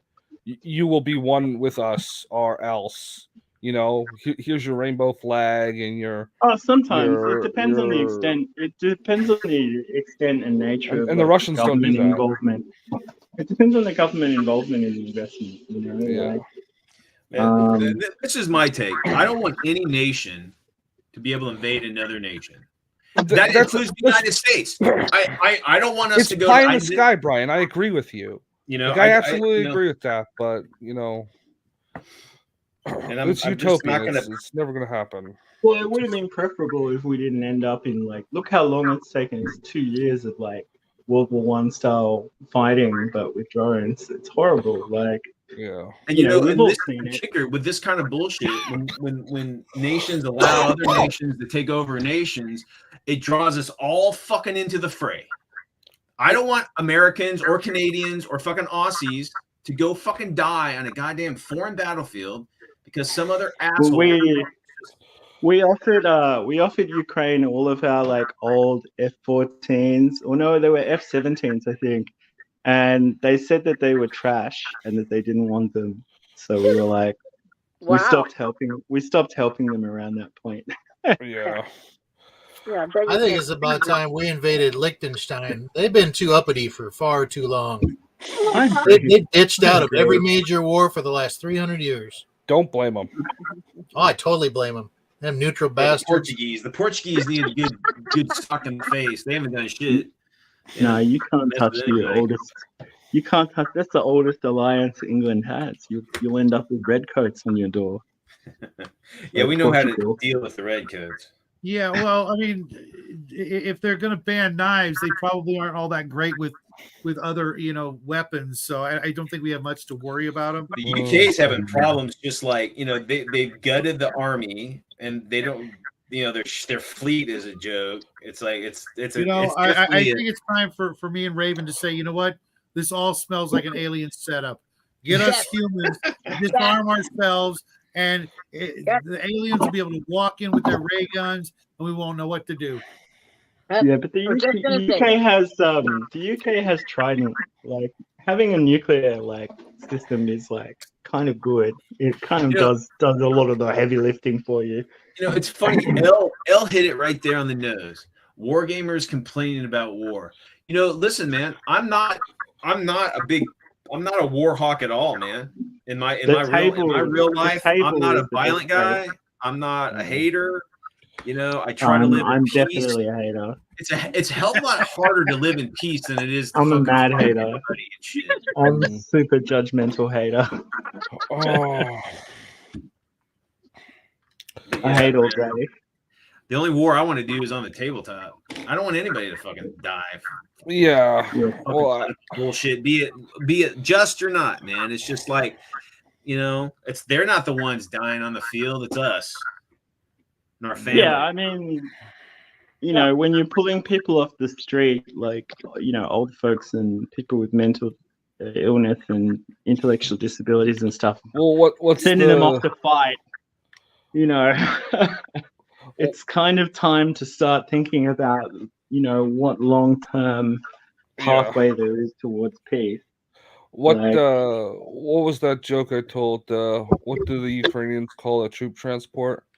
A woman that's 7 months pregnant. Well, and the Russians are they're pushing for their people to start marrying early and having kids younger and having 7 kids or some shit or something like that. They've had a massive population crash due to the economic strife during the Soviet Union, and since like they've been under trade embargo continuously since then for not being liberal enough or whatever. Oh man, they got India, China. They got enough partners to sell all their shit. Well, it's not about selling, it's about having a people, and they're actively not trying to just replace their population by importing a new one. Which is not good for your civilization if you want it to remain your civilization. Oh, they do that internally, like quite a bit. Yes, like, but that's internally.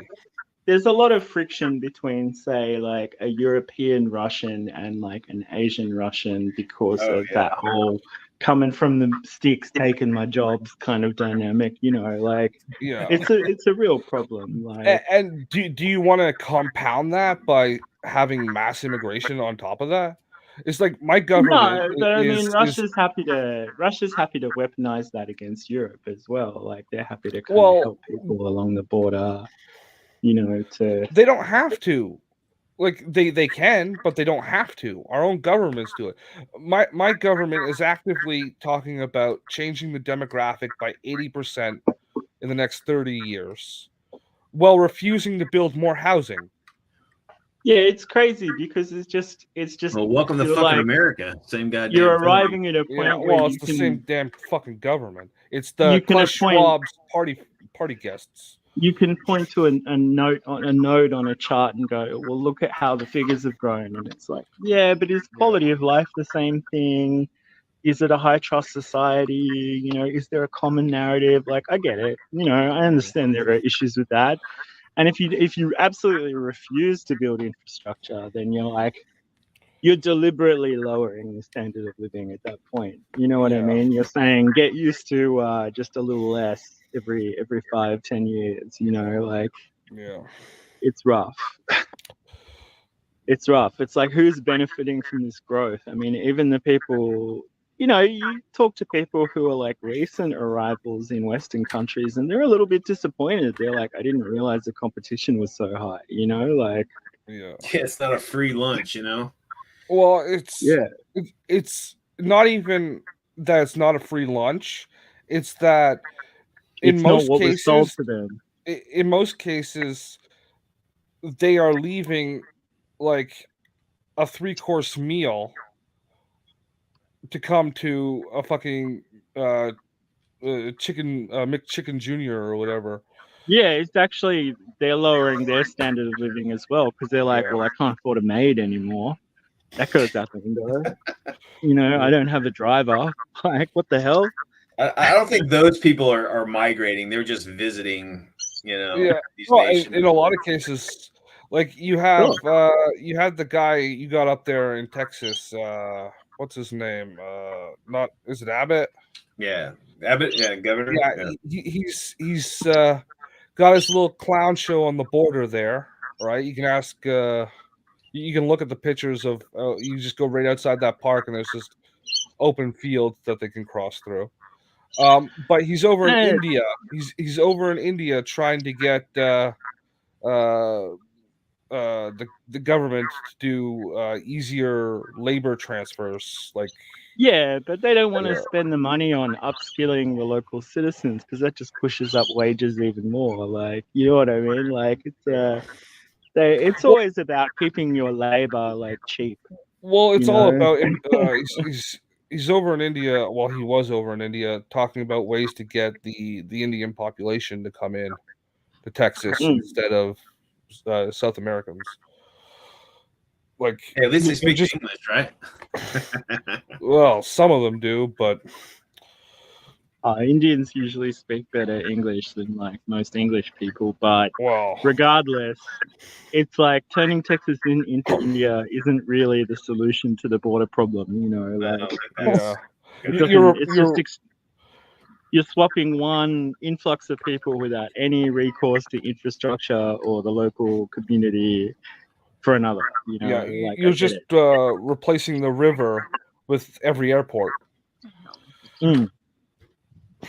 Hell, we already got that. If you can And make I it to an American airport, understand that's why a point of they. interest. You can. I understand you can why they claim- find that, like, why the kind of venture capitalists and stuff find that preferable.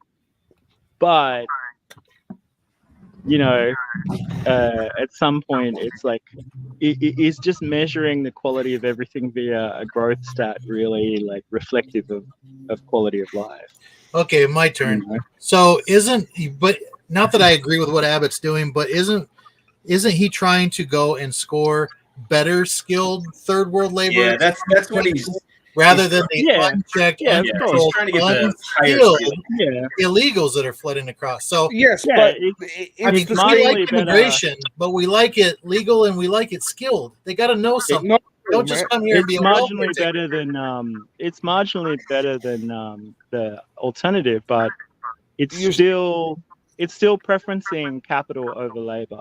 You know what Well, I yeah, mean? but that's always going to be a thing. Well, We're never going to see a Star Trek world. We're never. It's preferencing cheap labor over your local population, because there are only so many jobs that go around in a market, and if you're importing labor, you're taking those positions away from the local people. I don't Yeah, disagree. I think Wouldn't they're it be also. smarter to just educate the people around you? Oh wait, Well, I those think they're people can't- also. I think he's also trying to bring more industry and more tech to the area, and Mhm. knowing that the area doesn't have the level Oh, of shit. education myself on for fire. it. Let's bring these people here. He can say, "Hey, come here. We're high tech. We got all these fucking experts." Right, because And that's a Austin good- is like that's a one good of the, short like the term- third tech city now, right? Austin, good Salt Lake, short-term and fix. Raleigh. One at a time, Yeah. guys. One at a time. That's a good short-term fix, but you've got to be raising a generation of like young Texans to be able to like take these positions as well. They are Otherwise, you Texans. just They are Texans, but they just happen to be from India. Yeah, we're Americans. We don't think that far ahead. Yes, but you're just giving a stamp to a new person while pushing the old person, which is No, your I get it. children. Right, the Yes, old it- person is your children into welfare lines. Yeah, but the Yeah, old people, and- Justin, are going to be No, eliminated. That's the goal. old people are your children, right? Because it's the old population base. Yes, they're trying to eliminate them. It's all All right, right. so We're all going to be Eloy someday anyway. I should be Hell so yeah. good looking. I need to get into shape. I need to be an Eloy. Yeah. Sign me up for the Eloy program. They have a lot of fun, those Eloys. I before have not that, been walking this earth honking. for 2,000 years to see all this shit happen. Just saying. 2,000 years. Yeah, I mean, there is an argument that Indians can become Texans from a certain point of view, but They're gonna there is sound also the funny whole as shit thing of going, like, "Yeehaw." if you're born in Texas, you have a birthright that was established by your parents who paid into the system, by their parents who fought for the system, by their parents who like built the system. You know what I mean? Like, there's an element of expecting a little bit of a return on your Well, see, investment. that's the thing is they're trying to eliminate that whole that whole way of thinking. You don't I was own about to anything. say, I don't even think that's an American thought process of that. Like, well, It's my called dad society. did this or whatever. Yeah, yes, it is. It's called civilization. Yeah, I expect to be able to Just leave like a- stuff to my kid and, Yeah. and him to his, but that's not okay anymore. And that's I mean, I would like to blood. think. I would like to think that my family's blood isn't all over the place, like all over the world, just for me to be competing with like too many people for too few resources. Yeah. You know, Oh, I no, mean, they're gonna fix that, bro. obviously I have to work hard, but at the same time, like, I should. The whole point of them doing all of that was so that I would have some kind of chance, right? Like, Yeah. And especially since you're prohibited from going to their countries and doing the same thing Oh, at the well, same you level, can't- you right? can't do There's that. Yeah, there's you no can't there's, do that. there's no way India's taking in 2.5 million like Scandinavians or whatever. Just imagine if you moved to Lahore and trained up like 100 commission painters. That'd be a crazy good idea. You know? Hey, stop it. I know the Sri Lankans and the Taiwanese, I believe, have some pretty big pre-paint factories. Yeah. Yeah. Hmm. Fernando Enterprises, they're in Sri Lanka. They're huge, massive. And then you got the guys who paint. Remember Dust? The guys who do like the X-wing, line of minis and the Hero Clicks and all that shit. I think they're at one or something. I really love the idea of Hero Clicks and think that whole like base point thing is like underexploited as an idea in games. That's a good idea. Like, it is a good idea. Instead of having like cards or something like that, you have it just on your base. Even in addition to, I mean, I know one particular gamer who is very talented, but he hates markers and stuff on the table. He reckons it ruins immersion, whereas I like all my little game board bits and pieces. Yeah, all my little gribblies. Yeah, I don't know. You could do markers so they look like smoke plumes and shit like that, but yeah, I like casualty markers. I like guys going. Yeah, like a dead guy on a plaster instead of just like a piece of latex. You guys remember that game Star Clock? I was hyping a while back. Mm-hmm. They've got this really cool, not just explosion markers, but they have these. You know what Lego lightsaber bars look like? Sort of. Okay, like a clear plastic rod. Yeah. Okay, imagine those red, but they use those for like firing. They've got these little beams of light on a little standy sort of thing, so you can see when your units have fired or when they're firing. It's kind of cool. It's nerdy. That is kind of fun. Yeah, I mean, like your light up dice, it's like very novel, but I like it. Yeah, it looks like it's going to be fun. I should be getting that Kickstarter. I think there's a line that you run very close to with the gimmick, right? Like, oh yeah, like it's gimmicky as hell, but can that become super annoying really quickly? Having to like put those things out, then pick them all up at the end of every turn. Well, it's a squad-based game. It's a skirmish game, so you're not going to have a lot of miniatures. On the table, like 10. It's super gimmicky, but imagine bringing someone new into that and showing them that little visual element. I think that's a big part of it because it is kind of like a father and son sort of project. Mm-hmm. So I think like with Jackie, when he was younger, if I had that and I'm like, showing him pew pew, these guys are shooting. Yeah. It would have been a big hit.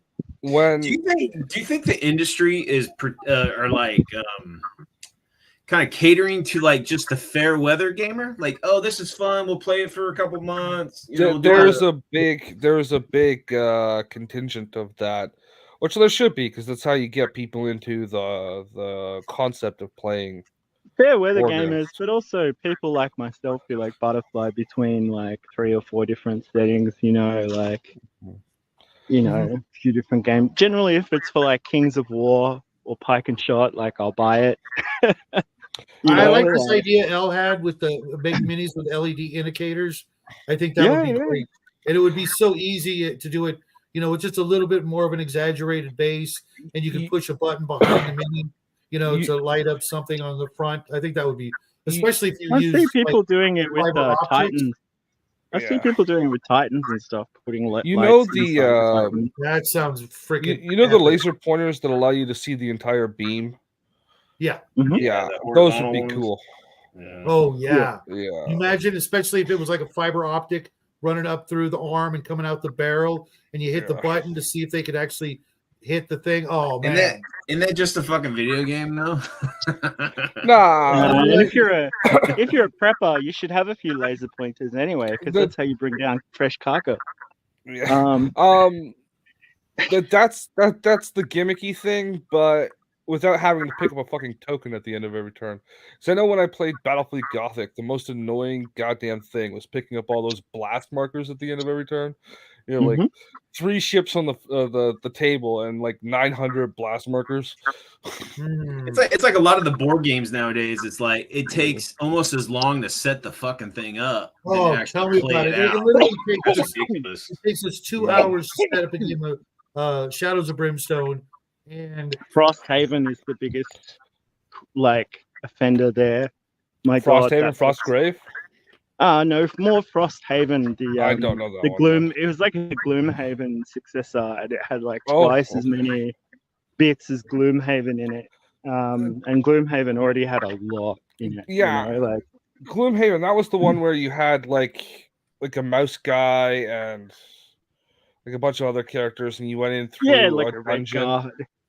Yeah, Was it's it- like 30 different scenarios, and it's quite a Yeah. good game, but you don't need any more than what comes with it already. And Frosthaven is just, it's like $400 or something, and the box is just like 100 kilos or something. It's Yeah, ridiculous. you It's all gotta look this cardboard. thing up. It's like a 3-foot box, a 2-man by lift. 2 feet with Yeah.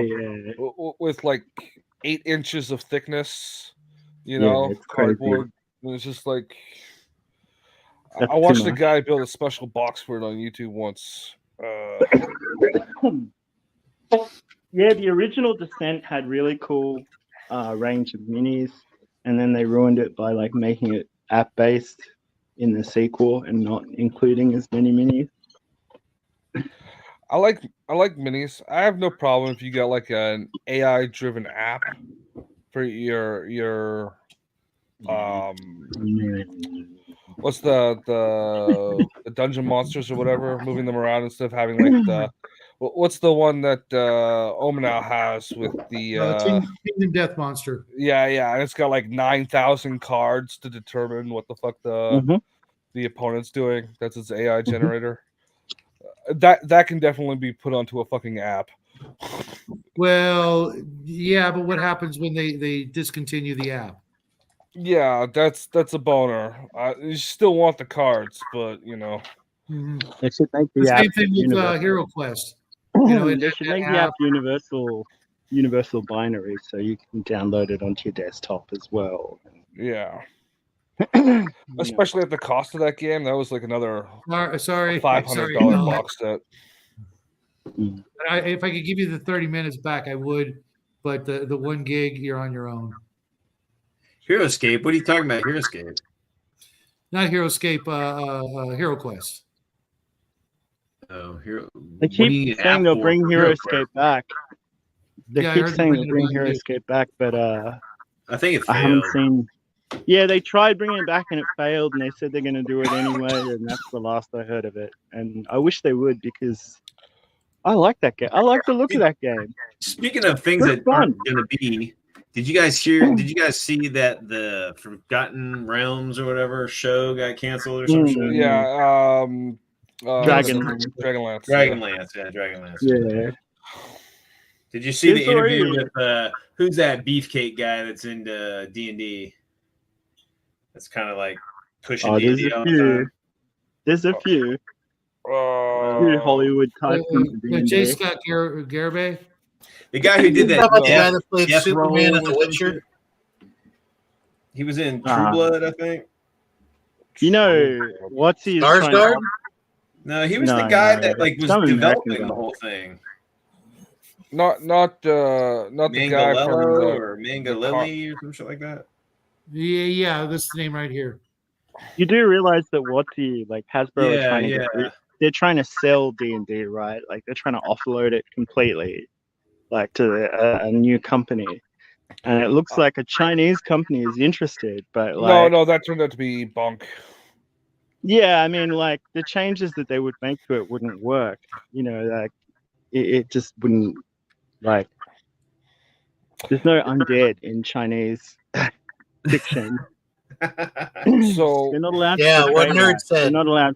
They're not allowed to portray time travel either. Yeah, that's another thing. Time. They're not selling whatever. the IP, just video game rights.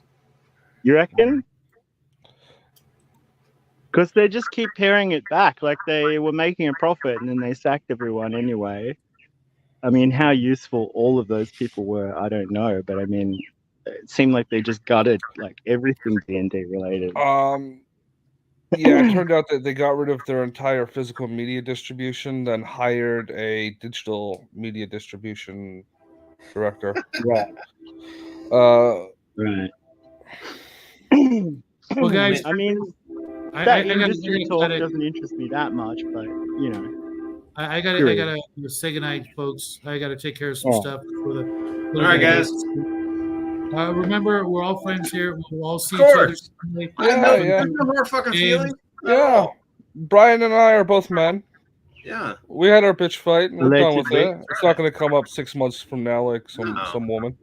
We can agree to disagree and Just don't all do that fun reaction shit, make us videos. be geeks. Just don't do reaction videos to each other, or I'll never. I expect what the DM fuck, James man? I expect DM James with a reaction video tomorrow morning. Oh no! When I see a reaction video, likes I those. unsubscribe. Doesn't matter who it is. I'm doing a reaction video to it right after the show, and I'm gonna have a special guest. And about an hour after that, Brian's gonna do a reaction video to my reaction video, where he's gonna have a special guest. No of course, reaction videos. Of course, No, we're gonna be each other's special guests. So it's a cry for a reaction. The reaction video is a cry for help. You know, Y'all got me stressed the hell out. I'm gonna have to go hit some bourbon after this show. Yeah. Oh well, you know, we secretly work for the Bourbon Consortium. Yeah. That's high praise. El, this thing doesn't make any sense. Shauner and Bear are two different people altogether. Like they don't have the same temperament or mentality or personality or drive whatsoever. Plot twist: they actually live together. It's the original Odd Couple. They are actually Bert and Ernie. They're actually housemates. That makes Shauner Ernie, right? Yeah. Shauner is the scruffy one. Yeah. Yeah. All right, guys. All you guys keep it weird. I'll see you guys tomorrow. Just not that weird. Bye. Love you guys. I'll talk to you soon. Party on, everybody. Happy trails, folks, and thanks for sticking around through all this. This was fun and enlightening, and I think I might start drinking too. I will see you guys later. Bye, guys. Good night.